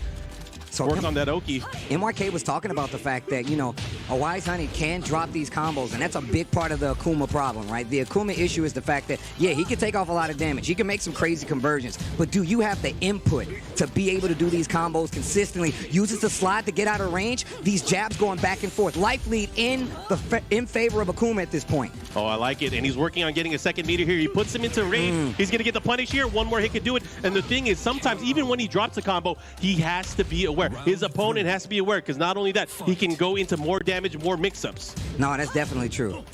And it's an open stage. A lot of people would think, like, you know what, Akuma not as scary, Safina not as scary because of the open stage. I can run away. That's not the case. That's not the case. These are dangerous characters with or without the walls. No, that's definitely true. I feel like that's another thing about these Akuma combos. Yeah, they're hard to do, and you might drop them, but no matter what stage you're on, you still get some great resources if you can manage that meter properly. Oh, nice. Put the brakes on. Looking for the options. What's going to happen? Again, look at the patience here from Aways Honey. Arslan Ash, though, he is really controlling. A lot more aggressive from what we've seen in other versus matches. other persons, oh, right? Yeah. Like I said before, this is one of the things you get when you see familiar opponents fight each other. They're going to do things that they don't normally do. Oh, this is big. Confirmed. Big damage right here on the table. 15 seconds left. It's going to go down to something if these guys keep playing this way. I like the fireball to get the space at the end of the combo. And Gets the slide. 10 seconds left on the clock. What's about to happen? DP, get off of me. Aways Honey takes a second round. Here we go. Steve, I'm going to let you talk for a bit. I'm just going to hum. I don't need the words. Let's go. Turn it up. Yeah, baby, let's go. That was a good one. Thank you, production, for holding me down right there. 4-3 to keep the offense going. Nice, gets the interrupt. Here we go. And right now, see, Aways Honey was pulling off to the lead, but Arslan Ash starting to bring it back, being more compact, using these standing jabs. The hop kick, the Safina hop kick. The Safina hop kick. She gonna kick you in the face in high heels like that? Don't let it happen. Final round. That's a bad woman. If she's doing that in high heels, you know she got some strength. Final round, first game, Aways Honey, Arslan Ash. Nice punish on the down 4, full launch. Yeah, big wall standing too. The follow-up here is going to get nice damage. However, again, mind the resources. Aways Honey waiting to explode. Yeah. 4-4-4. Dancing a little bit. Kind of like jockeying for position here. Oh, yeah. And I like the way that Arslan is dealing with it. Oh, my gosh. And he gets the third hit. Last round here in this first game. Tries to go for a dive kick with the running 3. Not going to work. Oh, he wasted it. No, what a backdash. The spacing still looking crisp by Arslan Ash. And like he said before, man, he knows how Aways Honey plays. So that's definitely going to take a major effect, right? And it's just barely. But I will say this. I have been paying attention to Aways Honey this entire time we've been here. And he has been gambling a bit much on those dragon punches with Akuma. It's a very amazing tool, right? You get nice launches, especially if you have meter. You start with the jab, going to the DP. But the fact of the matter is, getting people off you as Akuma is a little tough, right? You get swarmed out. So those DPs, they got to come eventually. You want to play like Street Fighter, you get punished like a Street Fighter, and that's what Arslan Ash just did. And we're seeing different pacing here from Arslan Ash. He was going to be full throttle one moment, and then all of a sudden he pumps the brakes. And that time, unfortunately for Aways Honey, he pulled out the Dragon Punch. He thought something was coming, but hey, big whiff. Lost the round, lost the match. Yeah, Arslan Ash, man, I feel like that's another one of the things that he has under his belt that a lot of people don't fully have control of, and that's timing, right? I mean, you have a character like Safina, mostly based on that spacing, has some very decent punishes, but it's really hard to kind of navigate around that character. I believe Arslan Ash takes full advantage of the fact that you're not sure where she's going to be, and it really, really excels what he can do with the character. It's crazy, too, because the way he's moving around, he's moving so quickly, and he's putting he's like pumping the brakes each and every single time. Not only with his movement, but also with the poke. Yep. He's using the standing jab. We talked about the power of the jab many, many times, right? Not just that.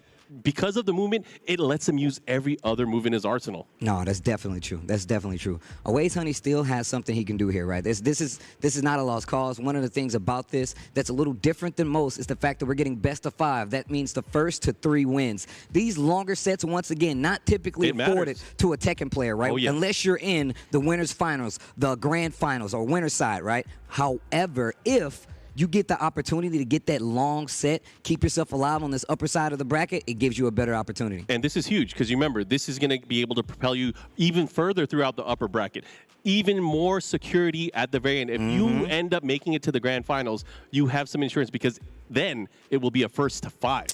That's the case, man. And that's those long sets. Those long sets really tell it. They're very different in a game like Tekken 7, right? Yeah. Because of the pacing. The clock is only at 60 seconds. You really, really have to be careful. You have to be mindful of your surroundings as well. So these infinite stages actually adding up, staying on them, they really come down to the wire in a lot of situations, especially versus a player like Arslan Ash. Oh yeah, and maybe we'll even see it in these shorter sets, right? I mean, it's still a little bit different from what we're used to, you know, a race to 2. It being a race to 3, are we going to see adjustments from both of these players, pacing, their timing, the way they're able to throw each other off, especially because they're used to each other? If you look at the fact that these guys are training partners, right, and you look at that first game, think about how many people Arslan has played while he's been here, where that first game has been 3 rounds to 2, right? Think about that. Yep. Think about how many people in general have actually taken Arslan Ash down around, right? Like that's a very small list. It's a very small list, but it also speaks very highly of the caliber of player we've had. You know, he had that opening match against Fergus, and Fergus really brought it much more than I thought he would. Shout out to Fergus. He's definitely playing his heart out. And Weiss, no slouch either. He definitely brought it with Akuma. And this is probably a match, you know, he mentioned, and a lot of players have mentioned, like, you know, usually Arslan Ash wins, right? However, to be able to have that fortitude, to be able to make adjustments and kind of play outside of the box. Sure, the last round didn't go your way.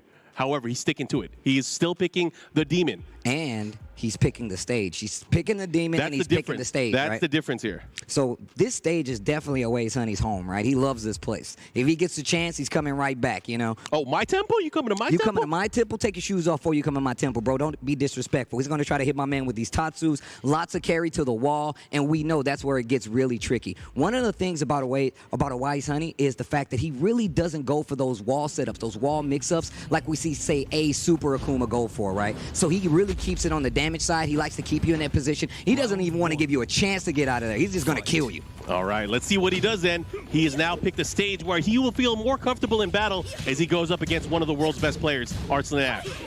I'm so happy they turned this music up. I can hear it pumping in my ear. Yeah. Nice, got a nice combo early on. Both players about even, but a nice standing 2 punish. Gets the mini combo. Again, Akuma not going to be dealing too much damage early on, and I feel like this is the best time for Arslan to take some risks, take some liberties against his opponent. Did you see that he's whip so punch? good. Oh my God, I almost shook off my headset. Okay. It wouldn't be the first time today, Steve. You're getting way too hype. The first time I came over and just shook my headset off. A nice forward 3, and he is a master of that move. He has been using it so well to control spacing against his opponents. Got to tuck it in, man. Oh, yeah. Little stature kick right there. No, he didn't get the punish afterwards. What's happening? Got to be a little quick with it. That forward 3 is definitely catching. You were talking about that Arslan Ash movement. That forward 3 from Akuma is definitely catching some of those side steps, those back dashes. Big launcher here from Arslan Ash and getting a lot closer to that wall. Uncomfortably close to that wall, if I might add. Oh, yeah. He's going to have to be careful. But a great whip, but he does not activate into the damage. But he has the life lead, and he's working on 2 bars. Another hit right here could be important. Clips him out of the air. Oh yeah, no that was a decent anti-air there, but unfortunately for Arslan, did not convert to a big combo. And finally cashes that ticket in a simple combo. Spent him the entire bar, but now he's up 2 rounds, and right now, Aways Honey can't get a match on the board. This is where the fight really happens right here. This is where the guitar riff happens. What are you talking about?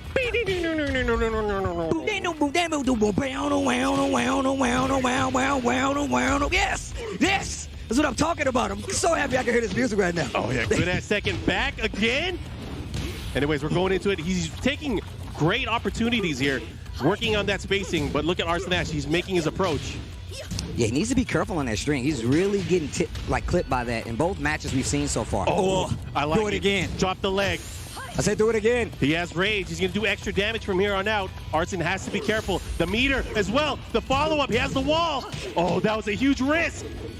Oh, he was looking for the whip punish. The first air fireball I've seen this entire time. Okay.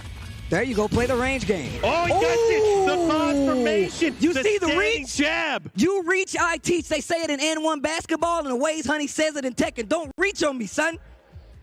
Keep your hands out of my space. An excellent display there, again, of the fireball spacing, but not only that, he knew it was going to hit. Canceled right into the jab, got the follow-up, and Aways feeling it, tying it up. And that was a quick. Remember we saw that first game? They went round for round, right? And then Arslan came out on top. We went back to the house, the temple of abandonment, and my man Akuma took the game 3 straight. What counter strategy are we going to see? Are we going to go to another open stage? Do you think that is the strategy, or do you think that's the best course of action here for Arslan? I mean, it was close. That first match was still close. No, that's definitely true. But I'm telling you right now, if he knows how he plays, he's probably just going to go back to Infinite Azure. I wouldn't be surprised, right?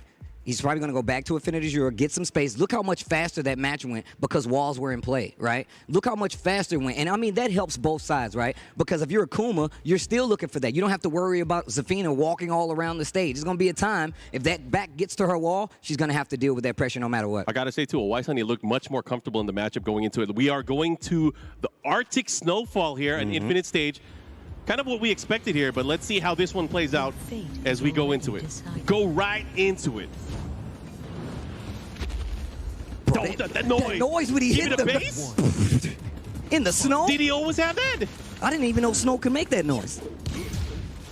All right, here we go. Starting it off. And I think one of the things that we're going to start seeing here is Aways is going to start taking more offensive risks. We're going to start seeing the lows. He already opened up with that back for the second hit of the wall standing 4-4. He dropped that on him. You got to check. What you have to do is, I said this earlier, you have to play a little crazier, right? Just to be sure. Finishing those strings is the equivalent of said crazy, right? Especially with Akuma. Oh, yeah. And the thing is, he's checking his opponent right now. He's checking Arslan Ash. Oh, my God, the fuzzy ducky was ready to go. And this is what we have not been seeing in these first 2 games. We have not been seeing that in these first 2 games. That was nice. Down 4-3. Oh, he had the opportunity, but another hop kick. The high heel hop kick. I like it. You know, it's a move we rarely see out of Zafina. However, if you know it's going to hit, you might as well go, right? The high heel hop kick, man. That's 3 H's, bro. The Triple H? Put him down the pedigree. Drop it on him. The sledgehammer. Oh, he's so good with that 1+2. I've seen him hit quite a few people with it this weekend. All right.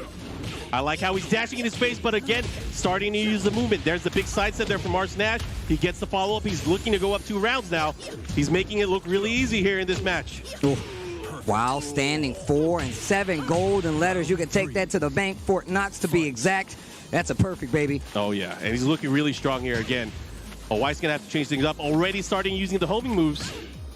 Nice, the down forward one check. These jabs and these down 4-1s, I haven't seen many down 4-3s, but using standing 2s, the 4-3s as well, just to make sure Arslan isn't going to be moving around too much. Going to that low option just in case. I like it. Raw fireball. Just to control the space there. The 10-string, the test. Oh, he wasn't he didn't ready. know. He didn't know. He wasn't ready. That's the second time he's done it in this top 8. But again, with the lively now, Arslan looking to take it 3 rounds straight. Will he be able to do it? A Wise Honey having full meter. He can explode at any moment. Nice. Oh my God. Arslan. The down 4-1-1 spent a bunch of resources right there. Wise Honey in trouble. About 13 seconds left on the clock. The down 4. The running 3 didn't work. 10 seconds left on the clock now. And it's not going to happen. 3 rounds to answer back to the Wise Honey win that we just saw. And I feel like it's mostly in depth to that stage change, right? Oh, yeah. But now we're probably going to go back to the abandoned temple. I'm going to invite you over to my house for some good-ass Tekken. It just happens to be an abandoned temple, you know? Don't let the decor fool you. I live here. That statue might be a little beat up. I haven't watered the plants, but I'm finna beat your ass. That's basically what he's telling. Oh, yeah. I mean, I think the walls are a must at this point. Well, Steve. It might go the distance if Wise can pull this off. You know, obviously he's going to be picking this wall stage. At least so we think, right? Yeah, I mean, I feel like, but why wouldn't you go back to this wall stage? Why wouldn't you go back to where your advantage is? I mean, the only reason why he can't is what if he switches characters? Whoa, now that's a good one. Now, if he switches characters, things would get very interesting. I see the tempo. Okay, I mean, he's probably sticking. Okay, all right, here we go. We're back. Hey, welcome. Round all right, Akuma. 2-1 in favor of Arslan Ash in this game right here. This 4th game, best of 5. Okay, see, he is taking the risk now. That was obviously a huge risk. Had that been blocked, it could have been lights out. Well, I mean, that wasn't blocked. That was a whip punish. Full launch right there, and the life lead goes nowhere. Just about tied, and back to the wall once again. And this is a situation that's both bad and good for Wise Honey. Nice. Oh, he has rage too. He can do this. He has the meter. The 4-3. Oh my God, the pressure. Nowhere to run. You're at the wall. How are you going to sidestep this? This is exactly what I was talking about. These walls do more than just give damage. They give position. They give opportunity for a player like a Wise Honey versus Arslan Ash to make stuff happen. Oh, there. See, in the open, nice step there. Arslan controlling the space, but a big punish here from Wise. Again. Oh, that was an opportunity for the launch, but it doesn't matter. He got Still something. got damage. And sometimes it's just the momentum that you need. Gonna get the wall with this combo. Here we go. Follow up. Big damage. Ooh, and goes right to the low this time. Not gonna get these rounds straight like we saw before, but it's getting dicey. Here we go, tied up on rounds. Again, this is a huge game. Weiss needs this. A great whip punish there from Arslan again. Controlling the space, the stances, the movement, the sidesteps. It's crazy. The way he backdashes and he mixes in a micro sidestep as well to really create openings for himself. It's, oh my, the whip punish. No, dude, this dude, Arslan Ash, is actually crazy, dude. Crazy good, I mean. Okay. Crazy like a fox. Oh. Nice punish. He has the wall here. Big opportunity. You better guess right. Oh, out of range.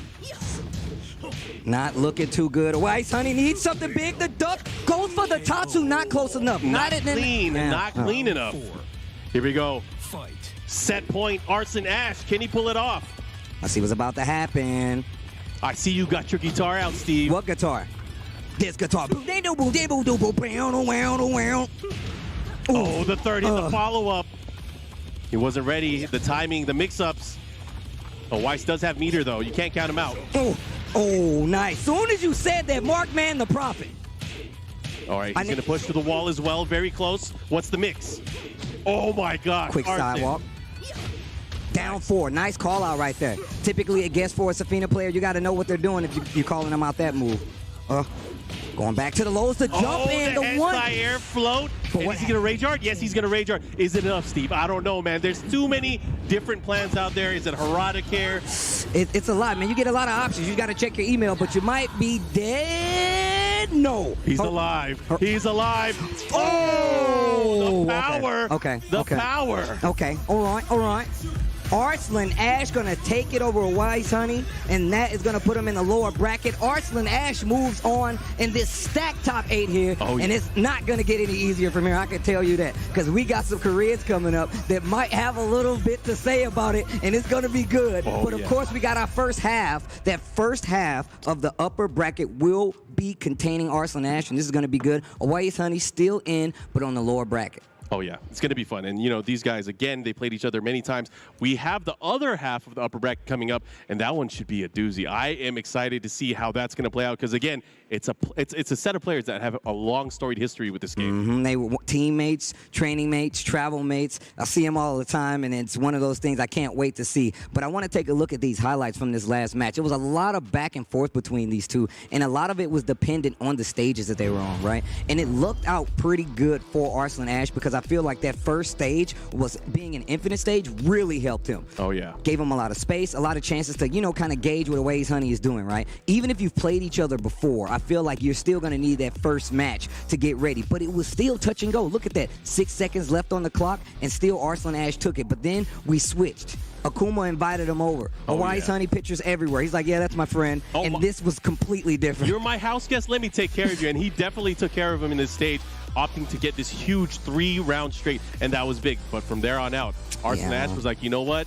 Let me take it back. Let me take it back a few notches. And he really started to perform. Man, did you see the down 4-2? She ducked under the down 4-2 because of the stance. And the awareness right here, just to not be in range for that down 3 to make that Tatsu get in there. So smart. That was the spacing that we were talking about. And you can see it right here. That upper bracket final will contain none other than Arslan Ash. And to see who he will be facing, we do have JDCR going up against GG's very own Saint. So between those two, we're going to see who's going to be facing Arslan Ash in that upper bracket final. But don't forget, we still have that entire lower bracket to run. Fergus could be facing either Kira. Excuse me, we're still waiting for the upper bracket to finish so we can fill that in. But we still got plenty of matches left. A lot of matches. It's going to be fun. And, you know, a storied history. Tekken 7 been out for, you know, almost 5 years now. And we've seen these two particular players, both Saint and JDCR, at the very top, especially at the beginning. These guys have gone back and forth, back and forth. However, only one of them can move forward to the upper bracket finals. Well, I mean, look, we've been in this situation before. They've been in this situation before, right, where they were on the same team. It was years where we had tournaments that turned out just like this until, you know, they kind of got separated. But now they're reunited, you know. Now they're reunited. And if you check out what the chat was saying, what the internet says, 84% believe JDCR will be taking it. 16% believe in the Saints. Mark, man, what do you believe? It's hard to say. Again, we've seen these guys go back and forth. It's never been very one-sided. Yeah. However, according to the internet, it is very one-sided in the way that they're thinking. I really like Saint in this particular matchup. I'm really interested, but what if we get a character switch up, right? I want to see it. We've seen the return of Ganryu from Saint. Will we get the Armor King matchup, or will we get the Dragunov matchup? Even worse, I see Rip over there. He's cheering for Heihachi already. He might be already going for the Heihachi chant. Yeah. I'm waiting for JDCR to be like, no, stop it. Don't do it. I like how Rip tries to play down the Heihachi chant like nothing bad came from it. My man lost because of that, man. I was just trying to make the people happy. No, Rip, you made them lose. Think about that. They're fighting for the belt. They're fighting for the belt. Let them. Rip said, for the people. I did that for everybody, every one of you. Anyways, all right. This is going to be fun. So, again, it being a longer set, a race to 3, these guys do have a little bit of insurance. We were talking about character matchups. However, I think they're going to go straight into it. Ganryu versus Dragunov is probably what we'll see. But I don't think that necessarily means that's all we'll see. Yeah, I mean, look, the best of 5 thing is one of the best parts about this. We get more games, and we know that this game is all about spacing. It's all about timing. Oh, yeah. So we're going to see how well these guys have changed over time. It's been a minute since we've seen these guys playing against each other as well in tournament. Oh, yeah. I mean, it's been quite a minute. You know, obviously these players, both of them EVO champions, by the way. Both of them EVO champions. Both of them always more often than not qualifying for the TWT finals as well. Right. Even if they were on the same team and whether they traveled together or not, definitely still 2 major competitors when it comes to the world of Tekken 7. Whether it be, I mean, especially when you go back to the offline days, you know. I mean, and this is one of the rare instances, once again, why I'm in love with Ultimate Fighting League at this point, because we get to see this again. Who knows when this will happen again? But right now, you're getting some good ass tech. Let's talk about the potential upper bracket finals matchup as well. Arslan Ash, obviously, we know he's already waiting. He had an amazing set in the round robin group play against Saint. Oh, that could have yeah. gone either way. That I definitely feel could've like gone Saint either won way. it, but obviously he didn't get the right punish. However, the match against JDCR, he's been wanting that match. Both of these players not having it in an official tournament setting as of yet, that could be another big one. Yeah, I mean, look. Let's say the 2 #1 seeds battling it out in the upper bracket finals. That's pretty good, right? That's definitely true. And I like the fact that they kind of like the way that the bracket filled out for this top 8 was perfect, I feel like. We got like these guys. I mean, the Italian stallion, Daniel Mato in there. Bro, that little dude is Bellissimo. Bellissimo. I mean, look, I'm a big fan, especially of cool-looking gym players. I love the way that we had this spread of players up through this entire top 8, right? And now we're kind of like thinning it out a little bit more, and now they have to fight to get to that last spot. And all these matches are in the money, and every one you win is going to get you closer to that big prize payout. You know what they say, you got to fight for that right to party. It's not going to come easy, and we're going to go into our first match here, JDCR versus Saint for the upper bracket finals. Let's see this. Let's see this. Ooh, Howard Estate as well. And we're getting the Dragunov versus Ganryu. Oh, man, I'm pretty sure I've never seen this happen before. Not between these two, so it's going to be fun. I'm excited to see how this is going to go down. Point at him. Point back at him. Don't let him point at you. Oh, man, Doskoy boys. I like that Doskoy boys. All right, starting it off, goes for the Razor early on the delay. That's the thing. Is if the timing is on point, if the timing is in favor of JDCR, he's definitely going to start bringing it. But a big launch. Gonna get the wall? No, bro, just barely. When we were in the player lounge earlier watching some of Saint's matches, you were calling it out. It's only a matter of time before he lands that big down forward. Look, man, that's his granddaddy down forward too, man. Has him at the wall. This is a very dangerous spot to be in. However, rage and low life. The slide and just a very quick, visceral round for JDCR. Just another day in the office. Ooh, while standing 1-2, the follow-up here, he pops him on the head. Ooh. Oh, you got to be careful with that. Yeah, try to go for that backswing blow, that running 2, that Russian assault, going to make sure you don't get away with it. See, is that the risk, though, that you should be taking this early on, though? I feel like it wasn't necessary. He ended up getting that big hit and the positioning now. You don't want to have that part of the wall. You do not want that at your back. I love the call out on the backswing blow, going for the low, that down 4-3 from Saint.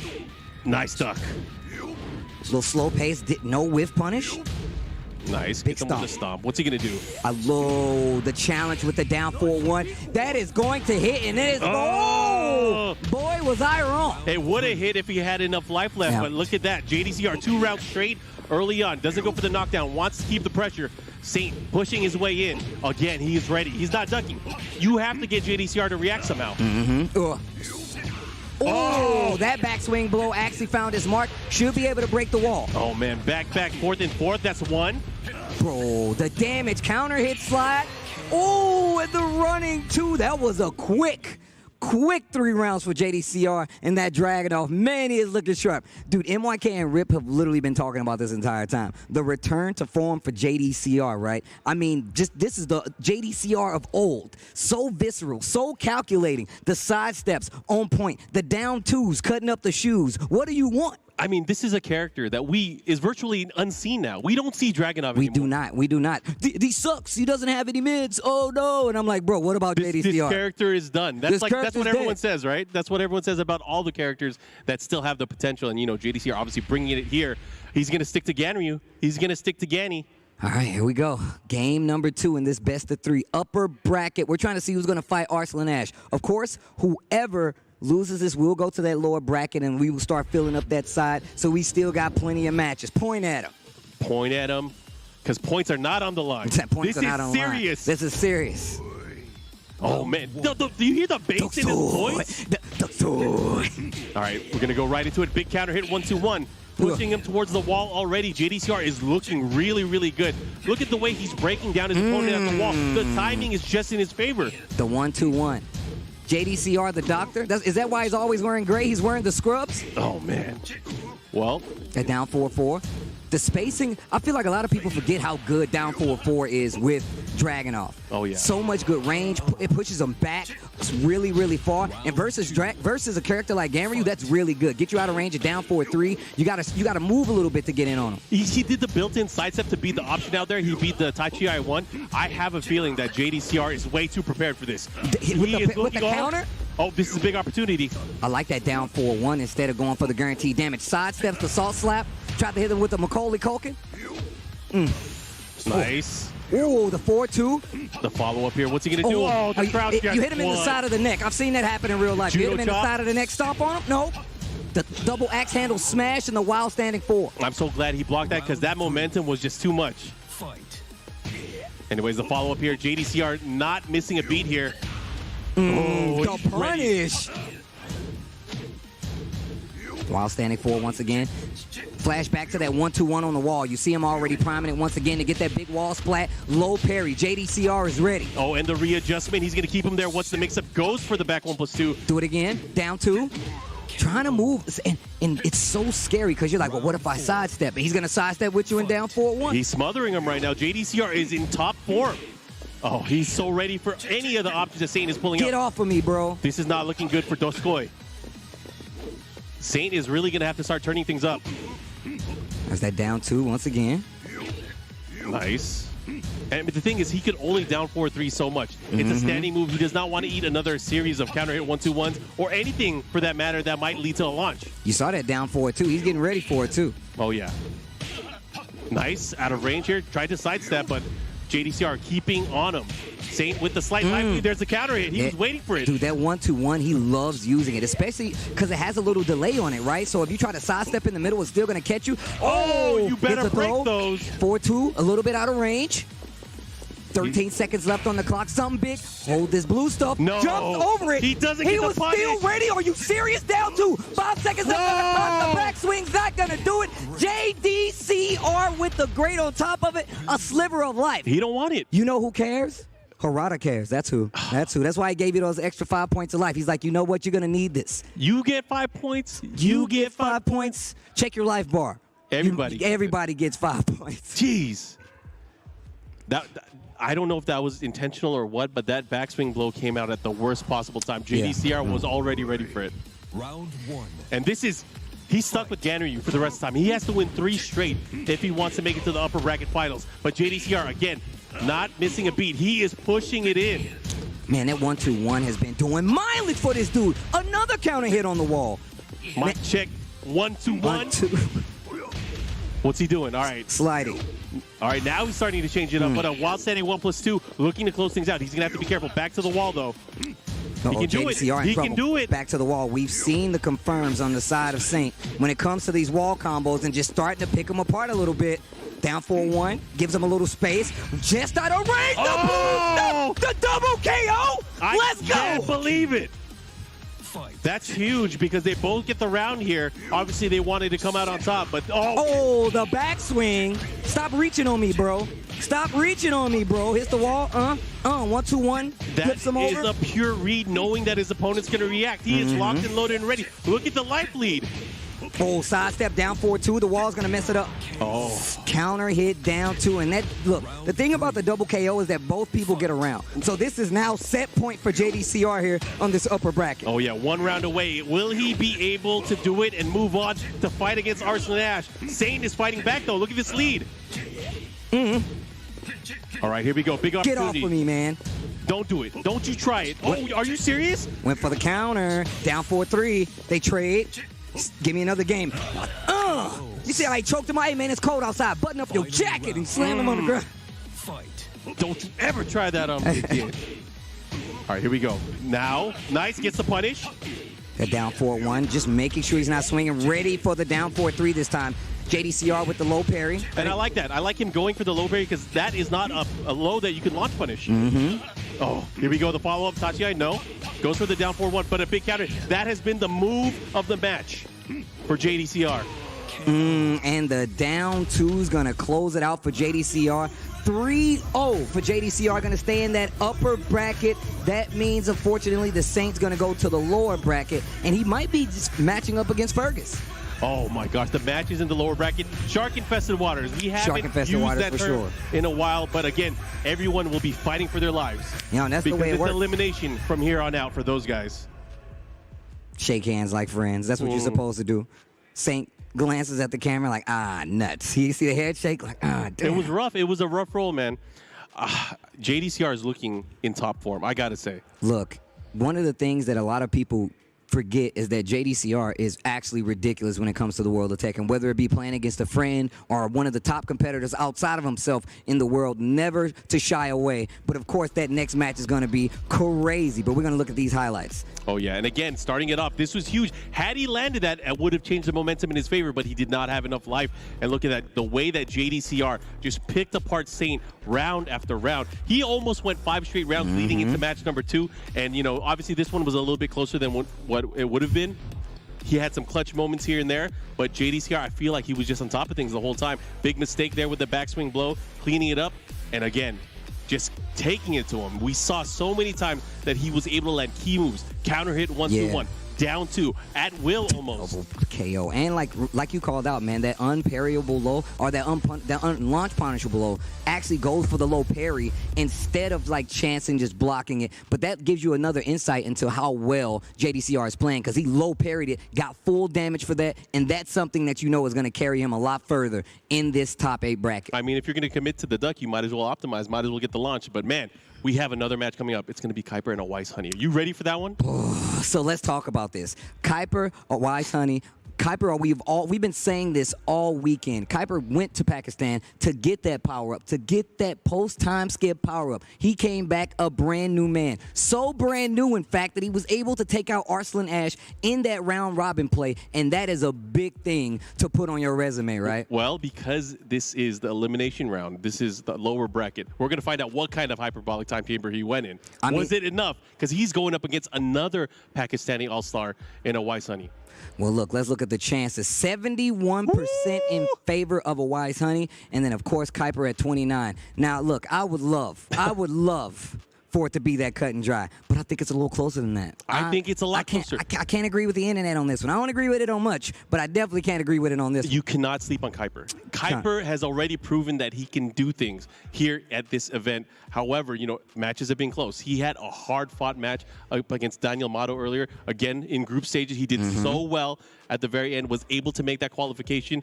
And look, he's here to play. What does he have to lose? Now, that's the whole point, right? Like, I feel like this is just a testament, right? Obviously, our whole point is to get back to this offline setting. Oh, yeah. But for now, this is going to be one of the best ways to test what your training has done for you. What has it affected? What has it changed? Is it really made me that much stronger? Wise Honey is somebody that we've been looking at for, what, 3 years at this point? 2-3 years at this point? And has constantly been climbing when it comes to what he's been able to do in these tournaments, how effective he's been. I mean, just flash back to that Master Cup in Japan, and I'm telling you right now, everybody was over there like, Nani? Like, nobody knew what was going on, right? But a lot of people started to understand what these guys bring to the table. Not just a Wise Honey, Bilal as well, Arslan Ash, all powerhouses. And like they said, there's more over there with the exact same ability. But right now, we're dealing with one of the best in a Wise Honey. Oh, yeah. And I got to say that for all of the players in the competition that we've seen, I'm sure a lot of them are finding out that they're doing a lot better than they thought they could have against some of the world's best. And I love to see that, because obviously we've been away from offline Tekken, but these guys obviously still having love for the game, still practicing, still playing, and still showing that they have that fighting spirit, even with, you know, how old this game is and how seasoned it's been. You know, the changes with new seasons, new updates, new adjustments to different characters, it has kept the competition going strong. I'm going to tell you right now, man, people always talk about how old Tekken is, and I'm just like, what's wrong with that? I like a little seasoning on my Tekken 7, you know what I'm saying? That's how you know it's some good-ass Tekken 7, you know what I'm saying? So it's like, just for don't me, pull out the sauce. Just don't pull out the sauce, you know what I'm saying? But no, that's what I mean. Like, the fact that these guys have a chance to develop their meta that far, right? We've been watching Akuma. We've been watching the Wise Honey Akuma as well, right? And obviously putting Spain on the map, Kuiper is, right? Who will be the winner of this next set? This is the lower bracket, so this is going to be important. We have Kuiper going up against the Wise Honey. Let's go. Akuma. Bang. You know he's crazy when he's looking at his fist. He's screaming like that. at his hand. He's like, I want you to hit him. He has a scroll. You got to remember, he has that secret scroll. He knows how to put the hurt on. And look at that, a big forward 3-4. All right, here we go. The follow-up. He goes for it, but he misses the shoulder. That was huge. And look, a big opportunity here for a Wise, pushing towards the other side of the stage. Just like that, the positioning advantage gone. And look at a Wise Honey. Confident going in. Oh, wow. Kuiper giving up. That life leader looks like. He's down 4-1, starting to add up. That 4-3 is really going to be a problem, because that means you're not going to be able to do that back tempo from certain ranges. Oh, yeah, that's the check, too. It's like, let me put my foot out. Let me measure. Peep the manicure. He's lighting him up, man. That's the measuring stick. Oh, what a block. Oh. The blue stuff. Did you see it? Zoom in. Look, chat, if you got him, let me see him. Let me see that blue stuff in the chat.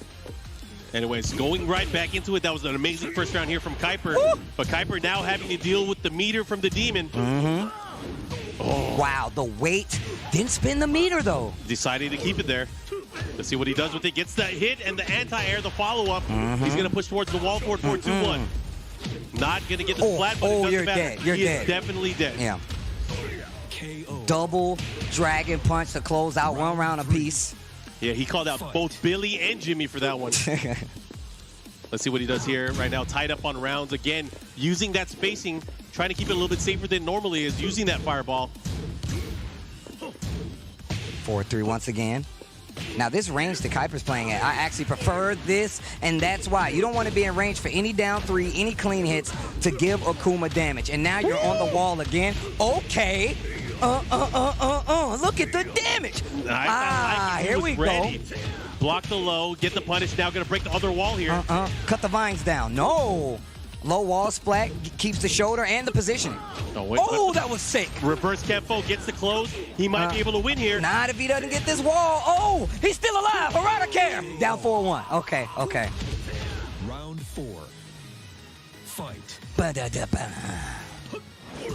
Look at that. The dive kick, the jump in, using the Shakunetsu. Really trying to open up his opponent here. Not able to get it, but a nice punish there from Kuiper. Kuiper with the life lead, too. Little snake dash there. Kuiper using this movement to his advantage. What a walk. You know, that's one of the things Kuiper's been doing this entire weekend, has been stepping some amazing strings and getting some ridiculous punishes, and now the wall is in his favor. Oh, he's going to get a lot of damage here. One mix-up could do it. But again, he has rage and he has meter. Oh, this is huge. No. This is one of the things that we were talking about. Akuma, you need that execution, and you have very little instances to make mistakes, because if you drop a combo, it adds up. Man, that was bad. Kuiper taking that match, and you see a Wise Honey thinking about it. No, I don't blame him, though, but this is one of the things that we were talking about. The fact is that Akuma is a good character. However, execution, the range that you have to play him at, sometimes that benefits the character, right? Oh, yeah. So you have to be prepared. If you get that hit, you need to be ready to convert. That was a completely different layer. You know, had he got the combo, had he activated and used that meter, obviously he would have pushed towards the middle of the stage. He would have had the advantage to be able to run and do more mix-ups. However, because he didn't do that, he had that one whiff of the wall, and that was all she wrote. He had the rage, too. That could have hurt. That definitely could have hurt. All right, here we go.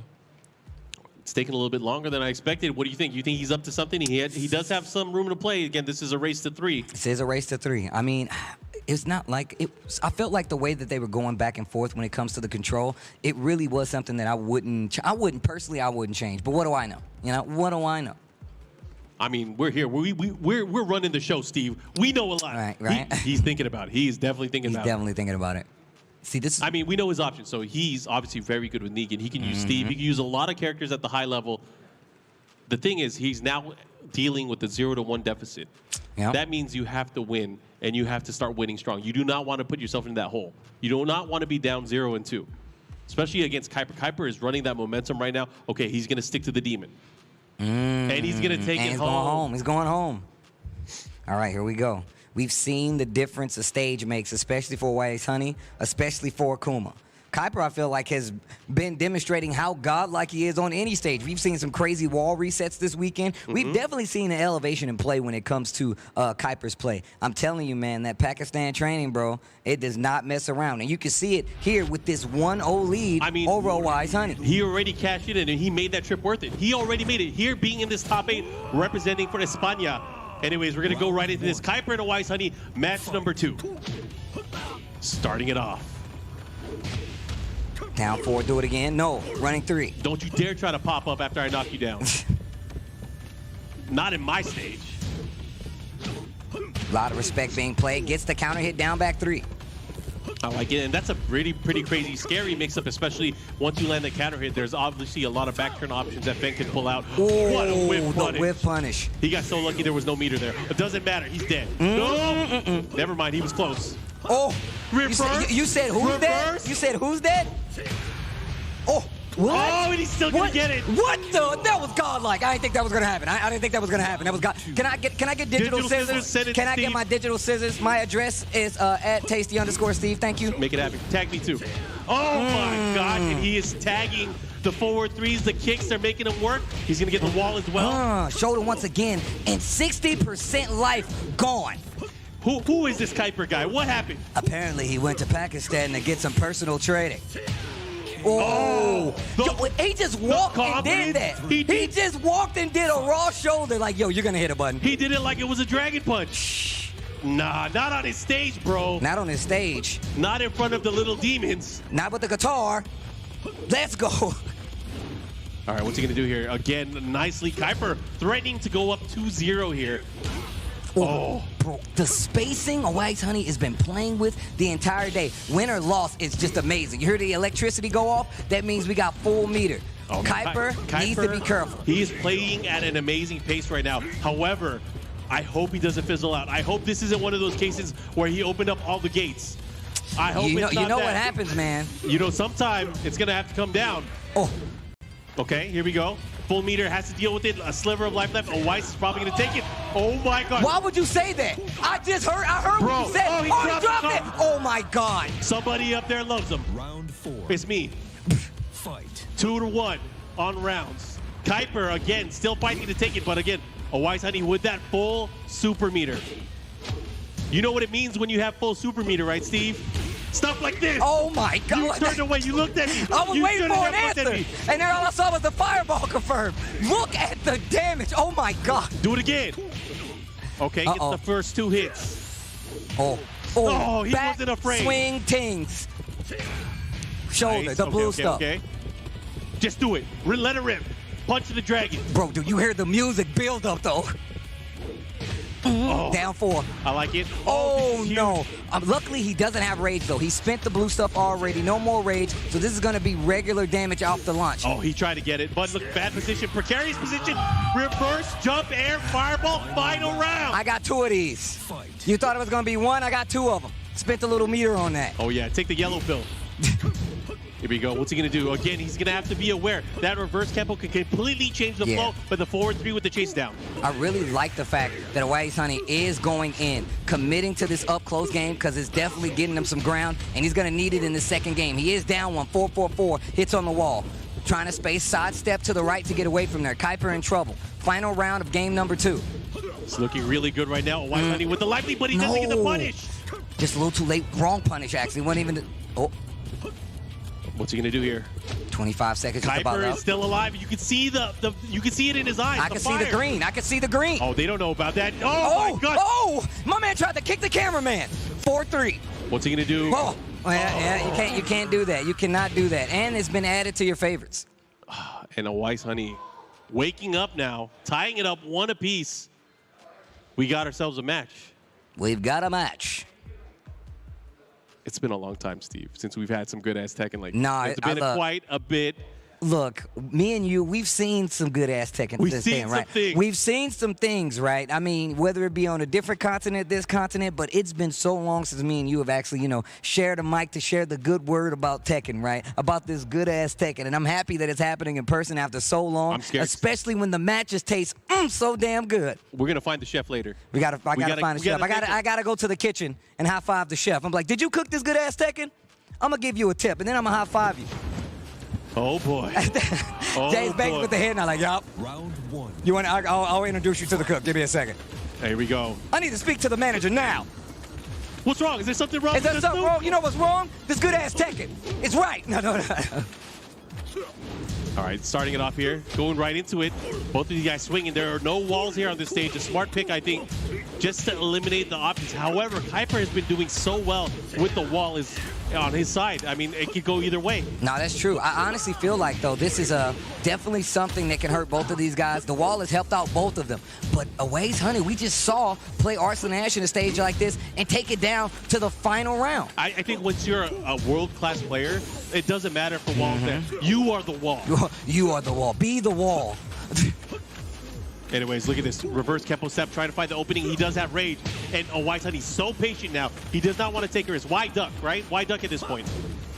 And look at the confidence of Wise Honey is displaying right now. And Look, just he waiting. even punished. He could have.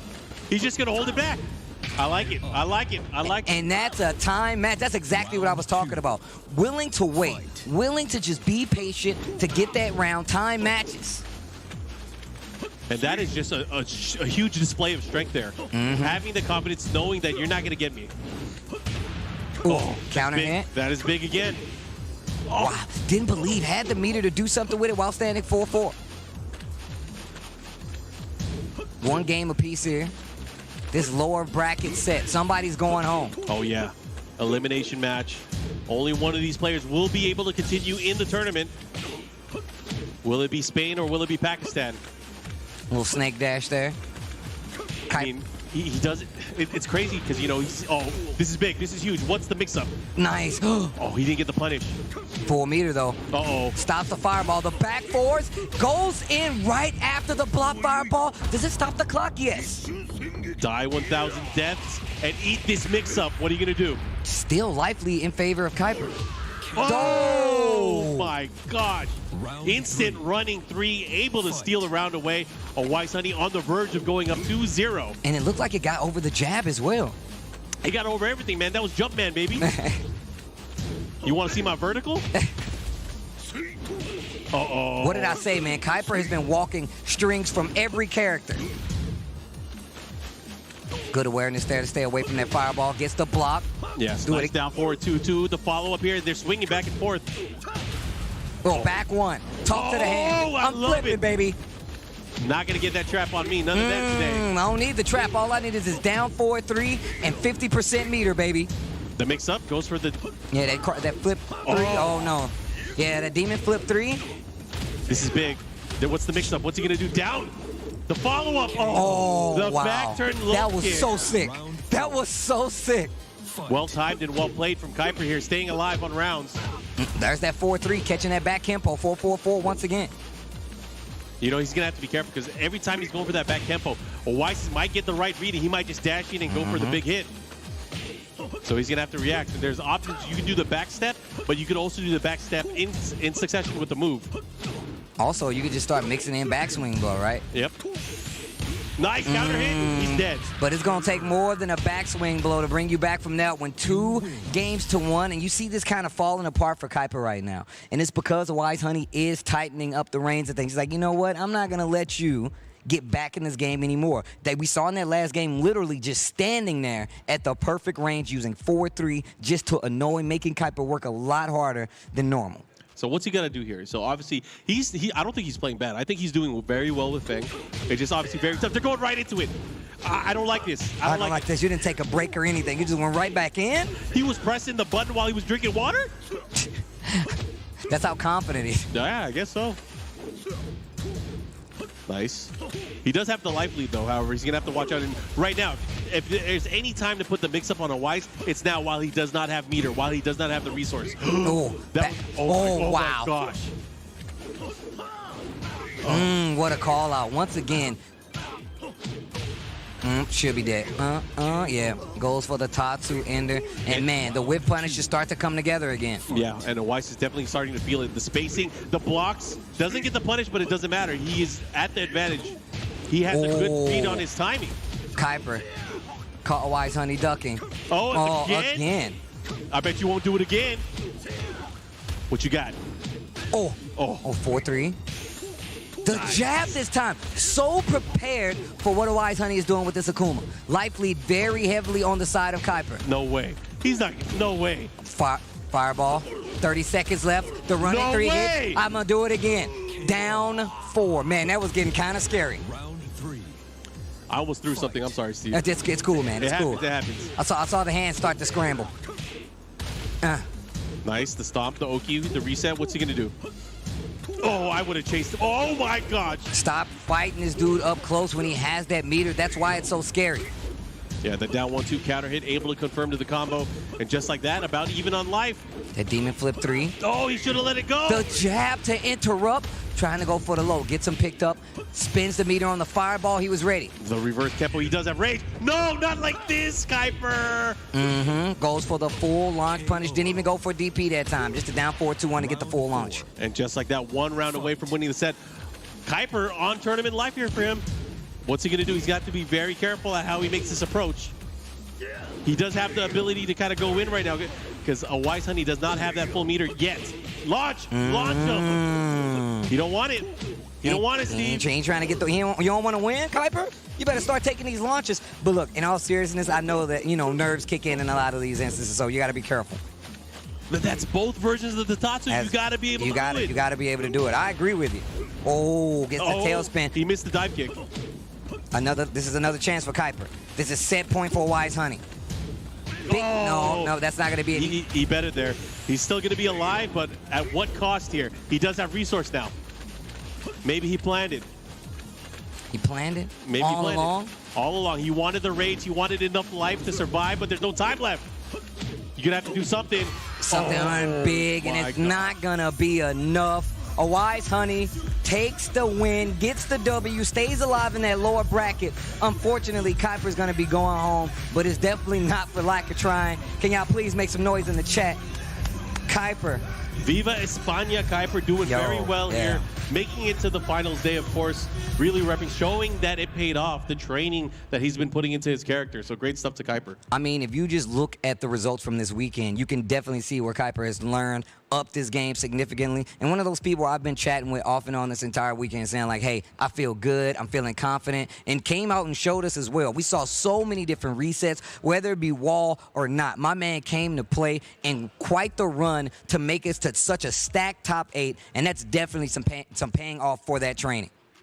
Oh, look at the one that's coming up, Steve. Man, another one. Fergus versus Saint coming up, and this is going to be a clutch one as well. Fergus been playing well. Saint's been playing amazing, and he just got down to that lower bracket. But first, we're going to take a look at some of these highlights. Man, this match, I feel like this set lasted like 20 minutes. It did. Well, see, at the very start, Kuiper was definitely bringing it to Weiss. I felt like, what's happening? The training is starting to show. He's really putting hands on a Wise Honey here. He was able to perform so well, closing it out, taking these early rounds that he needed. He was able to go up 1-0, but then the demon started settling. He was at home. He was at home, man. Shoes off. You know his shoes are off. My man only owns one pair of shoes, and he's barefooted in his own home. And it's the good shoes, too. Right, it's the good shoes. Sometimes you need the good foot, baby. Let's go. But yeah, this second game definitely turned into something else. You saw a Wise Honey definitely playing a lot more solid when it came to the second set. And on top of that, Kuiper really started reaching just a little bit. They go back to an open stage, and once again, that's when the spacing starts to come into play, and the Wise Honey's just backing up to the perfect range. He's like, I know what you're looking for. I'm not going to give it to you. Time match, as they say, and we see a demon in that third game, and it just seems like it's not going the way that Kuiper really wanted it to go in this matchup. A lot of great answers, right? That back tempo definitely was adding up. We saw the down back threes. I would love to see a little back four in there as well, but I mean, you have to be careful because at any point in time you would whiff. A Wise Honey was so ready. He was so ready to teach you a lesson. Yeah, he was definitely feeling it there. And then, he started taking bigger risks. He went for that raw rage art once. He went for that big down back four. Just wasn't able to land it. Weiss was just too solid at the very end. Well, I mean, that's the way the cookie crumbles sometimes. Still a great showing, I'm telling you right now, from Kuiper. And it's really, really sad that he's going to be going home. And I would love to hear some words. Here's James Banks, Mike, and Rip. Take it away.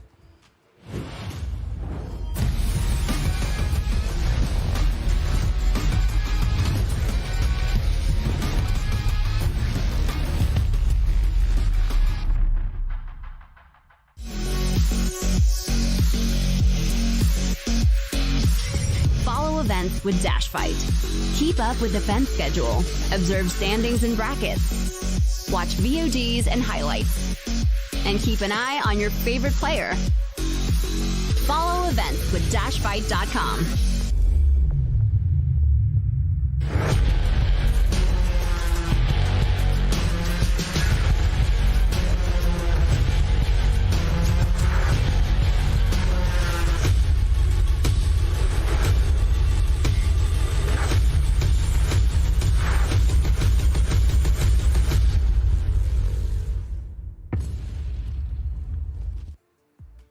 Kuiper fought valiantly throughout all of WUFL, but sadly this is the end of the road for him. And I just want to see how you were feeling after that, because game one, we were sat here and we're thinking, oh, damn, Kuiper's come to play. You looked so in shape. You were able to do it. Yeah, I think I did a very good work. Actually, Awasani is the best Akuma in the world. I tried hard. I don't like too much that matchup, but I think I did okay. It could be better, but I did okay. Yeah, I think you did fantastic. The first game you won very convincingly. Second game you had 2 rounds on him. He was going back to the characters to check his buttons. Like, is this working? Like, he's panicking, right? He's got nerves. Obviously, there was nothing wrong with his controls because he comboed just fine afterwards, right? But for you in particular, I noticed in the final game you chose not to use a wall stage. You kept it at the infinite stage. Usually earlier we saw you going back to Dragon's Nest a lot. Why did you want to go to infinite stage or keep it there against the Kuma? Okay, the reason because I picked infinite stage is because Feng is very good with the walls, super good. But and also Feng is a close character, Feng is strong when he's close to you. But Akuma is super strong with the walls and super strong if you are close. Right. So I needed space to run, space to be playing around range 2-3 where I feel comfortable, a little bit more comfortable, trying to bait some stuff. Makes and sense. I know if Akuma has a bar and he sends you to the wall, next round, it's done. It's done. So I tried. The mix-up at the wall is too strong. You got to guess between the low and the mid. But, I was wondering, because you just went to Pakistan to train and stuff, right? Did you get a lot of games in with a Wise Honey before you came over here? Did you have experience with his play style, some of his, sequences and stuff like that? Yeah, we played many sets. He played some sets with Negan or Steve, his secondary charge. And with Akuma, he beat me hard. I won the first 2-7 against Akuma, but after that, he was adapting very well. I feel the matchup is difficult, but he knows very well what you are doing, Right. So you have to swap fast between defense, attack. Yeah. Right, yeah. Well played, though. Dude, we were all rooting for you. Great performance all week, man. Thank you very much. Kuiper, you did kill it, man, and well done for getting in here to the top 8. But just take a look. We've got a special tribute video for you.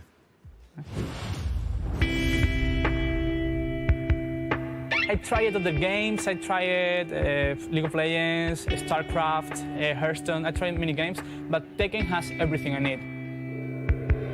In the past, I tried sometimes skip Tekken and focusing on other stuff. But what made me happy is Tekken. What made me be super happy is compete on a stage. So I have to keep going. When you are going into the stage, you are nervous. Of course, everyone does after many years. When I win, I feel happy. When I lose, I also feel happy because I have a chance to improve, and they are my brothers. So,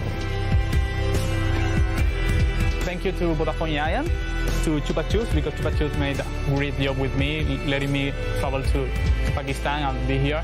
And thanks to other sponsors, also my family, my mom, and my girlfriend. Thank you.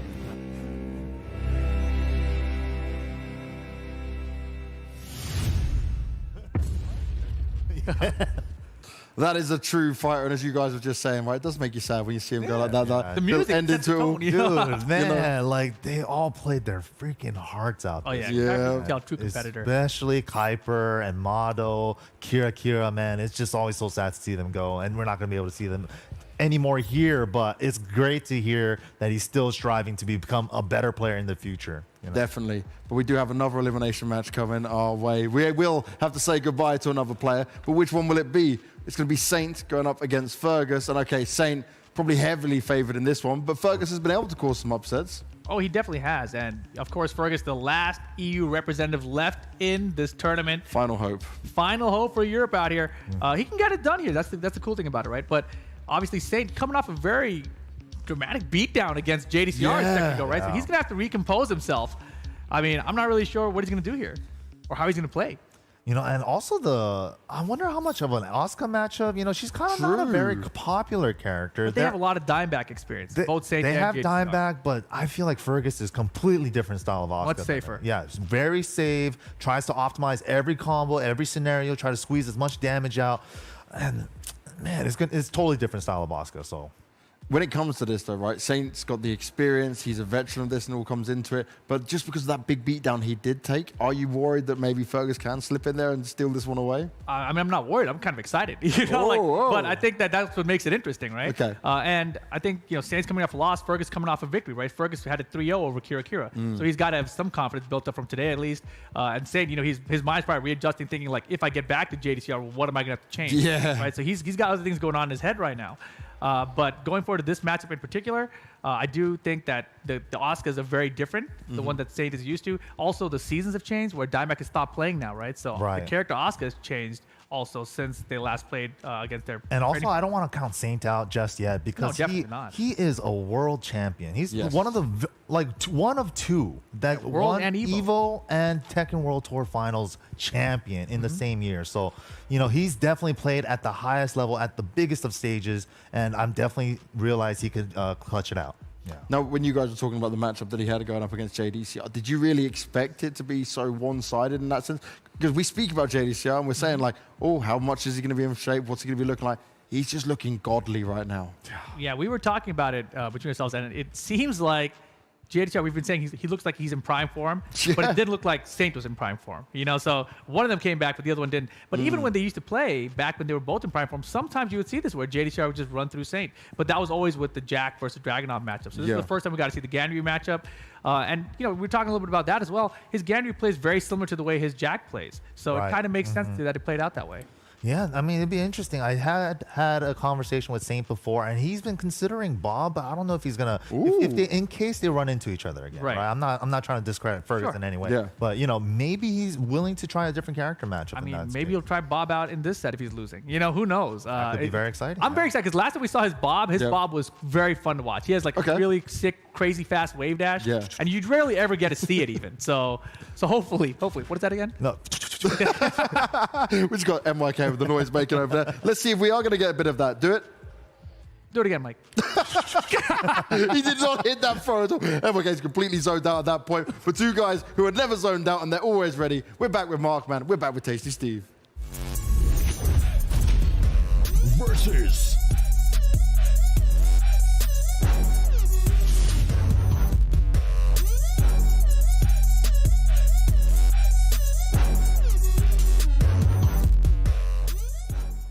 Steve, we got a big match coming up. It's going to be Fergus and Saint. And, just with hearing both Rip, MYK, and Banks talk about the potential matchup, the characters that they might pick, I'm getting kind of excited here. I mean, if we go to the fact that, a lot of people don't know Saint for his Ganryu, right? But even less people know Saint for that Bob. And they're exactly right. I want to see it myself. He has a crazy wave dash. And I feel like that character can really do a lot of mileage if played properly. But how much experience does Fergus have versus a Ganryu? What character will we even see from Saint? I feel like we're already kind of guaranteed to see that Asuka, which they said plays completely different from what he might be used to, right? A lot safer. And I mean, don't get me wrong, I feel like the consistency might be a little differently, but he definitely does score those hits, and that can rock any player. Fergus, no slouch, definitely one of the best in his region, and some would say the best Asuka in the world in some instances. There's a reason why he's here. He fought his heart out the entire weekend to get to this very position, and he's not done yet. He is still in there. I have a lot of faith that he can do good things with Asuka in this particular matchup. And another thing that really wasn't discussed is, aside from the different styles, it's also the timing. He has completely different timing from a lot of the competitors here. So will that be enough? It's a race to 3. One of these players will be eliminated from the tournament. Man, it's going to be tough. Man, it gets really tense in some of these situations. But if you point back to what we've seen Fergus take care of, right? The fact that he's here lets you know how clutch exactly Fergus can be in these situations that come down to a wrong situation, a wrong guess of nerves. We saw that earlier play out versus Saint and Arslan Ash in that round robin play. Was not able to clutch it out. Look at Fergus, was like, only reason I'm in the top 8 is because I was able to clutch it out. So if you compare those two things, it's really a question is who's at their title form. Rip already said the Saint might have a lot of stuff on his mind going into this. He did just lose to JDCR. 3-0. This could be a little different, right? 2 different players, 2 different characters. I want to see what the choices will be. It looks like Ganryu is going to be on the side for Saint so far. Yeah, I think he has locked in already, so... Oh, no, now he did. All right, we're going to go into the match. Excited to see how this is going to play out. Of course, you know me, I'm Doskoy boys. However, I got to cheer for Fergus, too. Look, Fergus, going into this, picking the Asuka versus Ganryu, that will be the next match. Once again, somebody's going home, man. In the arms of an angel music coming up with the montage, the match, bro. I just want to shed a tear every time somebody goes home. Here we go. It's like a eulogy package, man. They just up there talking. They're like, yeah, they're man. Passing them out. Like, they're passing them out, man. I remember. Let me get the measurements here. I remember UFL, man. You played so well. It's sad that you went home like that. But here we go. Cave of Enlightenment. It's dope, though. I mean, like, just seeing the international players get here to this stage again. There are no losers here. Everybody going away with something here in this top 8. As we go into the Cave of Enlightenment, as you mentioned, one of the newer stages in Tekken 7. Fight. Oh, the Tachi I stance already. He's trying to work those mix-ups. Let's see what he does. I think the key here, again, is going to be use. Man, Oh, the Magic 4 3-ring circus pickup right after it. Fergus with an answer and the wall. Big damage. What's the mix? Down back 3. Doing it again. Second hit. Oh, the slidey. But he's in range. This is where it gets scary. A 4-3. Tries to go for the Zabaki. Not going to have any of that. The power crush instead. Saint takes that first game. Hey, Saint is actually playing completely different of how he played against a lot of the other players earlier. He's taking way more liberties, way more risk mix-up-wise. We're seeing moves that he hasn't even used yet so far today. There's that down 4-2. The lineage. Nice. Big mid with the chop right there. Damn. Okay. All right, Fergus going for the short combo. Doesn't get the second wall, though. Yeah, you know he was trying to adjust that combo just to make sure could get a little more damage on the wall. Still, Saint in a bad position, tries to get away from that wall, gets clapped up, puts on the aftershave. Oh, yeah, you got to be careful. Watch out for that clap. Ooh, there we go. Trying to move in front of one of those strings. One of the more prominent strings for Ganryu, right? Gives you a chance to see if someone's like trying to step you. You got to test them, right? Yeah, are they delaying it a little bit? You can do both of those things. Yes, nice down 4-2 there. Again, just putting the brakes on. Really trying to control the offensive flow of the match. Fergus is going to have to go in. And the thing is, he's been getting a lot of mileage out of these lows here. But I feel like Saint is forcing that to be, within his comfort zone. Okay, nice big wall standing 4. Oh, counter hit back 1. What are you going to do? What's the mix-up? Oh, don't duck. You got to be careful. Oof, up 4-3. Fergus still in here. 2 rounds to 1. Fight. Nice. Wall standing 3+4. Yeah, that cartwheel. Oh, just out of range. You got to be careful because the clap might come into play as well. That beat down punch. Oof. Oh, just dash up down 4-2 with the whip punish. This is going to be dangerously close to the wall. No, the side wall though. Side wall saves lives. What you gonna do here? Again, got to watch out for all these lows as well. Fergus. Oh, we've like seen the confirms all weekend. Saint takes that first game 3 rounds to none. Oh man, that was a very nice down forward 1+2 from Saint. He was playing kind of wild early on. He really trying to test Fergus to see what he knows in the matchup. Fergus, I think, played well. I think he just has to maybe button up a little bit more, try to find more ways to get in offensively, and he might be able to put up a better match here in match number 2. It goes right back in. Goes right back in. Yeah, he's feeling it too. Fergus not changing characters. We know he has a couple other characters that he's willing to play. Sticks to the Oscar though. Fight. All right. All right. Back 2-1 to start it off here. Does it? Oh, yes. Again, we got to be aware of the stance. Yeah, one of the new additions in T7, man. Down 4-3. Good block and punish. The down back 3. A low life taken away on the side of Saint. Reverses the tackle. Nice reversal as well. Tailspin should be the round if that wall has anything to do with it. And yes, Saint takes the first round. 4 rounds straight at this point. Game number 2. Man, that was very nice and clean from Saint. Saint really is trying to feel more comfortable here the way he's approaching offensively. Went for the from crouch 1+2 there. Oh, this is going to add up. This is going to hurt. Man. 1+2 again. The awareness, Fergus. He tried to punch parry right there. Oh, tried to go off the wall. My man's a little too slow for that. Yeah, don't let him get away with it. The follow-up here, no punish. Oh, the down to the long range palm. Saint looking really strong right now. Oh, quick sidestep. Neither one of them make anything happen from it. Magic 4. Oh, doesn't matter. Second hit. Counter hit. Down back 3. Do it again. Tapping on the legs. Nice. Gets the hit. The wall's right there, though. Look at Fergus. Fergus trying to get away from the wall instance here. Got to be careful. Had an opportunity there. Oh, the back 3 just raw. I've been waiting to see that move here in the matchup. Obviously a little bit risky if you don't do it right. Flip him like a patty. Flip him like a patty. Watch out for the rage, though. You do not want to eat that rage drive. Oh, no, it's over. Hey, man, my granddaddy gave me that down 4-2, and it always works. 6 rounds straight for Saint. Man, this is not looking good. Fergus needs to change something around, and I wonder what the option is going to be. Do you stick to your guns? Do you try another character at this point? Oh, because it's tough because, I mean, obviously Asuka, the character that he's most comfortable with. However, if he does pick another character, going to be locked in and having to win with them 3 straight matches is a tall order. I think Asuka is probably the safe pick here. They're going to go straight into it, not even a stage pick here. Anyways, we're going to go right back into the action here. Saint has been playing really, really strong here in the way he's approaching the matchup. Approaching the spacing game against Asuka. Oh my gosh, you're not going to do it to me twice. Catches the down 2. Oh, he didn't get the clap there. The jet Oh, nice. 4-2 right there. Full launch, clean launch at that. Going to fight back over to this next wall. Try to catch him. Nice. Good punish there. Gets the low. Fergus has to be careful. The wall is right there.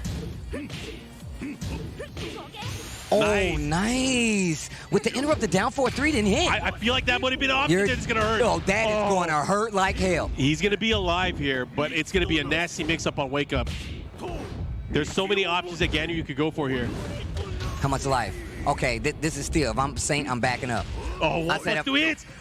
The fake out. Oh, the parry! Why? Oh, I mean, see, the drive is usually safe, but not if it gets reversed punch parry like that. Oh my God, Saint is crazy. Big stomp. Oh, nice confirmed. Fergus getting a lot more consistent when confirming that string this weekend as it goes on. Get clapped up. Put on the aftershave. The double. All right, nice follow there with the down back 4. Gets the pick up here. How's he going to approach? This is big. Oh, I said get clapped up. Gonna fight back over to this closer wall. Once again, the double fake. Oh, he tried to power crush. Man, that power crush throw is something new, and I'm surprised that Fergus was able to deal with it right off the bat. I like it, though. Sometimes you gotta put the brakes on. No launch there. Oh, forward. I like it. Here we go. Looking to close things out. Fergus, and not like does this. It again. Bro, I like how he did 4-4-4, and the music dropped out as soon as he hit. This is 8 rounds straight, right? Bro, my man is going crazy on the horns, though. Here we go, the follow-up. What you gonna do? Nice lead here for Fergus. He needs this round. Okay, stop that round count. Nice lead. Being able to punish stops that round streak by Saint. Fergus gets 1 on the board. Fergus can do it. They've been very close rounds, back and forth. The way he's approaching now, a bit more cautious, but I feel like he needs to start taking some risks here. Try to open him up. That was down back 3, starting to add up. The side step 2. Blocks the strain, down 4-3 to answer back. 4-2 pushes them out a little bit. They got to reassert that neutral game. Nice duck under the clap. You can't see those. 4-2 on the pickup. Down back 3 to answer as well. Got about 33 seconds left on the clock. Oh, the can kicks, all of them hit. This is big. Sidewall says, oh. Bro, that was so much damage. Gonna have to be careful now. Life deficit. Saint in the lead here. Looking to close things out in a nice back 3. I feel like he could clap whip it. He's gonna have to be careful. 3+4. I thought that was gonna be a launcher. Nice, you can't see him. Do it again. No, down 4-3, still alive. alive. Errata carry the down 4-1. Fergus is on a run right now. Fergus Bro, needs the last this round. mix. The last mix is so good on this song. Get off of me. Player from Europe left in competition. The confirms. Down 4-3. Will Fergus live to fight another round? God, this song is so good. Down 4-2. Going to the wall. Oh, this is we're gonna going hurt. to the balcony, though. Oh, he gets to pick up the follow-up. Now what? Now why what? did that last so The long? spring kick able to land. Out of range, be careful. Fergus in trouble. He needs something big. About 30 seconds left. It's not going to be enough. Saint moves on in the lower bracket. Fergus, unfortunately, will be going home. Playing so much better in those later rounds. Unfortunately, it's going to be a little too late for Saint as he will be the winner, staying alive here at UFL. Got to give it up for Fergus, though. I enjoyed watching him play the entire weekend. Make sure you guys go show Fergus some love, man. If you're not following one of the last remaining Oscars out here in the world of Tekken 7, I'm definitely a fan. I've been a fan. And, I mean, still, what a run, man. I keep talking about how good these players were here, and I'm telling you right now, it is not any easy feat, no matter how good you are. Oh, yeah. And oh, God. Steve, it's coming. Steve, my arm. I can feel it. Stop. Oh, man. Let's go. This is going to be great. This is going to be ridiculous. But before we get to this, the Arslan Ash versus JDCR, let's take a look back at this last match. Man. We're going to see some of these highlights from the match that we just saw. But again, I'm excited. Steve, I am excited. This is good as second. We're getting it this weekend. Oh, man, this is definitely what we're getting this weekend. And as we go back, these first 2 games were pretty seamless for Saint, right? And he just seemed like he had Fergus's number going into this game and coming out of it. Had a 6-round streak before we got in there? Actually, no, he did interrupt him. I honestly forgot he actually won one of those rounds. Well, see, that's how one-sided I feel like it was, too. I feel like it was that, and Saint really started pulling away. However, Fergus started, fighting back. He started using different timings when he was approaching.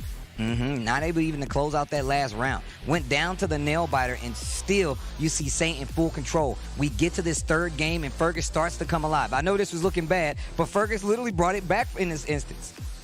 Oh, yeah, and this opportunity right here, obviously very huge. Gets the rage drive followed there. I can't believe that in kill. Still gets the down 4-1. For everybody. And look at that. Saint able to close it out. Of course, he's going to move on.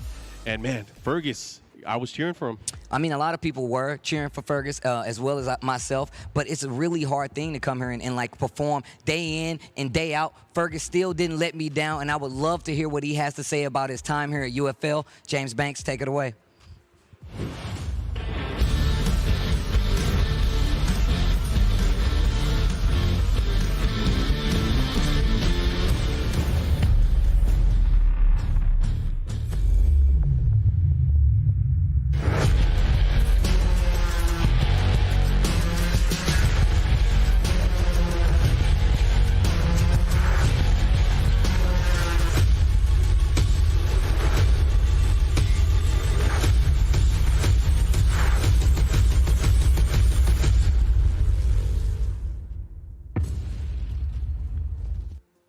Fergus came through and he captured the hearts of many with his performance, making it all the way to the top 8 and now finishing the top 6. I guess I've got to start with, you go from streaming, right? I remember seeing you compete back in 2018 when we first met, and then you're in a position where you're more focused on streaming, but you come here and hit top 6. How does it feel? Well, I mean, I definitely exceeded my expectations because I haven't really been practicing the game that much recently, apart from just playing ranked. So I definitely exceeded my expectations. Like, I wasn't expecting to get past groups, especially Group B, which is this insane group. So yeah, I'm just happy I'm even here in the first place. Yeah, tell us about Group B. Obviously, it was a crazy sequence that played out there for you to qualify for this. At what point in there did you realize you had a chance? And then at what point, were you like ready to go and actually trying to make it into top 8? So I think about halfway through, I realized it was really difficult for me to qualify at that point. So I was like, okay, I'll just chill, play Oscar for the rest of the games, just have fun with it. And then I think that just kind of helped me actually do better and play better, because obviously when I'm pressured, I do bad things. Right. But when I'm relaxed, I can play better. Like it showed today as well, because I knew I'm in top 8. I don't really care what happens now, and then I still played well today. So that's awesome. I'm happy. Like. Yeah, and I was just wondering, you were a big competitor back during the TWT days and stuff. I'm wondering if you had any history with Saint, and if you did, like, have you ever played like a Ganryu of his level or anything like that? Well, I played Saint before, but his Jack, not his Ganryu.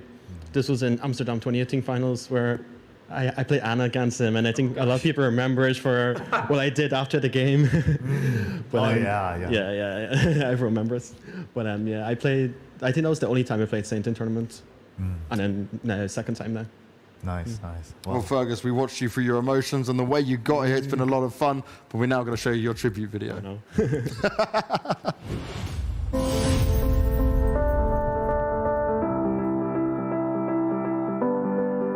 If I have a good result, my weekend's amazing. I'm having time in my life. If I have a bad result, it's going to dwell on me. I'm going to dwell on it. I'm going to remember it. I wake up, I think, I shouldn't have dropped that combo or whatever. Yeah, I'm pretty horrible at losses. You should be there right here. My weak points would be definitely my movement. I don't have a clean backdash movement, so I would be prone to being stuck in situations where I shouldn't be. I'm very famous for being quite nervous on stage. What I do to control this, I just try and forget about what happened in the previous round and just take it one round at a time, I want to give a shout out to, obviously, first of all, my sponsor for supporting me over the years, my family, my friends, the usual. And then, of course, the Irish scene.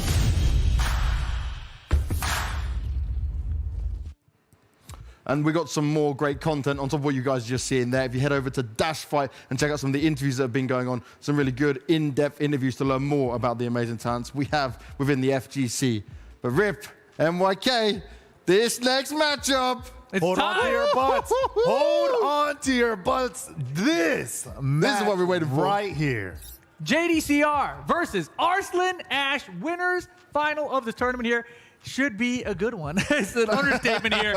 Obviously, you know, this is the matchup a lot of people were expecting. These are the winners of each of the groups finally coming together, doing what they were expected to do. Look at this poll result, though. My goodness. JDCR, 55%. Oh, this is the closest one we had. That's very close. Exactly. Damn. And, you know, the crazy thing here we were talking about earlier, Arslan Ash, he's the man to beat, right? But the way JDCR has been playing today, freaking monster, dude. This whole week even. He's a monster. Yeah, that's what we were talking about earlier during the Group A day, right? We're like, can he keep it up? I mean, Group B day, can he keep it up 2 more days to, you know, keep the momentum till Sunday, to the finals day? And he looks like he's in his top form even now. If you asked me at the beginning, right, I'd be like, Arslan Ash all the way. But from what we've seen from JDCR and the way you guys have been breaking it down for me, I'm like, oh, damn. We're about to see the biggest clash ever on this. The stuff we've seen from JDCR the past couple of matches, I feel like he is so prepared for everyone he's going to be facing. You know, he had a small side step against Saint, and I was like, what was that? Like, he knew. And so I think he's going to be totally prepared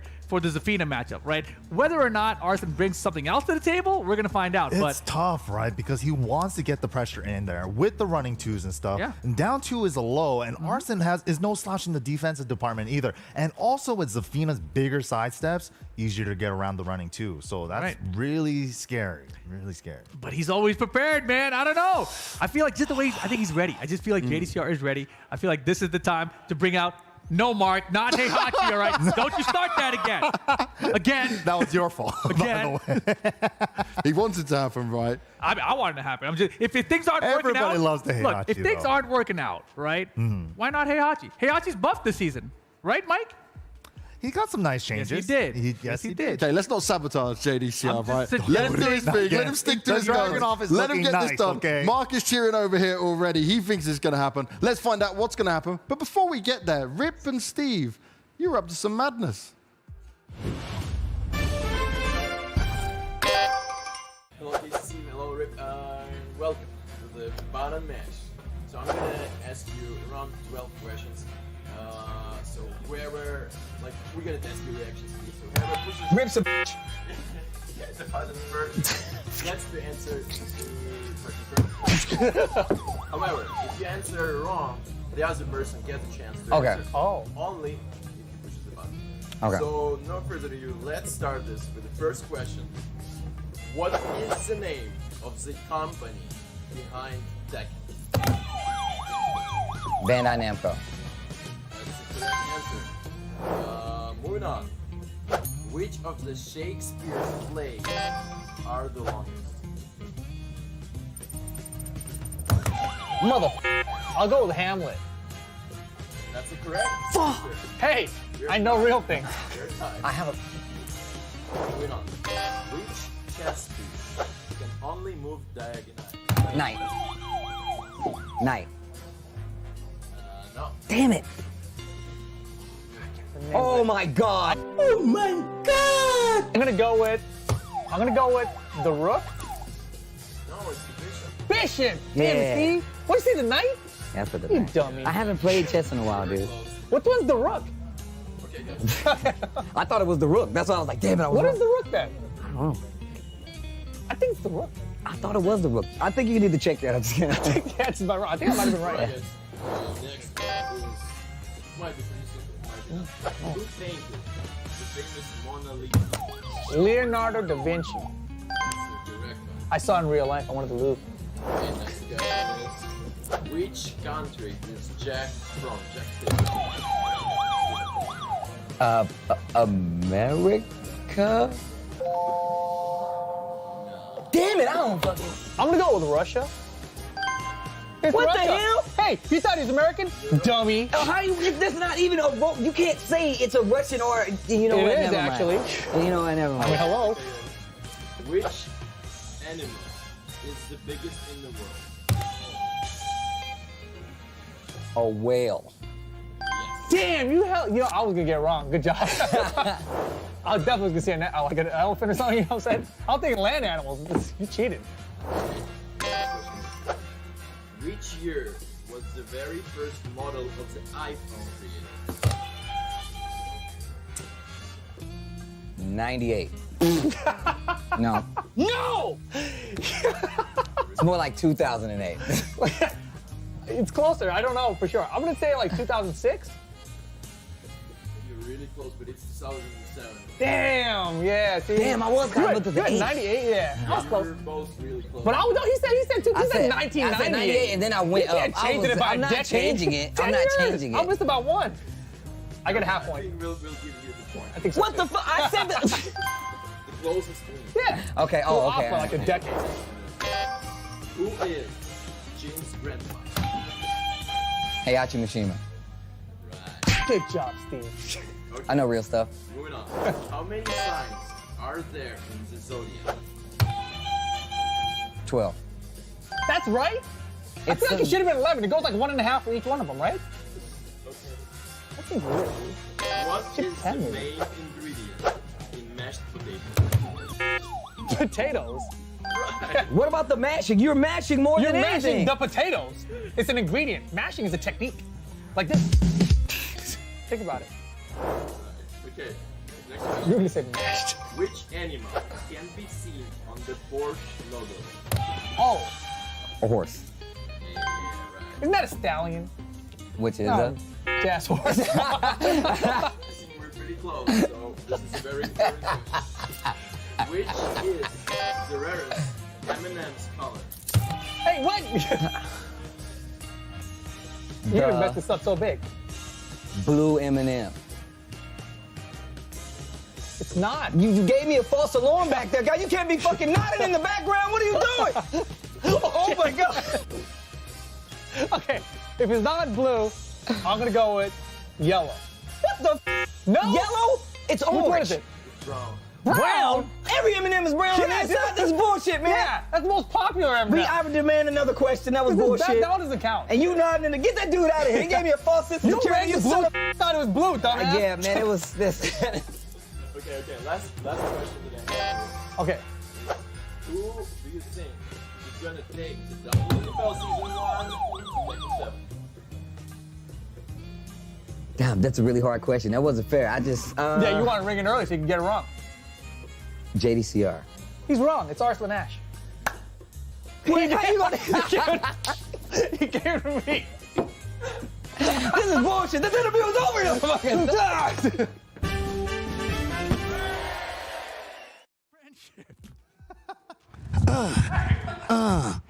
That Rip guy's a cheater, bro.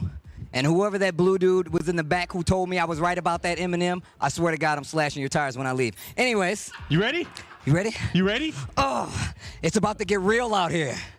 It's about, Mark, man, what's about to happen? Upper bracket finals. JDCR versus Arslan Ash will be the next match that we have here at We Play Esports Ultimate Fighting League. These guys have not played in quite some time. So long, I believe, the last time that they played, it was Armor King that JDCR was playing. I don't think they've ever played in tournament. I don't think they've ever played in tournament. JD, have you played before? In tournament? Yes or no? Yes, they have played. They have played in tournament before. Okay, so JD confirming. So I'm pretty sure they did, and it was like the Armor King, if I'm not mistaken, right?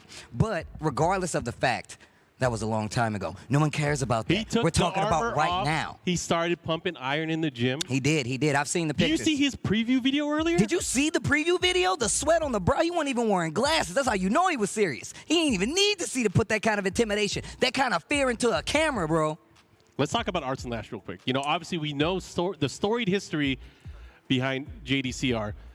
We have Arslan Ash. He has stepped into the scene first with Evo Japan, and then he won Evo the same year. Can you think about how crazy that was? I mean, I'm pretty sure that's the last time that they played. It was EVO Japan that they last played that time. So it really does make sense. I mean, but this is, I mean, we talked about Saint winning an EVO and the King of Iron Fist / TWT in 1 year. Yep. Can we talk about the 2-time EVO champion, Arslan Ash? I mean, the first and the only dual united EVO champion in Tekken 7. Arguably the toughest tournament ever for Tekken 7. And that's not even arguably.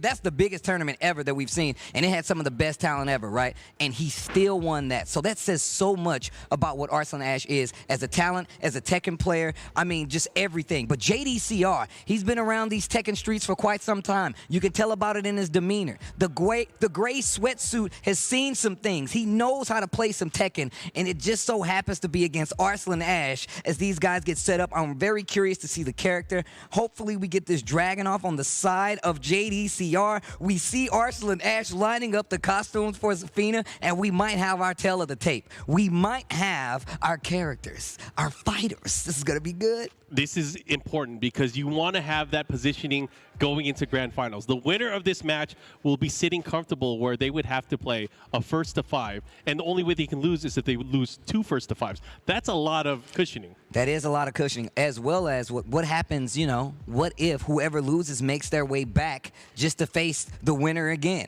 That's something crazy. Oh, man, and we get Infinite Azure. Oh, they are speaking to you, Steve. This is going to be sick. Here we go, guys. Adjust your monitors because you're going to want to see all of this. You don't want to miss a second. We have Arslan Ash, the 2-time EVO champion, versus JDCR. Chat, I can't see you, but I can feel you. You better make some noise in the chat right now. Let's get into it. Infinite Azure is that. Yo, turn your speakers up, too, because I'm definitely going to drop this. Here we go, guys. This is the match that many have been predicting going into this. The 2 separate winners of the group stages going at it as they clash in the upper bracket final. How do you start that way? This guy is insane. Oh, man. Okay. He's good. That boy's good. That boy good. That boy good. You know, one time I beat JDCR. Oh, yeah. Boy, you ain't beat no damn JDCR. I did beat JDCR. All right, here we go. Confession. Shout outs if you know what's up. Anyways, we're going to go right into this. I like how JDCR is approaching the matchup. So, oh my gosh. Oh, slidey. Broadway. These titans of Tekken clashing here in the winner side. Again, this is very, very important. Whoever is going to come out to the lead and holds on to the momentum is going to be huge. Did you see the quick sidestep from Arslan Ash? The adjustments, the minute micro steps here and there, making sure that his pokes are true. Down 4 1s. Jabs just to keep him honest. Yeah. 1, 2. Ooh, the up 4-4. I like that. Catches the sidestep. He caught him moving. He's going to have to be careful, though, because he can't the get whip jabs. JDCR said, nah, you're not the only one with this little movement. I got this, too. Oh, the back 3 to keep the knockdown. No, and the down 4 round for round, pound for pound in his first game. This upper bracket final here at Ultimate Fighting League is looking good. Oh, man, I can't wait. Look at this. Right now, trying to restrict his movement, trying to restrict the motion. Arslan Ash trying to have an opportunity to find his way in. Lots of spacing. Gets the Russian assault point blank. Counter right hit. in front of your face. Counter hit. That's a huge tell there. He was definitely getting him on the timing. JDCR looking to run away with it. Okay. Oh, nice block on the down, too. Arslan Ash, largely known to see these lows, these unseeable lows. How did he block that? He's got the eyes for it. Oh, jab. That down 4-4. Remember I was talking about how good it is? Very good in this matchup. Lots of range, pushes Dragunov out. And just like that, fighting his way, poking his way back. Arslan Ash looking to get the lead. Wow, the sidestep. 10 seconds. Oh, yeah. You can only stop the clock with a rage ride at this point, so it's got to be something big. Oh, the second hit. He wasn't ready. Oh, there's no time. There's no time. There's no time. Smart play there from Arslan Ash at the proper spacing, making sure he doesn't take too much of a risk there. Steve. Keep talking, baby. Do you feel it, baby? It's about to happen right now. JDCR letting it build up. There's a big hit. Oh, the down 2 on cue. I like it. That down 3. Oh, he was ready. He was too Locked ready. and loaded. He was too ready. Okay. He is such a skilled player when it comes to utilizing his counter hit.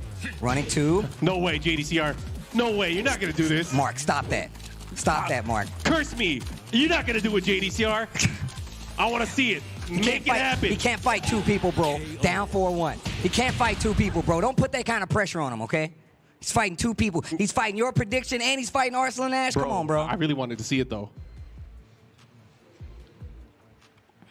Make sure you guys go check out Dash Fight, the YouTube channel. They definitely have an interview with the two-time EVO Intercontinental Champion, the two-time EVO champion, Arslan Ash. Go make sure you check that out on Dash Fight. Man, he had a lot to say, too. It was interesting. Anyways, going into this right now, so obviously Arslan Ash up 1-0 right now. You, JDCR, what are you thinking? Are you sticking to Dragunov here?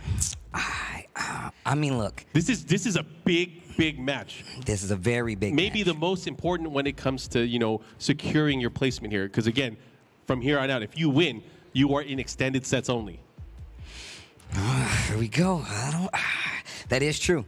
That is definitely true. And remember, these best of fives are going to say a lot. This is all data, I feel like, because just because either one of these guys win, it does not mean they're completely out of facing the other again. They just have to come back up through that lower bracket. It's going to be rough. It's going to be rough. It's definitely going to be a doozy. That is an uphill climb.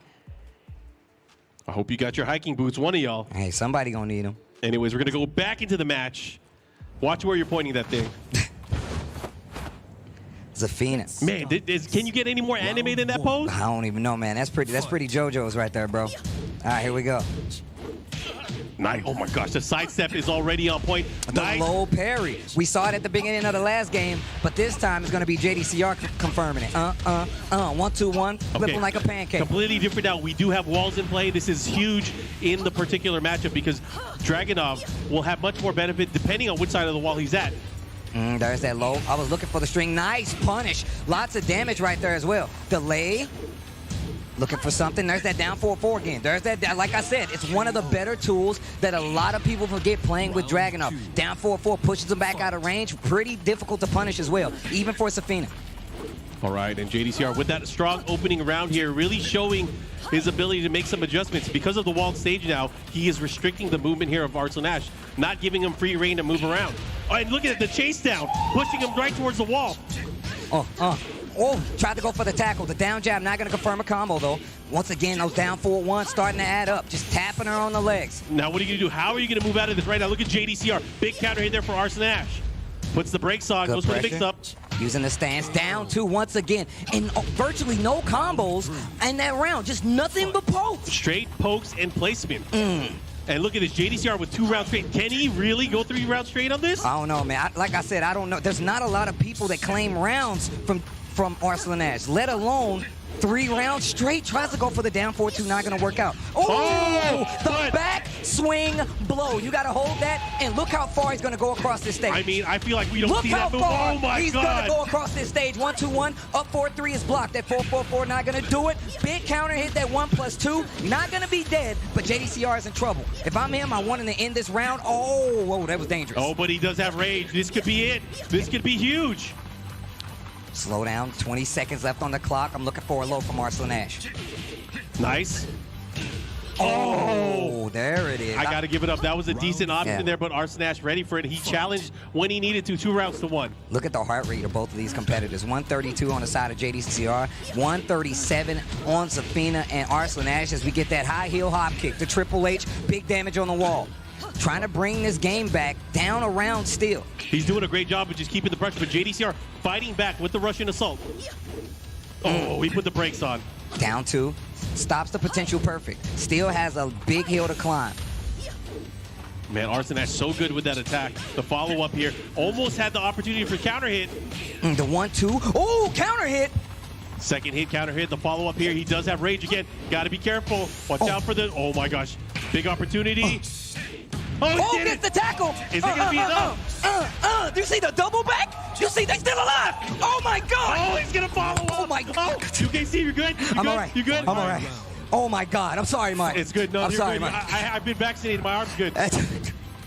2 rounds apiece. He almost brought that back though. JDCR, this is tough, man. Now, Arslan Ash in pace to actually take back this second game that looks so good for JDCR at the beginning.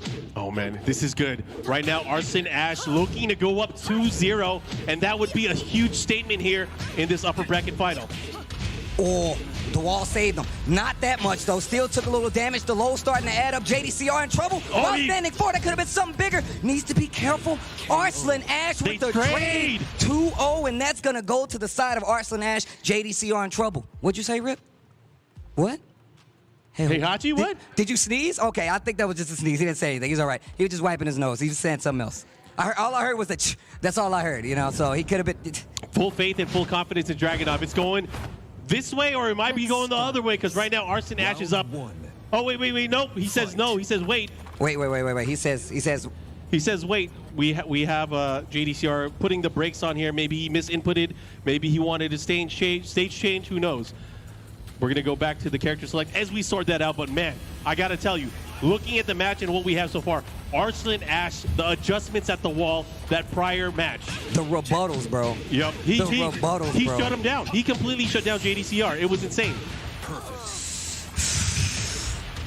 Definitely going to give some time here for that pace to slow down just a bit. Arslan Ash with a 2-0 lead right here versus JDCR, and I'm really curious to see what the changes are going to be. Adjustments are important when it comes to fighting games in general, but this, like we said, is a best of 5, right? So you have a couple of matches, but those couple of matches are done. So whatever JDCR is going to do, he needs to do it right now. And the thing is, he's going to have to win 3 matches straight if he wants to go ahead and make it into grand finals in this particular set.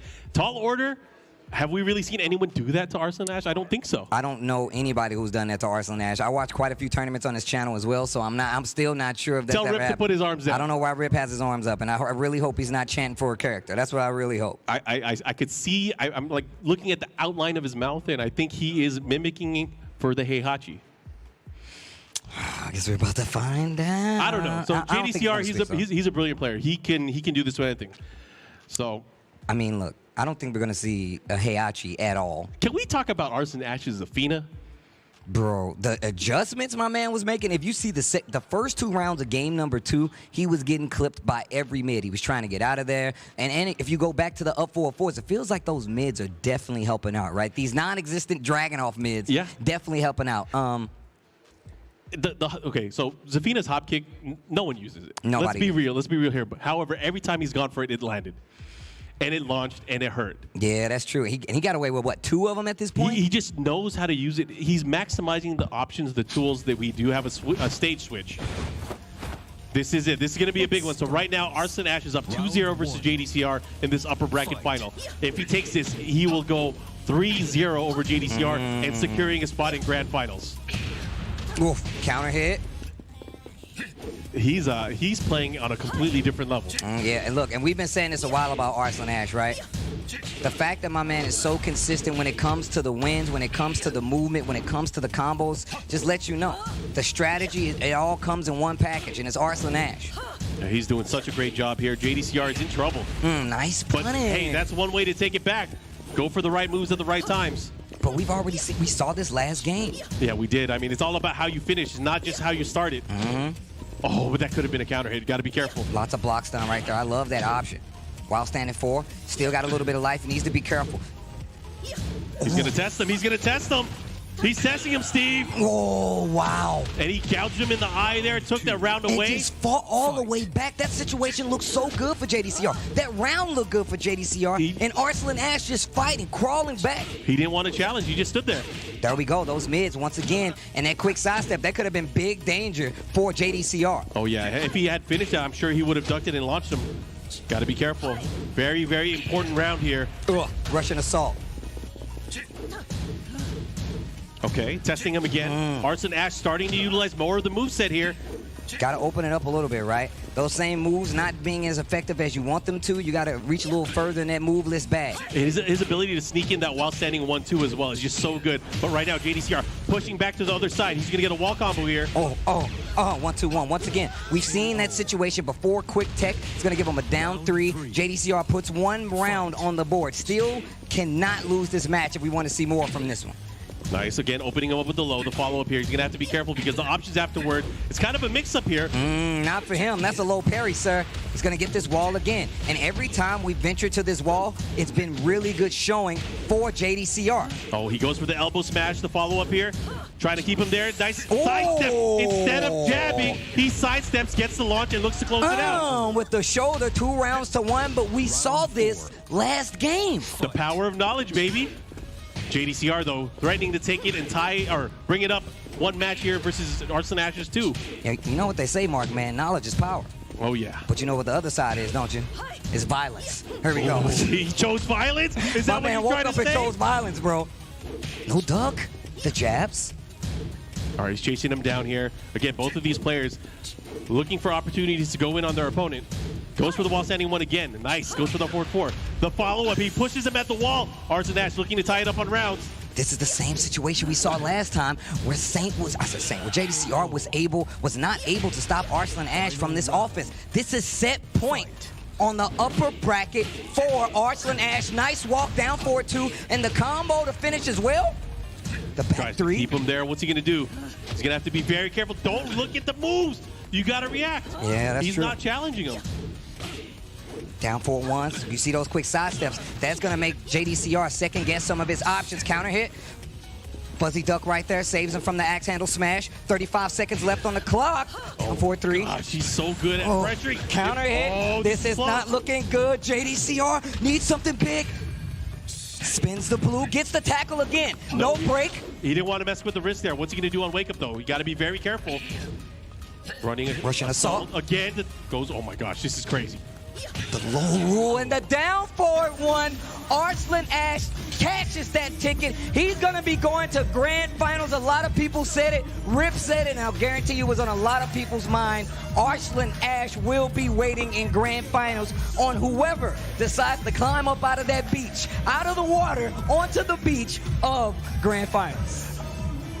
I mean, you saw what just happened. He 3-0 JDCR. Bro. The pressure at the wall, the way he was picking him apart with the small pokes, it was just overwhelming, and I don't know if anyone can beat that. Look, the fact of the matter is that there were so many rounds where JDCR had full control, and then all you saw was Arslan Ash be like, well, look, now I'm going to play that game. You even mentioned it where he was like, well, why? You can't stand there. You have to react to those moves. Arslan Ash knows that, and of course, him switching back and forth between this offense and this defense really starts to take a mental toll, especially on a player like JDCR. We actually kind of saw the same thing when JDCR had that 2-round lead. Just lots of mix-ups with the lows and the mids, but here's another mix-up. We have Saint going up against a Wise Honey, and that's going to be the next match, but we're going to get to that after these highlights. Oh, man, and just looking at this, the way they started things off, you know, JDCR started off strong. He got around early in. However, it just started slipping away. And we saw this, you know, throughout that JDCR would start with his offense, but again, as soon as Arslan Ash started turning up the engines, how did he react? It was so hard for him to react at certain points. But again, clutch moments here at the very end. Goes for the tackle, tries to get the kill. This is where he could have got on the scoreboard. Yeah. However, Arslan Ash's defense at the very end just proving to be way too strong. That's where you touched my arm. Oh, my God. That's where you touched my arm. I would have went for while standing 4, but what do I know? Once again, man, when this is that wall pressure we were talking about, look at this wall pressure coming from Arslan Ash, and it just seems like JDCR did not know how to get away from it. This also helps him out because he knows that he wants to get out of that corner. Zafina known for her movement. You got to play a little harder.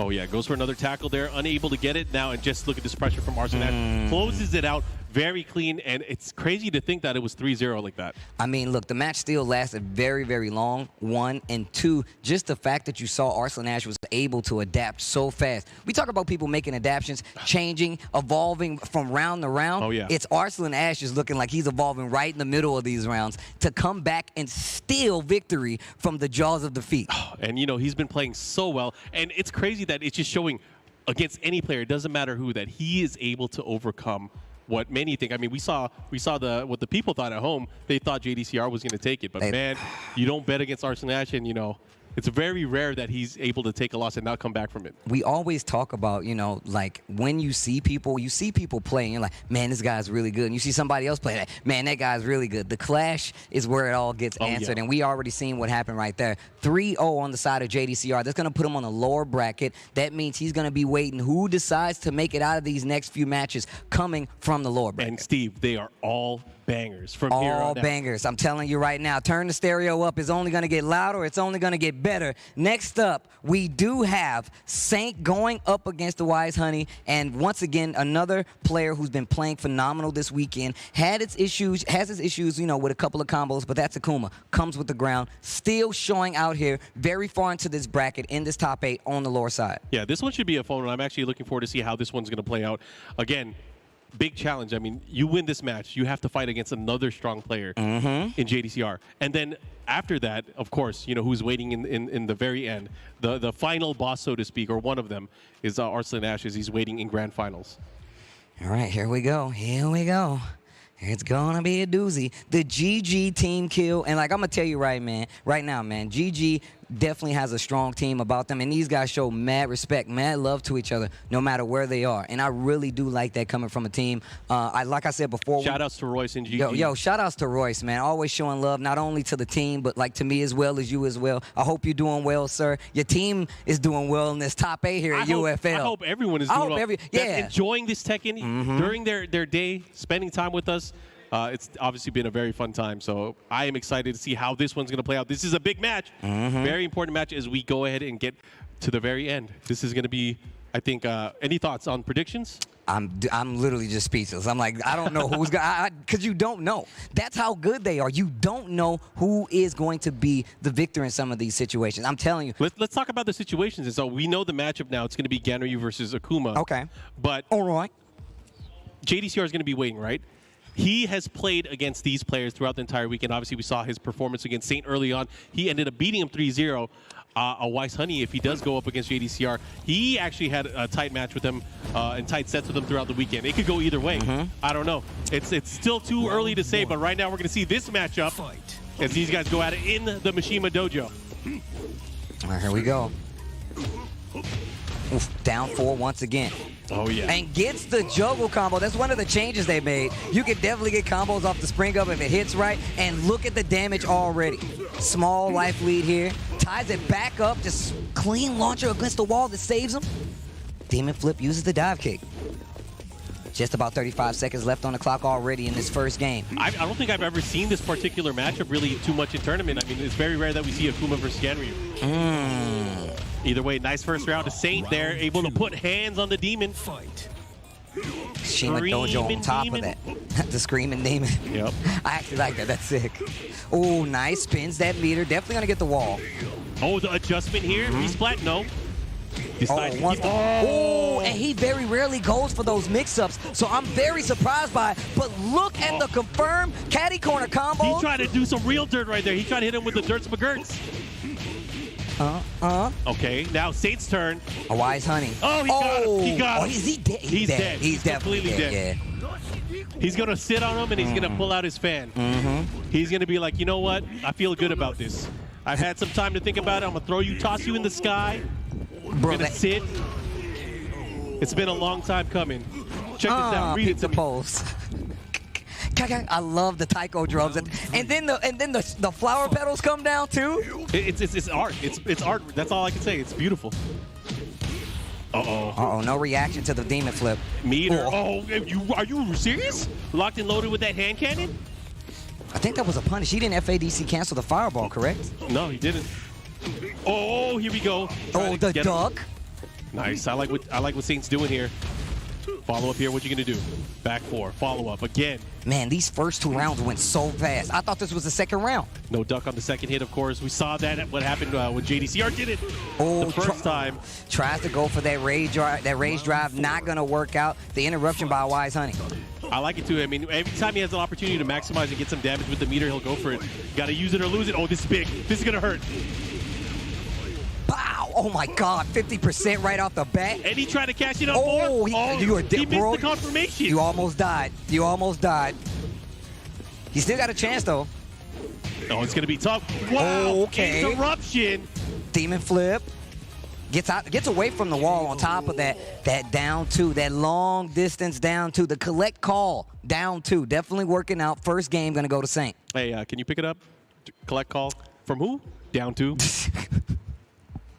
Don't know who that is. I don't know who that is. I don't think I'm gonna answer. You pick up the phone. Down 4-2. What? I just got launched. Game 2, man, that was a pretty quick 3 rounds, though. It's odd because we don't see Saint really reacting to some of these demon flip pressure mix-ups, right? Yeah. And just holding his ground in a lot of instances and forcing a Wise Honey to mix him up, to get those hits. And I feel like these small interruptions from Saint really kind of put a Wise Honey on tilt because I feel like it resets his game plan. Yeah. So, I mean, they have more games to play. You know, it's only 1-0 right now. Obviously, this race to 3 as we move on here. But again, tried and true, bring it back home, right? Mm-hmm. Take off your shoes in my house. Fight. All right. Oh, my gosh. He went for the big lunge. No answer for it. Down 4, do it again. This time, pressuring with the kicks. Let's see how Weiss is able to adjust in this particular match. Oh, I told you. You know what? He got the collect call. He answered. He picked up.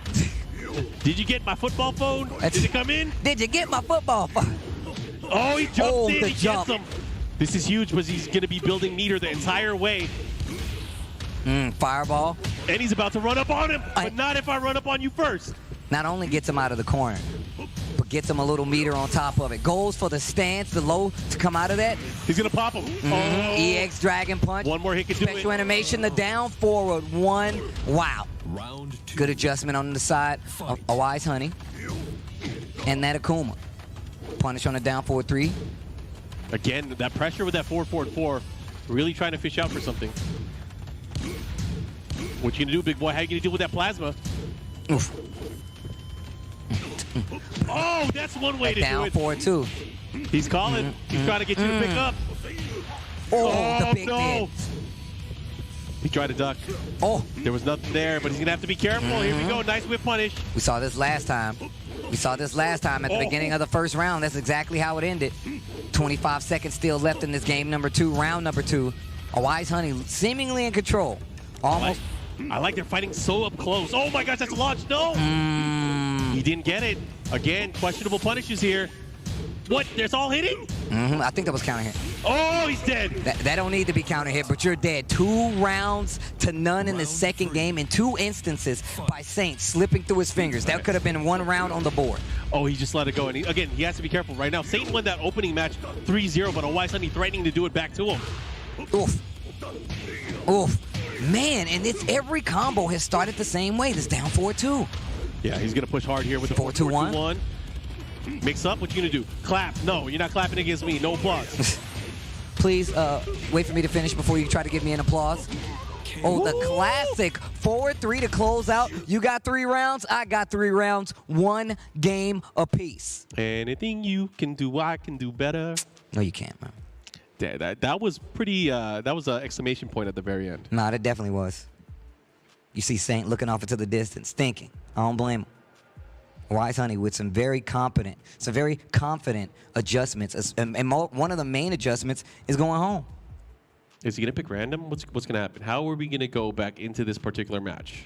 You know, that's one thing I do like. I know recently in like the TWT, we started doing hey, you get to pick you can change the character or you can change the stage. And I'm one of those people, man, I've never really put much thought into it. I can honestly say that. I've never been like, yeah, I can just go to Forgotten Realm. I'm a King player. I never put thought into it. But that is something that a lot of players that you've seen here throughout this weekend have taken advantage of. A Wise Honey being one of them. Arslan Ash being one of them. So there's a lot to be had with that strategy.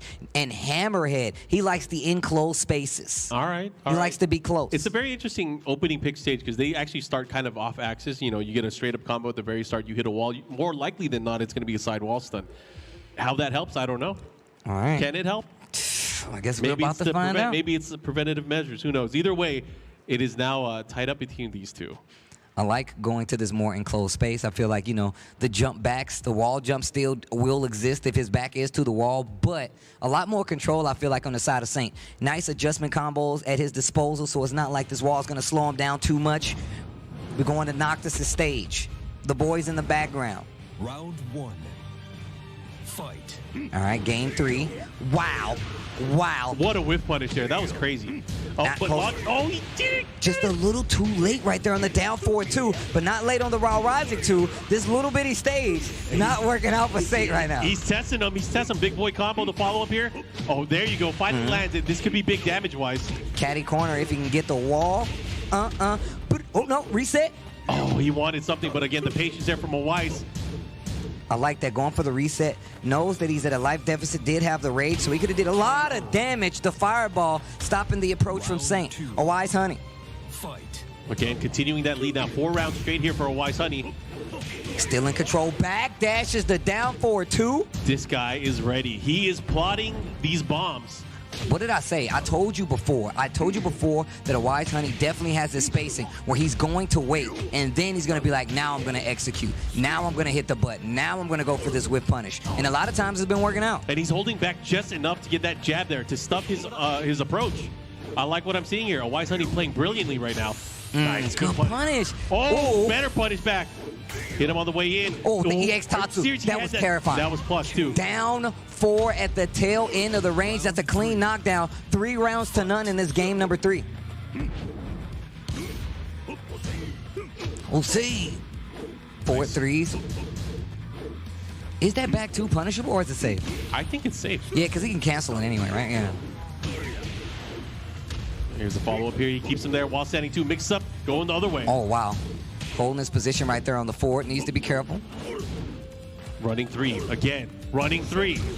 So good. He tries to light him up. Unable to do so. This is bad. This is not looking good. And once again, gets baited. Launch. And look at that. Oh, he misses it. Oh. Saint's going to need quite the run if he hopes to make this back. Miracle here.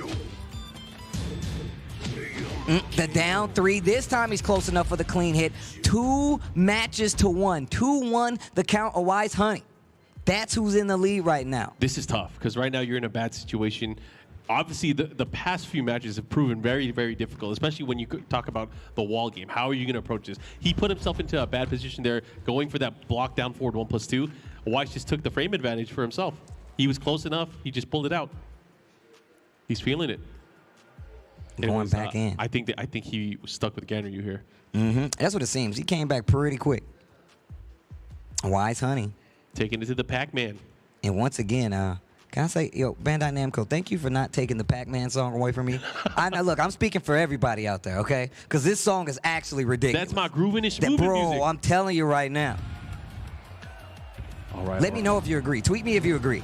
I want to know. I'm trying to take a census out here. Who loves this stage? Because this music is too good. Anyway, starting it off with some noggin. Counter hit, headbutt to start things off. Again. I bet you won't do it again. I bet he won't. Oh, wow, the focus. Well, I guess full charge. He really can't do it again. Yeah. He doesn't have meter, though. That's the important thing. He drops the combo. Doesn't matter. Reset situation. Man, that dive kick from the Demon Flip. Not in close enough range. That could have been bad news. We saw what's happened every time a Wise Honey has gotten this down 4-2 and to get started. This pressure, this onslaught here from a Wise. He jumped. He knew the option. He already knew. Oh, 4-4-2-1 again, and that quick duck from Saint is no. A Wise Honey knows he's teching and ducking, and he's actually catching him. He's testing him. It's crazy. He's starting to make these adjustments mid-match. Saint really needs to pull something off here. I wasn't even peeping the meter. 50%, he's going to spend it, and he can possibly get this other wall with the 4-4-2-1. Really close to it. Oh, yeah, but restricting motion now. He's going to try to step away. And look at that, just the onslaught, just poking away. Down 4-1. I like that option. Goes for the jump again. Saint this time backing up. 30 seconds left on the clock. Sidesteps the fireball, gets a little further away from that wall once more. And, you know, White's really keeping him honest now. He's starting to go for the jump-ins now, which is something that he wasn't using prior. The running 3s. Ooh, I knew the down 3 was coming. Oh, my gosh, the challenge. Just stand in his face and look at that. Once again, the whip punish. I told you. You reach, I teach. It's like a game of and one basketball, bro. Yeah, unfortunate for you, going up against the All-Stars, baby. Oh, gosh. He's close to building meter, too. He's going to have to be careful. Saint really has to take advantage of this time right now. Instant running 3. Nice. He's going to get a punish. Goes for this. Gets the float. Oh, once again, and Saint has been going to that down 4-3 after tech quite a lot. And it makes me think he does not have a lot of options left to try to open up a Wise Honey, and it's Akuma. Oh, Gets hit by the full charge focus, and he dropped it. Oh, he's gone. That's really good. That is really good. He went for the throw. I'm not sure if he's dead, though. He's not. I don't think he's dead. I think there's going to be a nice mix-up opportunity afterwards. He does have the Harada care plan. Is it enough? Not this never time. Mind. Not this time. They clear? He let him know. He's like, yo, bro, in your game, you got lower life than everybody else. Just a reminder. Just a reminder. I'm a big boy. Oh, nice punish. these lows are really not working out for Saint. They're really not working out. And Wise Honey has such a read, gets the float this time. This is big news for Saint. He cannot lose another round or he's going home. Oh, he still gets the follow-up. What are you going to do? The chop. Get them at the wall. Another follow-up. The down 4-1 helping him out. He tried to use that big jump, which has happened plenty of times before. Another great punish. And another full focus charge, and he's spinning at 50%. God damn it, look at it. Oh, just shy of the wall. You got to be careful here. He does have rage. Be ready to use it at any given moment. Oh, it's so scary. He's running at him. Oh, and Saint goes home a Wise Honey, sent his GG teammate home in a small pop-off, and that lets you know just how difficult this is. No matter where you came from in this pool play, in that round-robin group play, it has not been an easy feat to stay afloat, especially when the talent is so high here. I got to give it up for Saint, though. He fought long and hard throughout the entire weekend, getting a really good placement, but he had to go up against some crazy opposition in the upper bracket and here in the lower bracket as he's eliminated out of the tournament. A Wise Honey, we'll see him fighting against JDCR. Oh, wow. So lower bracket final will be JDCR going up against a Wise Honey. And man, so that means Arslan Ash awaits the winner of whoever comes out of this lower bracket final. Things are definitely about to get a little more tense as we get closer and closer to closing out this tournament. You can see it right there on your screen. JDCR versus a Wise Honey. It's going to be a tense one, and it's coming up right after this. But I feel like we're going to get some words in a second, but not just yet. We're going to look back at these highlights, and you can see it just felt like a Wise Honey had an answer for everything that Saint wanted to do, including whiffing in front of his face. Those down 4-2s, cleaning the fireball, and whenever he had meter, they always confirmed. Always had an answer. So scary, the way that he was able to kind of just take a little step back. Every time he had an opportunity, he would go in with a standing 2 punish, a jab punish, challenging anything that Saint tried to do. It really put a stop to his momentum. He really couldn't do anything, even at the wall. It was nuts. You can actually tell that even when he was like, you know what, I know that you're gonna tech, you're gonna duck to that side, and I'm gonna call you out on it. And he instantly caught him so many times. Good call out here for the flip, just to make sure. I definitely didn't think he was gonna die, actually. I thought he was gonna have a little bit of life left. And I thought we saw a sign of life. 2-1 still the count as we get into this last round. Well, I guess Akuma doesn't get the plan. He's not qualified. Nah, He's from another game, he's right? from another game, bro. Only Tekken characters. Only the Tekken characters get that bad boy. And as you can see right there, the big mid, 2 closeout. Saint will be going home, but once again, it's not for lack of trying. Saint, one of my good friends, one of my favorite competitors, one of the best players out there in the world. He's gonna be going home, but man, what a run. What a run indeed. Well, look, guys, I would love to hear what Saint has to say. Let's get some words from him.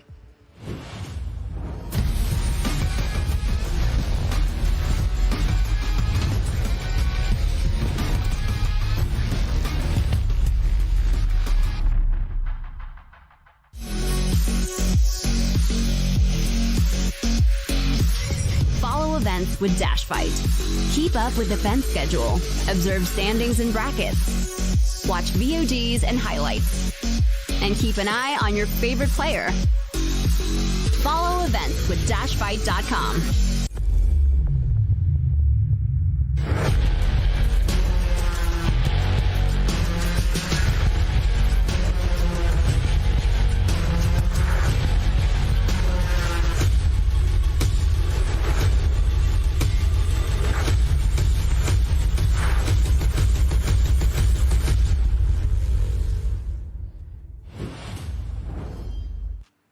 Saint finishes in 4th place here for the We Play Ultimate Fighting League Season 1 Tekken 7 tournament.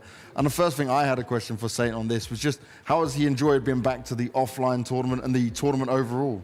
좀 오프라인 환경에 돌아가는 것 그리고 이 대회가 어떻습니까? 첫날에 왔을 때 너무 행복하고 너무 기뻤어요. 친구들 다시 만나고 같이 이제 오랜만에 이제 이런 이제 꿈 같은 일이 일어나서 굉장히 기뻤습니다. When I first came here, I was extremely happy to see all of my friends and other people I haven't met before, and happy to see them healthy. Yeah, it was good. Yeah, and I wanted to ask, obviously we saw a lot of your Ganryu here today. Were you ever thinking about switching characters? Were you thinking about maybe going to Jack or Bob? Why or why not? I think when I last game, if I win, I can win. This whole game. Yeah, it's I was mistaken too much. Like down forward 1+2 is Akuma is avoided, and also other two player and SC or JDCR, I can making some well play. Yeah, so I want to try more solid play. So I want to pick that, but I'm loose. But yeah.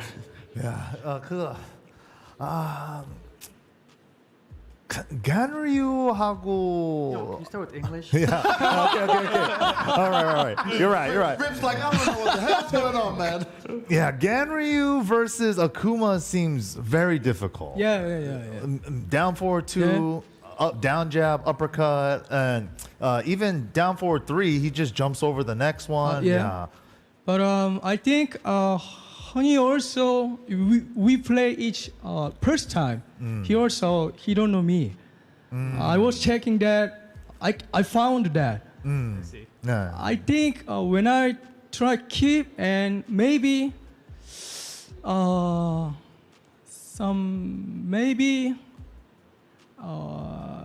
have to some cutting or some more waiting. Yeah. Maybe I think I can win easy to win. But so when I go to war, yeah. 영어 이상했네.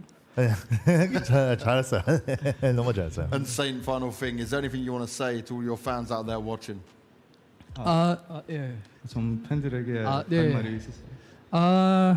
감사합니다. 이거 혹시 한국 분들 있으시면은 시청해 주셔서 감사하고 그리고 저희 팀 GG, thank you for my team. Team GG, genuine gaming. Thank you for my family, and I will keep cheer for Honey. And I'm so happy to hear. Really happy. Thank you so much, everyone. Thank you very much. Thank you, Saint. 감사합니다. Congrats. A legend of the Tekken scene. Let's play the tribute video. 졌을 때는 그 순간에는 굉장히 견디기가 힘든데 지고 나서 가장 좋은 거는 남아있는 것들, 나한테 남아있는 것들, 패자조에서 내가 할 수 있는 것들, 거기에 모든 걸 다 포커스 집중을 하고 그리고 되도록 게이밍 파트너나 주변 사람인가 조금의 대화라도 조금 하는 게 굉장히 이제 유연하게 대처할 수 있는 것 같습니다. 과거의 기억이죠. 제가 어릴 때 아케이드를 좋아했기 때문에 어린 시절의 저를 기억하고 싶기 때문에 그걸 잊지 않고 싶고 그리고 그 아케이드가 줬던 그런 감동, 느낌들 그런 것들이 가장 큰 원동력이 됩니다.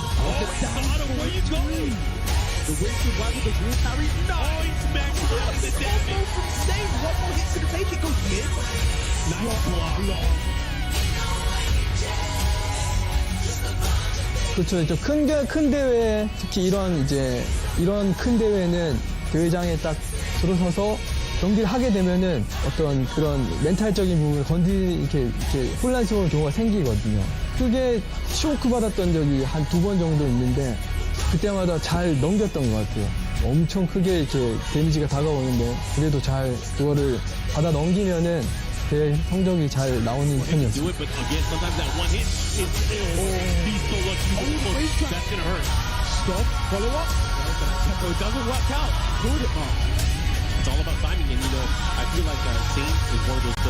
최근에 성적이 좀 안 좋았는데 그래도 응원해 주시는 분들 너무 감사드리고 저희 팀 제뉴인 게이밍 우리 패밀리들 정말 너무 사랑하고 이번 경기를 통해서 꼭 사랑에 보답하는 모습을 좀 보여주고 싶습니다.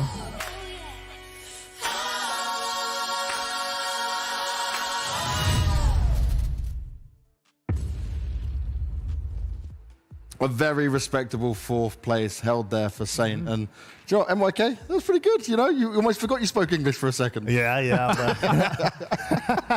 had to pull him back, you know? Rick was like, wait a second, we need to understand what's going on here as well. Next match, though, and the final elimination match to see who's going to be in the grand final and go up against Arslan Ash. we got JDCR, a Wise Honey, and this could mean an all-Pakistani final, potentially. Right. But this is a JDCR that has looked good and we have been impressed by until he faced Arslan Ash. Yeah, you know, he looked like he was doing phenomenal. Goes up into the upper bracket final against Arslan Ash and 3-0, right? Like, yeah. And the games were kind of close. Yeah, they were. Like, a lot of situations seemed close, but it just seemed like it was like 55-45 Arslan Ash, you know? It really did. Like the popularity contest at the beginning, Yeah. it seemed like reversed in the game. Yeah, but like just like you were saying, the matches were really close. A lot of the times, JD had it 2 rounds looking to get the set point, but Arslan Ash with the clutch, man, just holding it down. Yeah. Now, what we saw from a Wise Honey, right? You guys mentioned it. It was a couple of times he was missing a couple of buttons, right? And we even saw him test it and check it. Yep. And it was almost mentally, when he saw that, he was like, okay, no, this is working. It's just me. Right. Then everything changed for him, and he started connecting it all. Yeah, it really has. You know, once he realized it was just him himself that he needed to change, he made the adjustments, and since then he's been on fire, right? I mean, he's been unstoppable. The question now is, he's going up against JDCR. Yeah. When they met in the group stage, right, he didn't play the Akuma, right? He played his DLC character. Yeah, he tried out the Negan, but I was also talking to him outside as well. He was also saying that he has a Steve. But then I was like, you know, like the way that JDCR has ran into me playing Steve before in tournaments, so he's like a little skeptical if he should run it. But I think he should try the Akuma. I think he should try the Akuma as well. Right, yeah. I think the Akuma is looking good. He is the Akuma, right? Like, no matter what you've seen JDCR do to any other Akuma, Wise Honey is the Akuma. Right. So I think he should try it as well. Obviously, if it doesn't work, then he could try out the Steve. Yeah, I think and so too. he already tried it the Negan before. It wasn't that crazy. Right. Right. It wasn't like he lost drastically. No, So, it wasn't. It was he has always a chance like with 2 it. to 3 rounds, but Yeah. like in the clutch, JD with those side steps, man, it's hard to track down, and that's exactly the problem. He said, poor homing moves. That's exactly. And at this point for JDCR, I'm guessing you're assuming he's just not going to change at all. You're not going to get what you wanted. I'm never going to get what I wanted. But basically, I think he's going to stick it out with Dragunov, which I think is a good thing. I think his Dragunov is on point. I think that it's the character he should be using right now. Right. Just focus on that one character, make a little couple adjustments. In Maybe case... Fakamram. No. He's been playing a lot of Fakamram this week in the practice room, etc., right? Maybe the Fakamram was the sandbag tool to get the feels, you know, to Could feel be. out the opponents, see how they deal with certain things, spacing and all that I think stuff. it was too. But yeah. if he needs it, before elimination from the tournament, maybe. Right, that's true. The only person he tried the Fakamram against was Bilal. But he looked so prepared. Bilal was very prepared for the Fakamram. Yeah, but then that's Bilal. You know, a Wise Honey is not Bilal, and Arslan Ash is also not Bilal. So maybe the counterplay that they have might be a little bit different, and he may be able to use the Fak. But in my opinion, rock the Dragunov. Same. Okay. Well, let's see if he is going to rock that Dragunov. Let's get back over to Tasty Steve and Markman to get us further to this grand final. Versus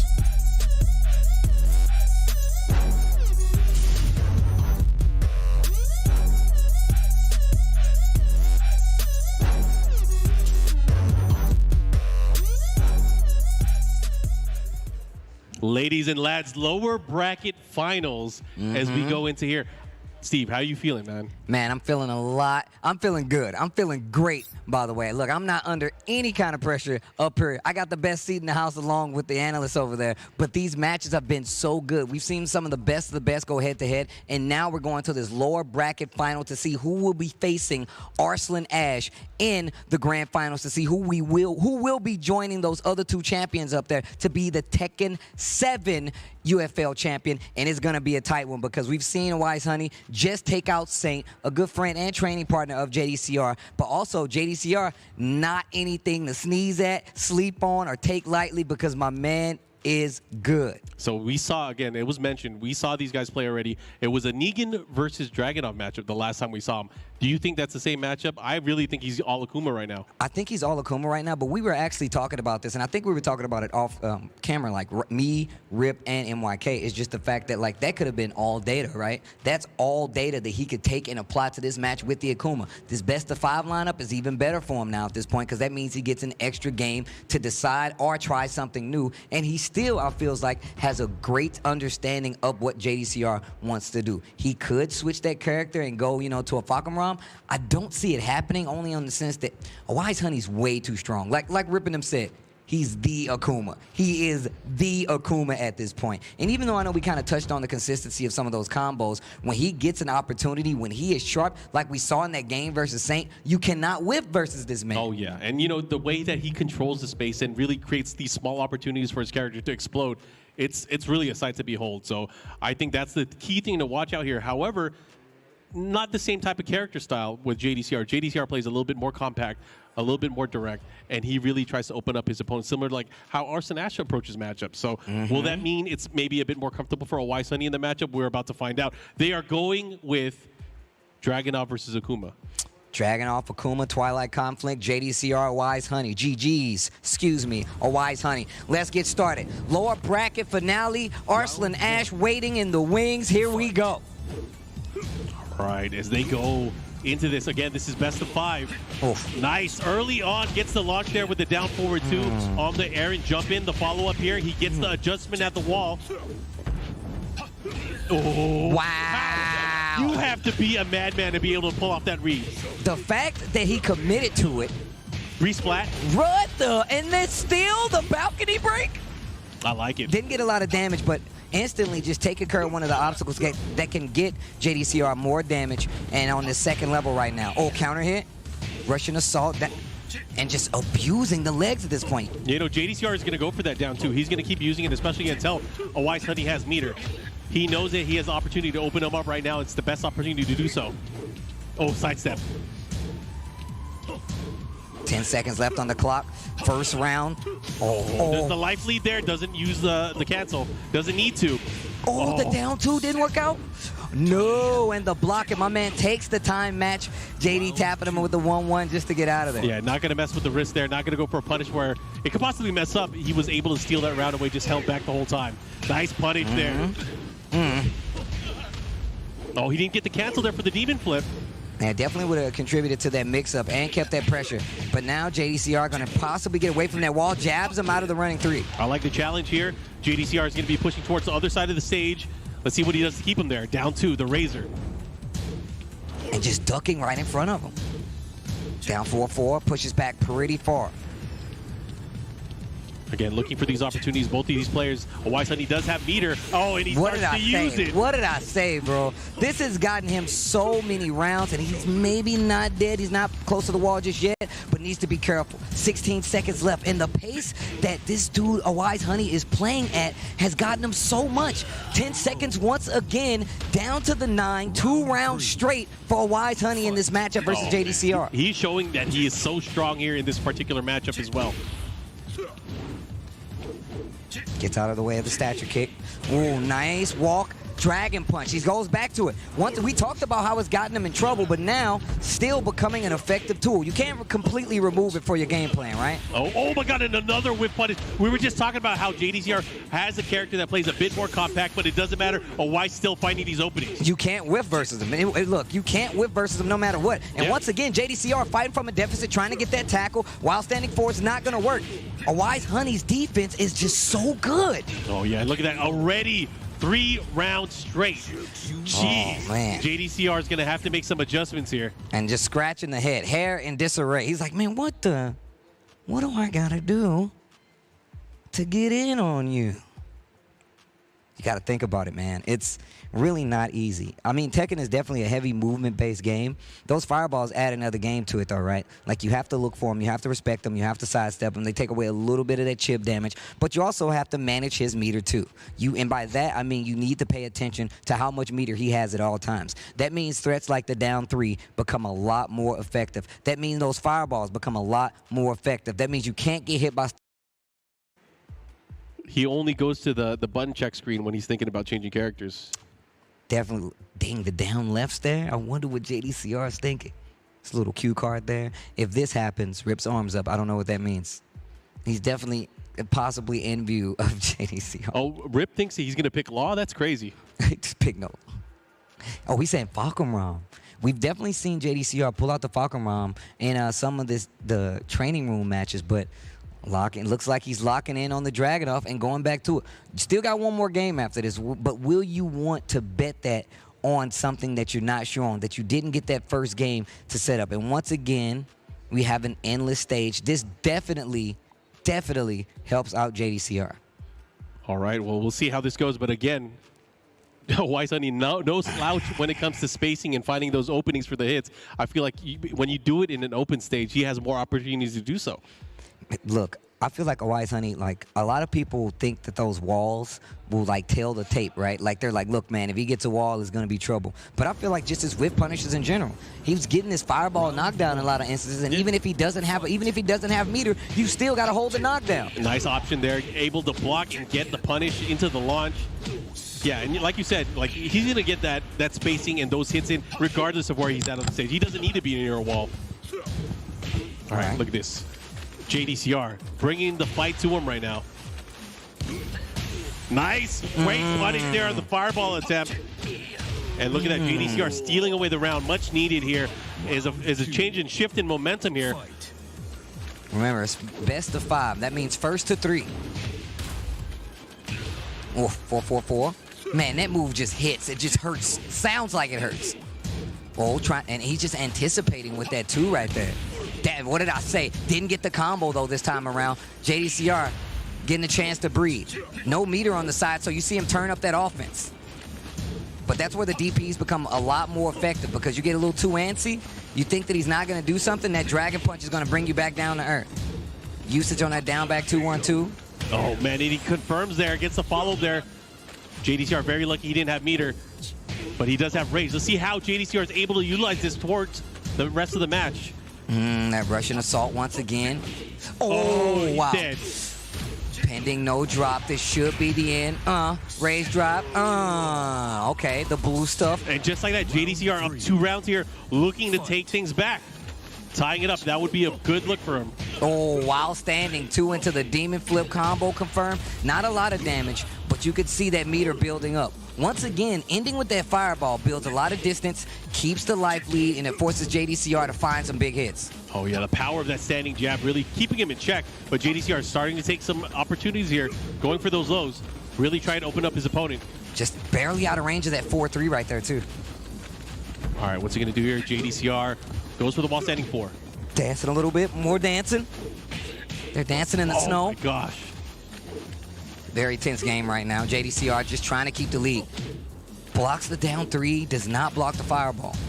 -12 that bad boy is too. Oh, ducks under the 1-1. Oh, God. Oh my God, big opportunity here. They're about even on life, but again, watch out for that meter. He uses it. He has 2, so you know down 3 or down 2 fireballs coming. Time's a wasting. Look at the 4-3, time. down 2. Did he hit a button? Yep, he hit a button. He's dead, bro. Who did it? This is a game of Clue. Was it the butler in the cupboard? Dead. 4 seconds left on the clock. 3 rounds straight. JDCR claims the victory. 1 match apiece right now. Hey, that's he just went 3 rounds straight. Yo, 3 rounds. Wait a minute. Did you see my man put the hoodie on? Did you see him put the hoodie on? That's the international sign for focusing on the match. It's also be quiet, Steve. Be quiet, Mark. I'm trying to get this done. Exactly, right. I'm trying to handle some business here. Wise Honey seems really focused. That was a really strong performance, though, from JDCR. Very, very impressive. Able to take it back 3 rounds straight. That's not easy. We have seen how Wise Honey has been demolishing his opponents up until this point. Definitely true. JDCR, taking it back. If you go back and you look at, just that round robin play from JDCR, 1 game lost. That was versus Jopolix, right? After a long day of battles, you got 1 L on your side, and it was from Jopolix, who unfortunately couldn't make it to the top 8. But that lets you know just how strong of a competitor we have here in JDCR. There's only a couple other people with that record, and Arslan Ash is one of them. Anyways, going right into the match here. This is match number 3 in our lower bracket final. It's all tied up between a Wise Honey and JDCR. Pakistan versus Korea. Oh, parry once again. Thing is, like I talked about before, that down 3 is a major tool of Akuma. You need to be able to neutralize it, and you need to be paying attention to his meter as well. Man, the success Wise Honey has seen with this focus attack from Akuma. Back 1, demon flip cancel. And he cashes in, goes for a lot of damage there, pushing towards the wall, building that meter. Running assault. Again, the follow-up. Oh, he had a whip. Wow. He just held back. Oh, JDCR almost had an opportunity for a launch there. Oh, once again, just reading the approach, gets the launch and the combo to close out. Like what I'm seeing here. First round for Wise Honey.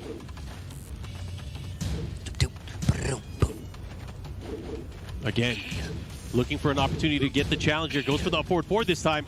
Looking for a sidestep. He's testing him. He's going for the running 2, the mix-ups, going for the throws. Nothing is working right now against Weiss. Weiss playing brilliantly right now. Jab. He's about to drop that beat with that drum, that power crush. Fireballs, keeping him honest. I love the way Wise Honey is using his fireball to keep and respect this space. Or I should say make Dragunov and JDCR respect this space. Oh, he didn't get the launch. Get the launch. He's testing him. Oh, he ducked that time. Okay, all right. You're not going to get me again. I like that. Goes for the Oki attempt, the down 4 to stop the power crush. Be careful, 10 seconds left. If I'm JD, I'm just backing up. If I'm JD, I'm just backing up. Oh, did he stand back up? No, he just lays there. Round 3. And the follow-up stomp. Oh. Yeah, for added effect, right? Tied up on rounds, tied up on games as well. This is a very important match. Man, if you realize how like the sun is active in the background as it sets on the stage into the 3rd round, dope. Yeah, well, we're going to get a potential final round here, so the lighting will change quite a bit, but who's going to force it? One of these 2 players will pull out into the lead. Oh, again, the fireball, the use of the fireball up close. Keep your opponent honest. He had it there.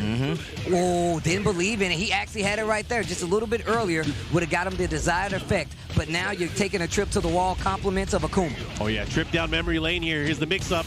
Down 3, wall right there once again, and a down 4 to close out. 1 rounds to 2. Perfect calculations there from Weiss. It was just enough to get that kill. And look at that. What's he going to do here? JDCR is going to have to make some adjustments, and a way to do that is with your timing and a big counter hit as he pushes towards the wall. Down back. Oof. And the low jab, I like it. He's starting to mix up the rhythm, gets the punish. Oh, bounce. And the bounce. Caddy corner wall combo. Oh, okay. Here we go. Big round. Winner of this will pull into the lead. Counter hit. Oh, nice. Look at that while standing 3 punish into the dragon punch. He has meter now. This is going to hurt. He's going to get the wall. And he's going to get the wall. Damage. Getting damage. Oh, wow. Oh, he's going to keep him there. Be careful. 4-2-1. Oh, no, this isn't good. What are you going to do, JDCR? 20 seconds down and a sliver of life left for JDCR. And the problem is the sliver, but the counter hit jabs. Able to take it. A Weiss Honey up 2-1. Looking around, you can see the confidence start to set in right now for Weiss Honey. JDCR back to the thinking man. Oh, this is going to be rough. JDCR is going to have to make a hard decision here. Is he going to switch characters? Is he going to stick to Dragunov? Oh, he's sticking. He is definitely sticking. Committing. He's going to have to win 2 straight. He's going to have to win 2 straight to get out of this sticky situation. Here we go. Hey, you ever fight a demon in the snow, Steve? It's not pretty. I mean, look, man. I'm just assuming if it's a demon, it can't be pretty no matter what. Especially Akuma. You know, I was about to say the Japanese name, like Goki, you know. But no, like, it's just really scary. We've seen that the stages really don't matter at this point, and when he goes home, he's just even stronger. A Weiss Honey set to take this unless JDCR can make something happen in this match. I'd like to see it. I mean, I'd like to see it go to a final match, but again, it's a steep hill to climb. JDCR, if he can do it, then we're going to have ourselves quite the interesting final match. But either way, there it is, running assault, the follow-up. 4-3, catches him ducking, and then instantly with the double down 4s. Repeat offender, gets the walk. Yeah, nice. That was guaranteed in that situation, but the spring kick had an opportunity for more damage, but unfortunately didn't let it rip. Running 2. And just backing up now. Down 4-1-1, finds his mark. Oh, no, what? Why? That was crazy. He had an opportunity there. He was impatient the way he pulled it out. A Weiss Honey, though, just chilling. Just chilling. Once again, catching JDCR trying to swing in front of that fireball. He's serving them doses right now. He is showing exactly how Akuma can perform at the highest level. He has that meter as well. He's about to hurt him with that teaspoon of honey that'll melt your mouth. And just dashed in, down 3, confirmed, 4-4, 2-1 with 5 seconds left. If you notice, all these matches are going down to the final seconds. Damn. That clutch at the very end there, that speaks a lot for, oh my gosh. You ready? You ready? No wall, so we're looking for the Oki, no. And he's not afraid. He goes up close in his grill. Oh. Oh, counter hit this time around, and just abusing that down 4-4. He's doing so well right now. Here we go, and look at this. A Wise Honey looking to run away with it. One more round, and he will see a spot in our grand finals. JDCR needs to make something happen. We'll talk about the potentials when we get there. But right now, JDCR in trouble. Gets the counter hit this time, Russian assault. What's crazy is his offense has been pretty effective, just not able to stop the assault from Akuma once that meter becomes a factor. Yeah, it's all about closing it out, and he hasn't had the opportunity to do so. But if he's going to have a chance, it's going to be now. Oh, no duck there. The follow-up, what's he going to do? There's a meter in play now. He's going to have to be very careful of how he approaches. And just dashing in a lot of these instances versus JDCR. Up 4-4. Oh, man, that 4-4-4. If he touches him, it's going to hurt. He's going to have to be careful. Could have had a big punish there. Speaking of a big punish, he's got a big launch. This should be... No, he misses the down. It doesn't matter. Here we go. 2 rounds to 1. JDCR still in there. But again, he's going to have to deal with potentially 2 meters, one being built in this round. All right. Oh, ducks under it this time. Ready, ready. JDCR can lose no more rounds, or he will be going home with 3rd place. 4-3, down 4, tries to retaliate, not going to work. Oh, 4-4-4, do it again. Yeah, Wise Honey going with a different approach. He's about to build meter here as well. You could look for the standing 2s. He's going to probably try to utilize it. Wow, that wild standing 4 just scared the crap out of me. Down 4 once again. The life lead is in favor of JDCR, but once again, not watching the legs. The down 3, fireball not going to kill, but the situation is not going to be good. The fireball ender gives him a long distance, and that means JDCR has to come all the way back in. What is about to happen? 15 seconds left on the clock. Yeah, the tries opportunity. to get the punish. Is not going to do the trick. A Wise Honey cashes that ticket, and he is going to grand finals versus none other than Arslan Ash, and you can see the fatigue on a Wise Honey's face. JDCR going home, 3rd place. Man, a Wise Honey has turned it up. He has actually turned it up from the round robin to right now. Every day he's improved. When it comes from that training room, when it came to the actual round robin play, and now you see now in this top 8, eliminating JDCR and that Dragunov. Man, what a set. And let's talk about that last sequence there. You know, he had the right punish. He just did it a little too slow there with the duck into the wild standing 2. A Wise Honey earning himself the right, the rematch, the run back against his fellow countryman Arslan Ash, and that is going to be our grand finals. But I got to give it up. JDCR played amazing the entire weekend, putting respect back on the name of Dragunov, really showing that he's not gone anywhere. He's still here. He is still that force to be reckoned with. Definitely still a very strong character that you can play. You see the way JDCR puts a lot of time into this character, as well as just being able to punish and do a couple of things. As they talk about it, walking back up these steps. I mean, just the fact that you've seen some of the things, the adjustments that he's made, tried to go for that quick duck on that down 4-1-1, didn't work out, and it was just like you said, once he got to the later parts of those matches, the later parts of those rounds, it got really dicey because, once again, it started off pretty good where the up-close game was working out. A Wise Honey made those adjustments, started doing a lot more down 4-1s, started doing a lot more of these 2s to make sure, and we seen the whiff punishes play out perfectly for him, where he's going straight into fireball, whether it be knockdown or either if he has meter to close out the round right after it. Oh, yeah, and looking at this, he was able to, fight back, JDCR trying to get back into the scoreboard. He was able to get 3 rounds straight, but I feel like that's where the momentum kind of ended there. A Wise Honey really went in kind of cruise control here after this point right here. Yeah, this wall bounce, cool combo right here.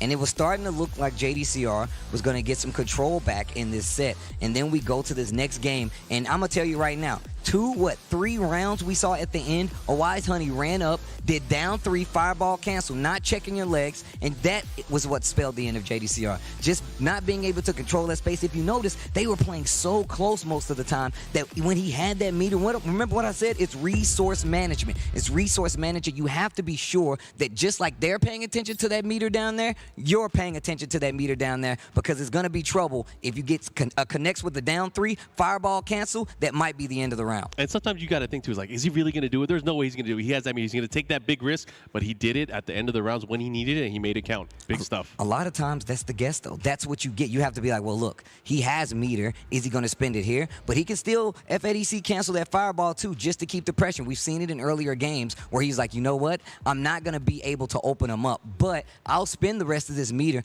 to drag it out a little bit more. And if you're down a round, even 2, you could say, well, look, even I can get some meter that's going to carry over, possibly make a difference in what's going to happen in this later match. Just couldn't happen for JDCR. Yeah, it's just unfortunate. I mean, again, he was playing brilliantly the entire time. Again, Wise Honey was just playing on another level. I want to see if he continues that momentum as he goes into grand finals. I think it's going to be tough, especially after what we saw earlier. He lost 3-1 in the earlier round against Arslan Ash. Will he be able to extend it now? It's in a best-of-9 situation. Look, man, the champion is going to get this big belt, right? That's what's on the line. Yep. That's what's on the line. This big championship belt is on the line, and unfortunately, JDCR won't be going home with it, but I would love to go home with some words from the friend JDCR.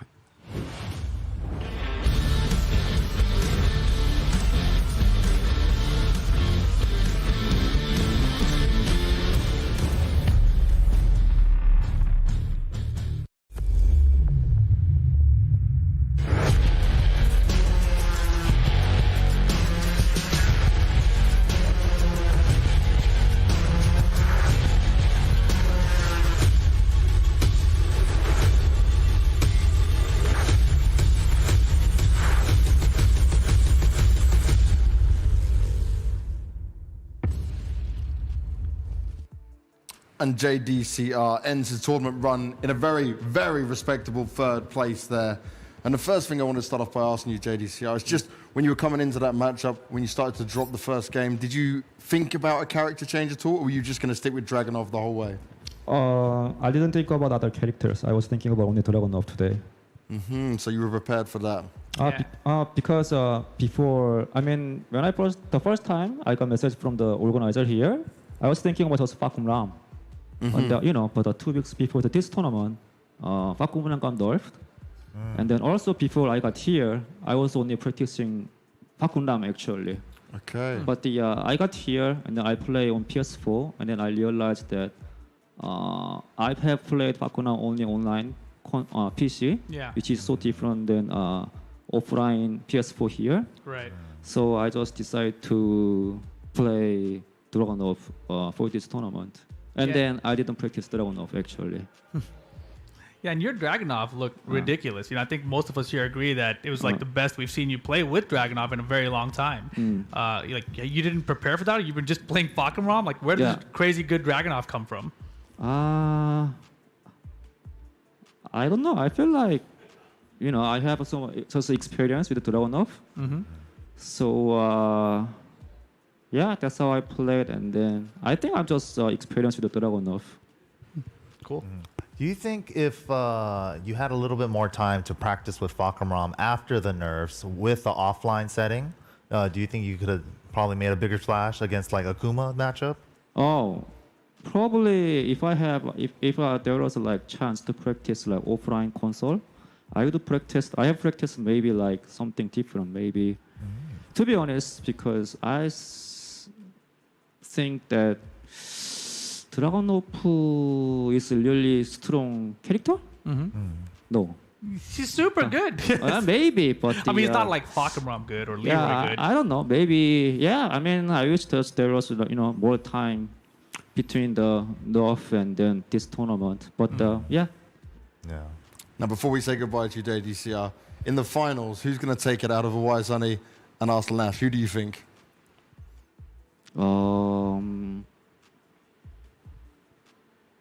I think from the matchup before, I think Arslan, Jafina, he's going to take it, probably. All right. Well, we heard it here first from JDCR on who he thinks is going to win. The grand finals is coming up next. But before that, let's say goodbye to JDCR in style.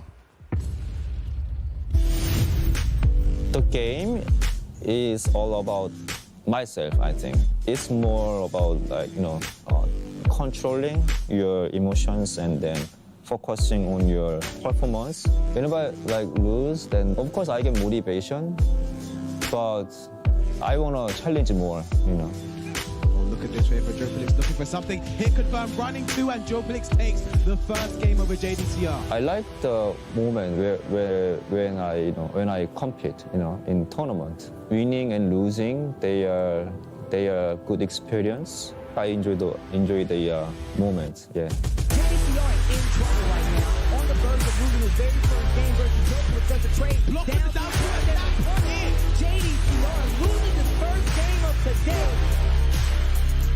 sometimes I want to be too perfect. But I think that's my weakness, I think. Thank you for supporting.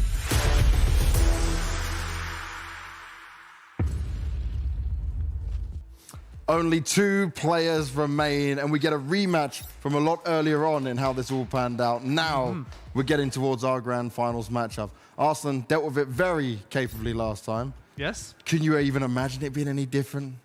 You never know. I mean, we didn't see the other character come out, right? Like, obviously, Awais has another character he could be using in the set. It is also a longer set, right? This is going to be a best of 9 set. In Pakistan, they do play longer sets, so maybe this could change things up.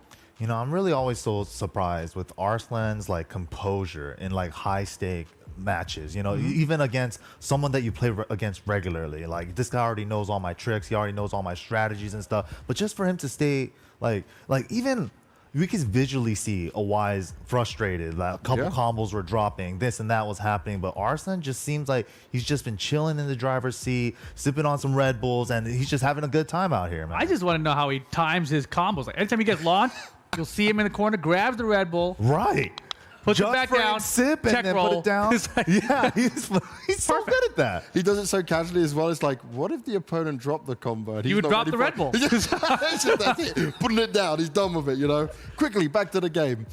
Overall, though, Awais is looking better after he's dropped down. That's one thing, right? There has been a change that we can say is pretty significant, which might turn this around a little bit. Yeah, that's a great point, because in the first set when he played against Arslan Ash, he was dropping combos there. We saw him go down to the lower bracket, and he started dropping combos there. Then he was like, what's happening here? Yeah. And then he checked he the went button. to the button settings, hit it about 100 times just to make sure, and he's like, it's not the buttons. There's nothing wrong with the buttons. It's just me. Let me just refix myself, readapt, and then hopefully he could bring that all the way to the grand finals right now against Arslan. Well, let's take a look at our playoff bracket and see the whole journey we've got on today to get here to the grand final.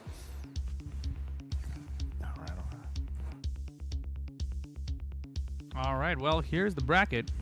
And you can see here we start off with all the EU guys there being sent down to the lower bracket immediately. Right. But then as the day went on, they were filtered out. We were left with just Pakistan and Korea. And now that that's happening, it's filtered all the way down to just Pakistan. Pakistan Grand Finals. That's right. It's going to be Genuine Gaming's Awais Honey versus Fate Red Bulls Arslan Ash. You know, representing Pakistan out here, and they're both training partners as well as good friends. But we'll see. This is going to be the 1st to 5 race on this. Exactly. Yeah. And, you know, this is a slightly different format that we're used to in the FGC, right? A longer set here, definitely going to be better for the Pakistan players. This is what they're most accustomed to. But let's go ahead and send it on down to Mr. Banks. Thank you very much, Rip and MYK. It is time for our grand finals, a much longer set to see go down, but which one will be able to take the win? Oh, I didn't know what. Arslan Ash, he is the big favorite coming on into this tournament. He has done a lot of damage and he has looked undefeatable, but will he be able to grab this championship title? Let's find out. My name is Arslan Ash. My real name is Arslan Siddiq. I am from Lahore, Pakistan. I'm 25 years old, and I love playing video games, only fighting games. You're going to head drop. You're going to down for 3. Are you going to make this comeback? It's been long since I haven't done an international tournament, so you know, I don't have that momentum, but I'm so excited. I'm going to play the character I love to play. He is the juggernaut right now. I mean, you got to think about it. Arslan Ash, probably the favorite here in the group stage. My play style is more like defensive play style, making my opponent to make whiff mistakes so I can launch him, you know, with movement, coming closer to him and doing back. Every hook that you hit on me was catching me touching the ball. Every single time. Since I was in schools, I love to do competition with my classmates to be number 1 in class, and you know, competition is in my blood.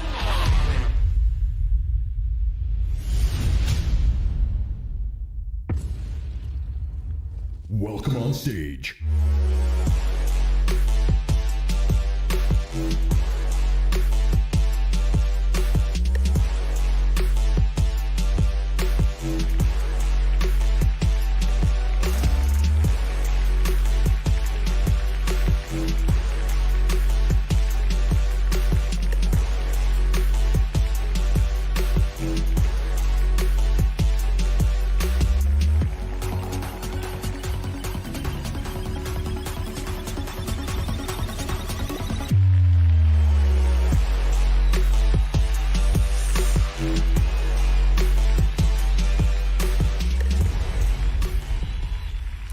And his opponent, his Pakistani brother, that he will have to defeat once again.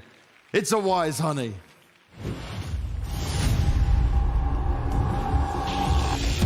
My name is Awais Sunny. I'm the professionally Taken 7 player, and I'm sponsored by Genuine Gaming. So I belong to Pakistan. I played Megan, Akuma, and Steve. Everybody hates Akuma. I don't know if this is dead. He's not dead. Wait, the demon?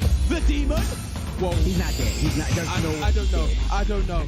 Defensive, a little bit aggressive as when I need. So my strength is my whip punish is very good, and my weaknesses is I make the task every time. So I think I'll make it to top 3. I want to beat Ruslan Ash for sure, and Chiriser as well. Get ready for the next battle.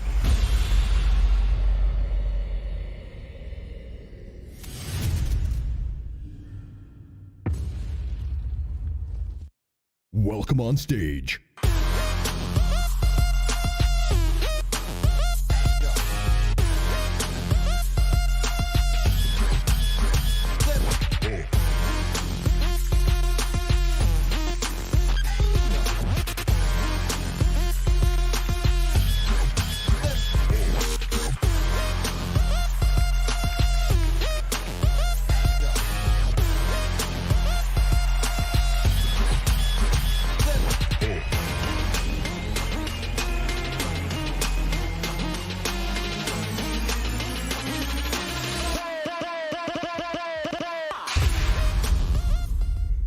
Grand final time, and they got to go head to head again. It's all smiles now, but you had a pretty impressive lower bracket run. You've made it all the way back up to the grand final. Yeah, What's going to be the difference this time? I think I will play more defensively now, so I will try my best to give some low chances to him. So I will try my best. And is it going to be Akuma all the way, or are we going to see maybe a change-up? Maybe. Maybe. Now, I know you know him really well, but I know you want this win at the same time. So there'll be no going easy. But are you scared? Because he's definitely made improvements on his run up to this grand final. I think I am ready for whatever character he pick, but I think as everybody know that he is very strong player and his Akuma is very scary, #1 in the world. It's going to be fun. I'm so excited for it. Well, I'm excited for it as well. Guys, shake hands before you do battle. It is the Tekken 7 Grand Final here for the We Play Ultimate Fighting League Season 1. And to take the game away, to bring the hype from start to finish, we've got Markman and we've got Tasty Steve. Let's get it on. Damn, is that Xena Warrior Princess? I think so. All right, well, you know what time it is. Mark, give it to him, man. It's time for the grand finals, baby. This is it. The one that we've been waiting for. 2 of the strongest players in the world. They just happen to be from Pakistan. Arslan Ash, Awais Honey. Who do you like? Man, I don't know, in all honesty. I'll tell you what, though. I want to see some exciting, some good-ass Tekken. That's all I know. Arslan Ash, obviously the favorite, I feel like, for a lot of people going into this final, right, to this grand final. There has to be a reset. And like we've said before, they're accustomed to this best-of-5 format. I've watched Arslan Ash's channel, and they're like, yo, we're going to play a first of 15. I'm like, damn, 15? The first of 15? You got time for that? Yeah, I'm like, bro, y'all got time for that? And it's just the fact that they have played those many games with each other, against each other. They've beaten each other before. You know what I'm saying? So they're used to what's about to happen. The fact of the matter is the stakes are a lot higher. They want that belt. Somebody's got to win. Awais Honey is looking strong still, though. I like this feeling. This is kind of like deja vu, going back to like when things were still happening offline, you know, before the pandemic. The 2 players from Pakistan that a lot of people were watching out for, Awais Honey, Arslan Ash. These guys are still at the top of their game, and they've definitely proven it this weekend, and we're about to find out which one wants it more.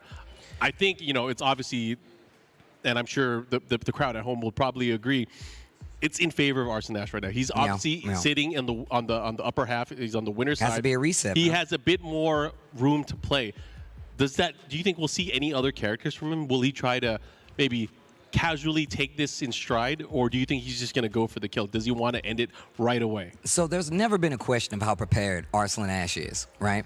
And just the confidence of him telling you, like, hey, I'm prepared for what's about to happen no matter what. He said any character. He said any character. He also said that Wise Honey is the best Akuma in the world, which we've already said, right? So with that being said, he's like, yeah, you're good, but I'm better. That's basically what he said. He's like, yo, no matter what. Very humble the way he said it. Very humble the way he said it, but I'm going to just give it to you straight. Yep. In layman's terms, yo, you nice, but I'm better. That's basically what he's saying. But like Banks said, man, like Rip, NYK have been pointing out, there's been so many adjustments on the side of a Wise Honey coming up to this grand final. And once again, I go back to the fact that this is best of, you got to get 5 wins. It's not best of 5, it's best of 9. It's best of 9. So you need 5 wins. A Wise needs 5 wins to reset, and then he has to win another 5 games. That's a lot of space for characters, right? That's a lot of space for characters. So if you want to go in, change up the game a little bit, see what he's actually prepared to deal with, you can go in and hit him with a curveball, top off, throw in the Steve and see how he's going to deal with it, especially if he's trying to get to that big belt right there. Arslan Ash, definitely a champion right now, a 2-time champion, a 2-time EVO champion at that. And once again, if he tells me he's prepared, I'm going to believe that he is prepared. Wise Honey, another player. We talked about Pakistan and its effect on Tekken. Not only right here, but before this, the offline Tekken aspect of it, and it has changed the game. The Pakistan arc is a new arc in the Tekken 7 world, and this is going to be it. What did I say? Whoa, the switch up happens. We have a Negan. He broke out Lucille. Here we go. This is going to be interesting because it's not the matchup.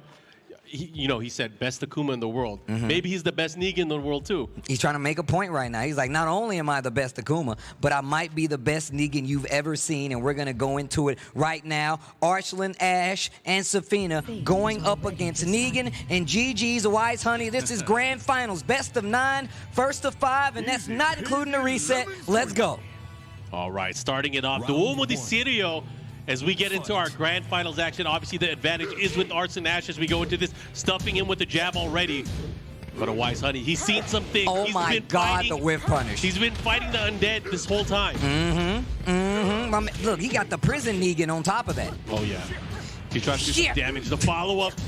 I always got to say the first shit that he does. That's their one. That's that one. They'll give you that. All right, so he's going to keep the pressure by the wall. I like it, man. He said it again.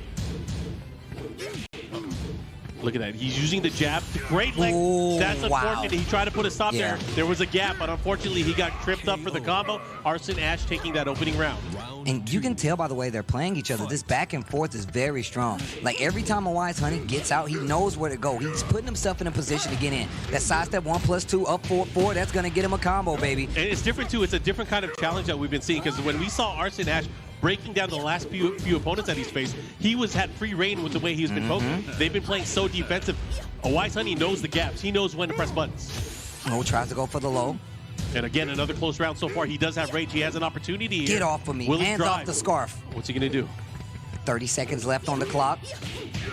That down 4-1-1. That's not.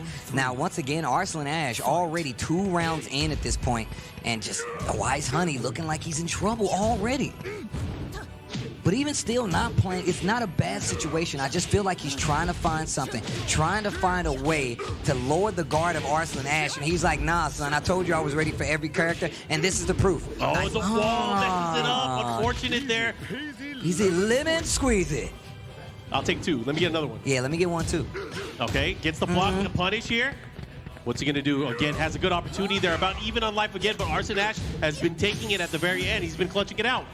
And not just in this one either, just in so many other instances, so many other matches. Ha ha. Oh, the triple low? So look, one of the things a Wise Honey does that I don't see a lot of Negans do, he uses that intimidation stand. He'll use that intimidation stance throw just to keep you on your toes. And the fact that he's going to these throws is something that I really like to see. Oh yeah, he takes the damage there. Let's see what he does now. Oh, Arslan is just so good at the way he advances against his opponent. Finishes the string. A Wise Honey not taking the bait. Uses that tracking move, that homie move, just to make sure he's not sidestepping a bit, opening him up with the lows. Tries to go for the wild standing 4, and it's not going to work. I love a Wise Honey keeping his wits about him, but it's not going to stop him from getting that 1+2 and carry to the wall right there. Just to finish the last hit, and the down forward 3. That's 1 match already in the books for Arslan Ash, and it happened so fast. It's so difficult. It happened so fast. I mean, the rounds were kind of close early on. That last round, obviously, Arslan took it away, but I feel like it's so hard to open him up at this point. And every time he's trying to go in offensively, the jab was there. The down forward one was there. I mean, I love some of the options that Wise Honey's going for. And on top of that, it looks as if he's sticking with the Negan. Once again, man, this is best of 9. You have 5 games, and you see a Wise Honey thinking about it right now. It's going to be a long set, right? So at the very least, you know, the fastest way you can do it is 5 games. That's still a lot longer than what you're used to from a normal set in tournament. But I mean, the way that Arslan has been playing, his conviction is true. He is so focused on each and every round, each and every match. I know you talked about him being humble, but let's talk about how sure he is. Like, yeah, he's humble, but he's still telling you exactly how he feels. He's confident, you know? And I feel like, why not at this point? You've beaten some of the best, if not the best, to become the best. You know what I'm saying? You know what they say, man? To be the best, you got to beat the best, you know? And right now, that's him. That's Arslan Ash, right? That's Arslan Ash. So we're going to game number 2, Abandoned Temple. And I feel like this is what a Wise Honey wanted. Even with Negan, he's going back to the temple. Oh, yeah. Easy peasy lemon squeezy. Let those intros rock. I guess Negan lives here too. Right? The trailer's right outside. Yep. It's like, oh we're my God. landmates. Low parry to get everything started, and once again, it's not looking too good. Oh, and he caught him. He knew he was gonna duck. Down 4-1, going back to the lows this time around. There's that jab he was talking about to try to keep him honest, and there's the wall splat. First round, game 2, Arslan Ash. That's a tough one right there. I mean, the way that Arslan's been playing, he's really starting to open him up right now. Here's the follow-up. Oh no, not ready. A little slow to the punish right there. Get caught ducking. There's another launch, and the perfect is looking all but secured at this point. Hey, Steve, I'm starting to think that Arslan is really feeling himself right now. Hey, look, we said the man was confident. All right, this is good. Big opportunity here. He goes for the mid. Oh my God, looking to end it here. Once again, the down 4-1. Possibly looking for a quick low. Small fuzzy, still not gonna work. That's 5 rounds right there. I like the interrupt there. He knew there was a gap in between, putting the brakes on, and right now using that standing jab. Fighting fire with fire. Oh. Getting that follow-up. Oh, yeah. Grounded hit. He's been landing that extra hit a lot in this. Oh my gosh, he beat it out. The art of the intercepting fist. Man, look, this down 4-2 just raw. I mean, what's he gonna do right now? Arslan Ash, he's playing on another level. I'm starting to think this Negan may not have been the best choice to go up against Arslan Ash. He said he was prepared. Takes a sip of the Red Bull. I said I was prepared. That was quick. That was a very quick match here. Arslan is looking like he's on fire right now. I think he needs the demon at this point. He did much better using Akuma in this opening set. And, you know, I'm curious to see the Steve, but I don't know how hard that is going to be for, you know, Steve. Yeah, especially adjusted Steve, right? Because a key move and a key way to kind of restrict the movement options, especially from Arslan Ash, is to use that old down forward too, which he no longer has. Yeah, oh, dang, that's definitely true. So I don't even know if that's even an option at this point, right? He's going to stick to Negan. Oh, no, wait. Did they random? If they random, then maybe he did switch characters. Maybe switch characters, because I saw the random. Yeah. Then that means he definitely went to Akuma. Okay, G-Corp helipad. Smaller stage, I feel like this helps him out, right? Yep. He got the random, but it's still a smaller stage where Akuma can flex a little bit, especially if there's meter on his side, and then there's plenty of walls to break with plenty of carry to begin. Yeah, so once you get into this, I mean, I think like round 2, round 3, that's when it's really going to start to get heated, especially where they try to pick their shots, and Wise tries to capitalize on using it and having that meter. Anyways, we're going to go right into this. Right now, Arslan Ash is up 2-0, and it was a very strong and emphatic 2-0 so far. That jab to start things off, tries to go for the down 3 and instantly met with the down 4-1 from Savine. Whoa. He was locked and loaded, ready for that, Steve. Wall. Look at the damage already. Oh, again, challenging him there. This gets him a 4-4. The follow-up here at the wall, what are you going to do? Oh my God, it's all hitting. Not like this. Everything is hitting a Wise Honey right now. I mean, the way we're seeing this, systematically how he's breaking down this matchup, showing his familiarity not with just the characters, but also the player matchup. Arslan Ash is really ascending to a higher level. Down Okay, 3. Big Okay. opportunity, big opportunity. Down 4-1, gets the float, 4-3. Dive kick, nice, 4-2-1 to get the wall. Big damage right here. What a conversion of Wise Honey. Yeah, this is what he needs to. Has him at the wall. Look at these flash ducks here from Arslan. Okay, spins the meter this time. Arslan prepared and just backing up, going the defensive route. No. Maximizes the opportunity for punish as well, down forward 1-4. Let's see what he does here. Oh, down 4-3. Man, he's in a down 3, adding up 2. Oh, he was ready. 2 rounds straight, looking to get another one. Arslan Ash is looking unstoppable at this point. It's looking so rough. So rough for Wise Honey. Once again, still best of 9, first to 5. And this is the first game with the Demon. We saw him first, oh my gosh, try out the Negan and had a little bit with it, but just not enough to even take a game from Arslan Ash. Just puts him in a bad situation. Down 4-1-1. Uses that 4-4, spins meter once again. And I'm really questioning the usage of this meter because you're not getting much out of it. Okay, gonna get the wall back. If he had the meter in that situation there, he could have had way more grounded damage and had an opportunity to make a bigger comeback here. Might have even had the death there. Oh my God, be careful. We not saw like this versus JDCR. This is the exact situation we saw versus JDCR. Back to the wall, and the whiff punish is a little better. The down back 2, does it again, and then the wild standing 4. Not sure what he was going for right there, but a Wise Honey stops the streak, gets a round on the board. We're at, what, 8 rounds straight at that point? Oh, yeah. I mean, there's a much-needed round here. Let's see if he capitalizes. He does have meter as well, but the second and third hit, landing and getting that combo. Oh, my gosh. He's so ready for this. Look at the punish. Hey, he said he was ready. Oh. The high heel hop kick, the Triple H. Man, he's looking so strong. What are you going to do? How are you going to do with it? There's a wild standing 2. The punish, the follow-up. Good punish right there on that slide as well. Should be able to break the wall. Tatu going to get real close there. Single jab on that stream.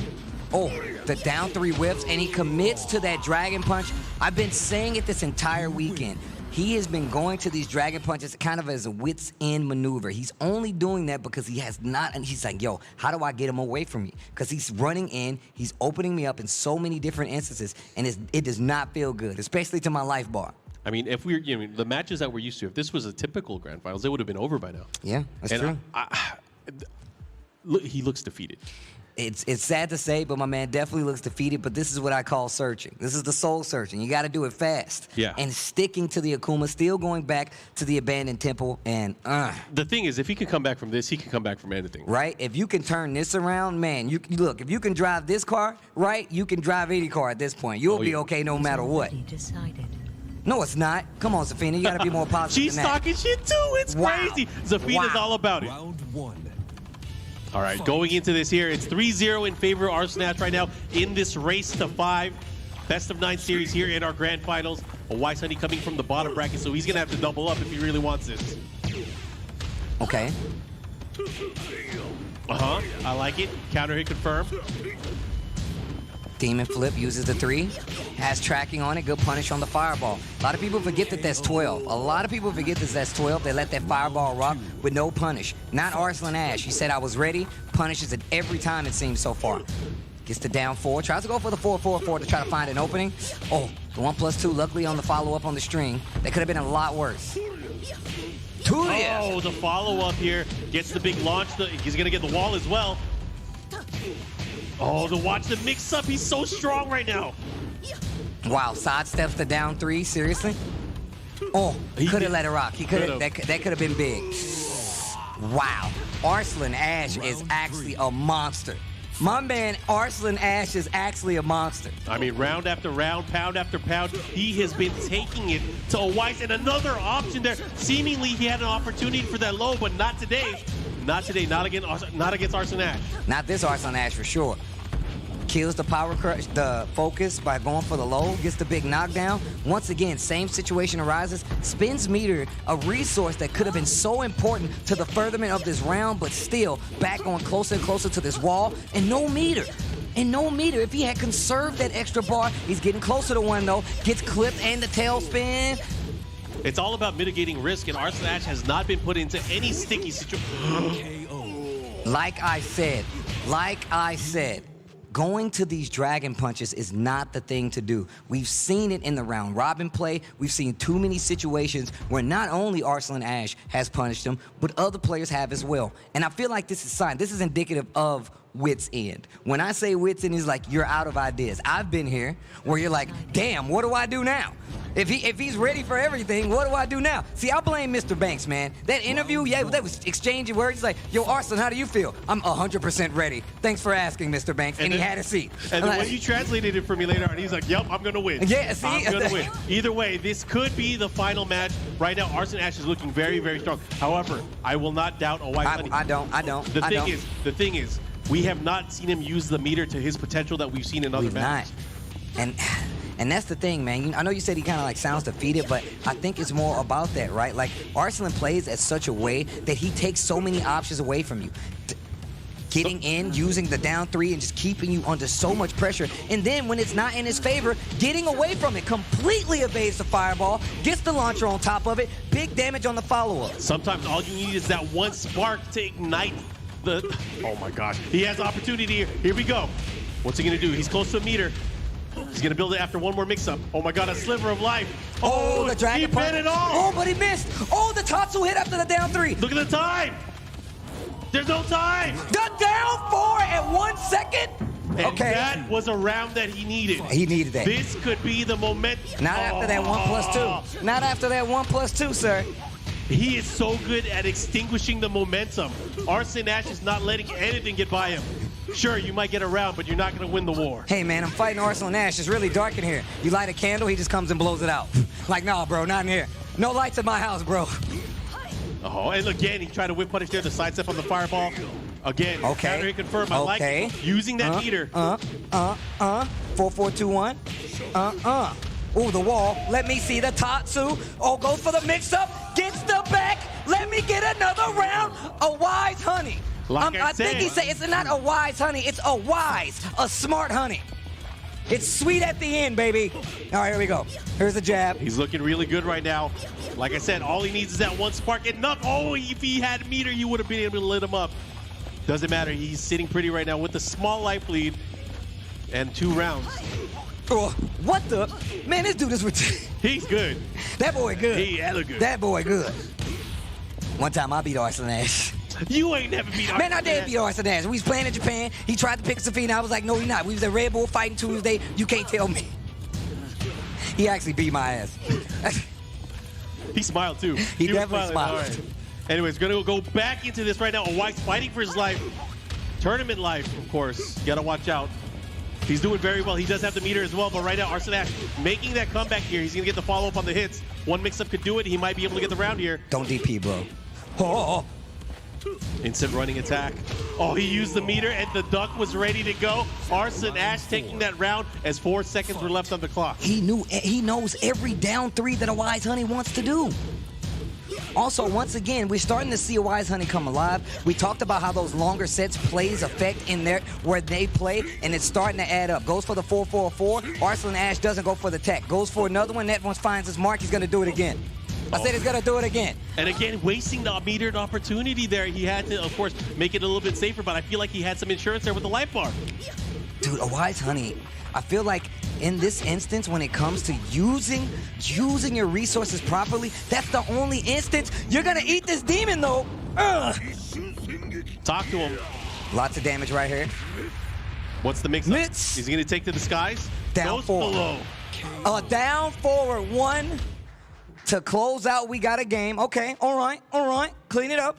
Not going to be that easy. There you go, drink that water. I said drink that water.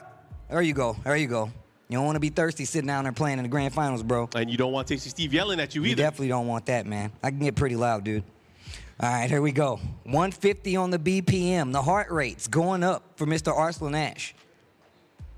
I wonder if that means it's a good thing or a bad thing. If the heart rate goes up, is that bad or good? We haven't seen him mad yet. Okay, all right. We haven't seen him mad. He's been playing calm and collected. He's been picking apart his opponents. A wise honey was able to take that last match.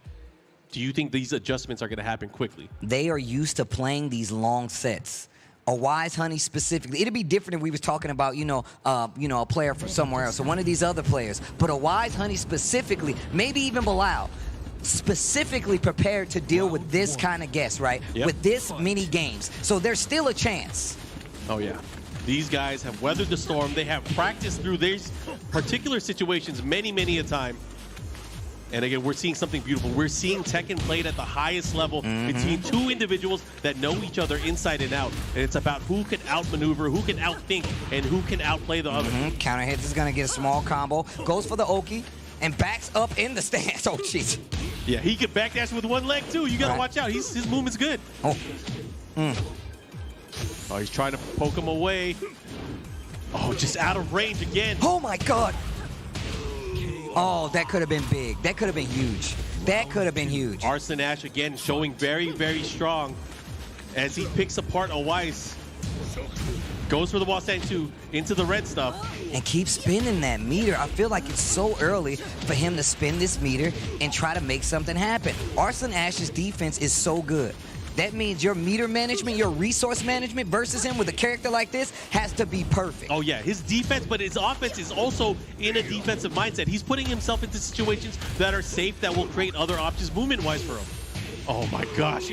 Look at this. Arslan Ash 1 round away from taking it all. Will he be able to do it? We Play Esports Ultimate Fighting League champion. He wants the belt. He's about to get it if he can play this round properly. A Wise Honey can't lose another round, or this will spell the end of his run here, and we will crown a new champion here. Oh, he ducked. He was ready, but a Wise has meter now. Okay, goes for the double down 3. Gets a little damage off of it. Demon flip throw. Starting to open up this defense. Starting to crack this shell. Oh my gosh, he is so good at the wall standing 1 game. The follow-up here, what's the mix? You gotta be careful. Those dents. Oh God, the sidestep. Okay. Here we go, nice punish. He has meter I'm saving as well. the bar, baby. I'm saving that bar. We got another one. You can't lose a round. A Wise Honey. Fighting for his life. Oh, and a nice low jab to follow up here. And look at the difference in what happens when you use that meter properly. You get the knockdown, you get damage, you get that lead. A Wise Honey with a great chance, a sparkling. Yeah, and that's the thing is like you, oh my God, that was big. Damn, the down 1-2 into the Dragon Punch. Oh, he went for the slide to try to get in, but it didn't work. The while standing 4 whiffs, the down 3. Oh God. Oh, this is big. Oh my gosh, The he whipped 4-3 right whip? over her head. Oh God! Oh! Oh, he didn't get it. He had Oh, he got the launcher though. He got the launcher though. He's gonna get it. He's gonna Okay, get it. all right. We're still in business. We're still in business. We're still in business. I'm gonna hop off this balcony, bro. Don't do this to me. Don't do this to me. I hope this pipe is sturdy enough. I'm gonna slide down and come over and high five whoever wins. That's what's gonna happen. Steve, I got the grappling hook. You're good.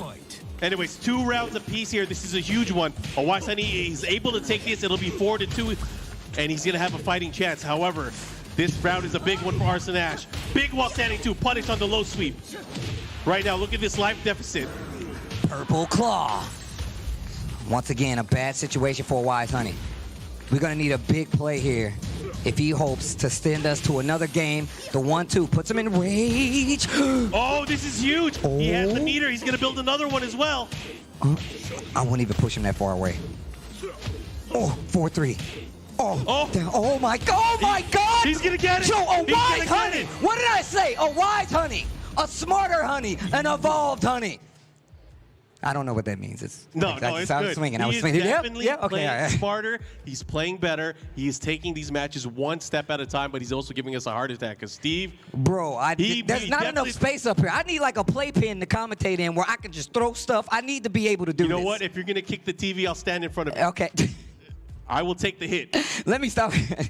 Gotta stop moving around. A Wise Honey doing a damn good job of keeping this close. I mean, he still needs 2 more games before we can even relax. But this is definitely becoming a lot more interesting. We're staying on an endless stage now. There's no relaxation from here on out, Steve. These guys are playing. They're trying to win. Like I said, man, these longer games, these longer sets, starting to play a factor in how a Wise Honey can adjust. Oh yeah, and see the term of the notion of clutch here from a Wise Honey. He's taking it up another notch, making the meter count now. That is the most important thing, the most important difference that we've seen so far.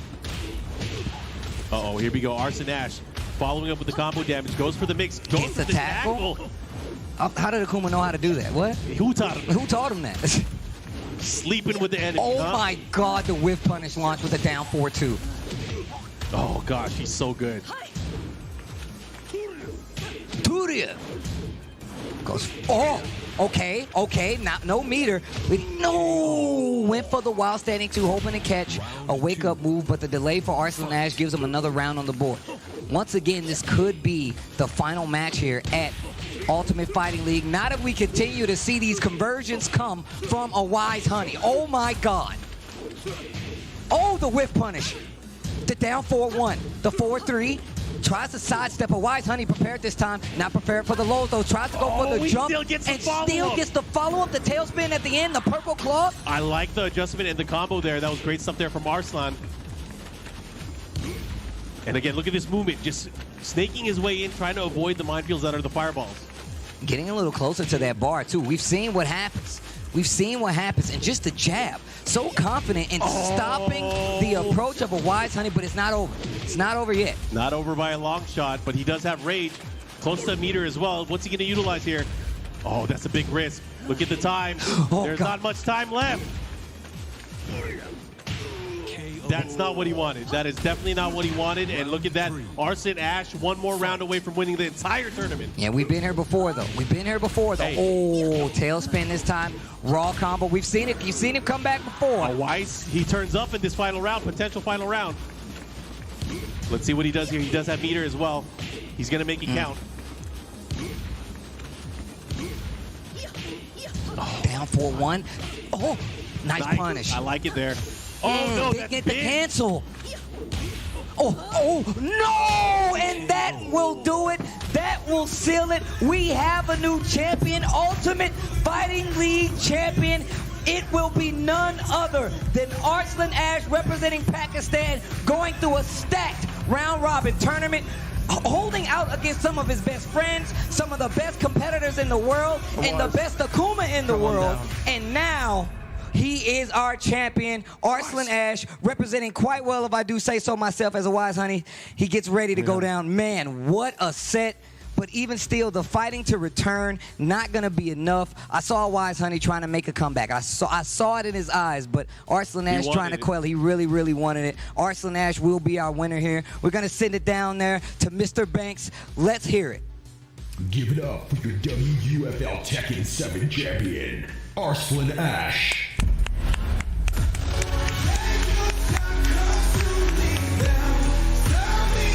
Get up.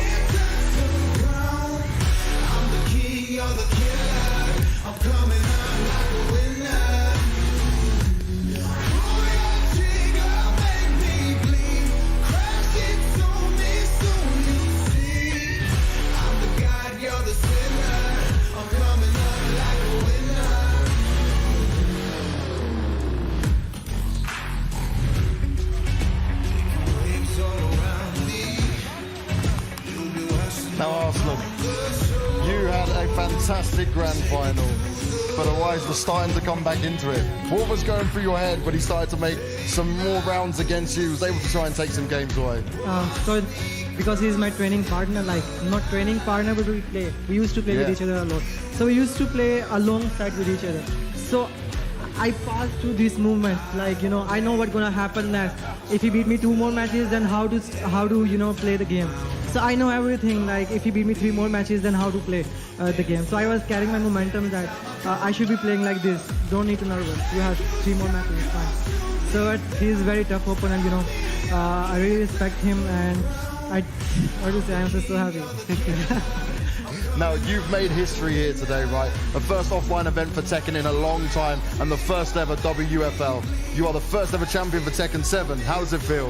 It feels so great, you know, when I saw Sonic Fox winning, and then there was a poster where you have Tekken character, you know, it's unknown. Yeah. So I was thinking that I wanted to be that person. I wanted to live this trophy. So I worked so hard, but I think it's my mom prayer, and because of Allah, I think without Islam, I didn't know that how would I do if I don't have Islam with me. So I want to thank my friends who were rooting for me, who were sending me messages. I'm so happy. This is not my victory. This is a victory for my Pakistan, for my friends, for my mom, my family. I'm just so happy. Arslan, you have done something great here today. Now, come with me. I'll take that off your hands for a second. Take this. You come here and sign this camera. The final player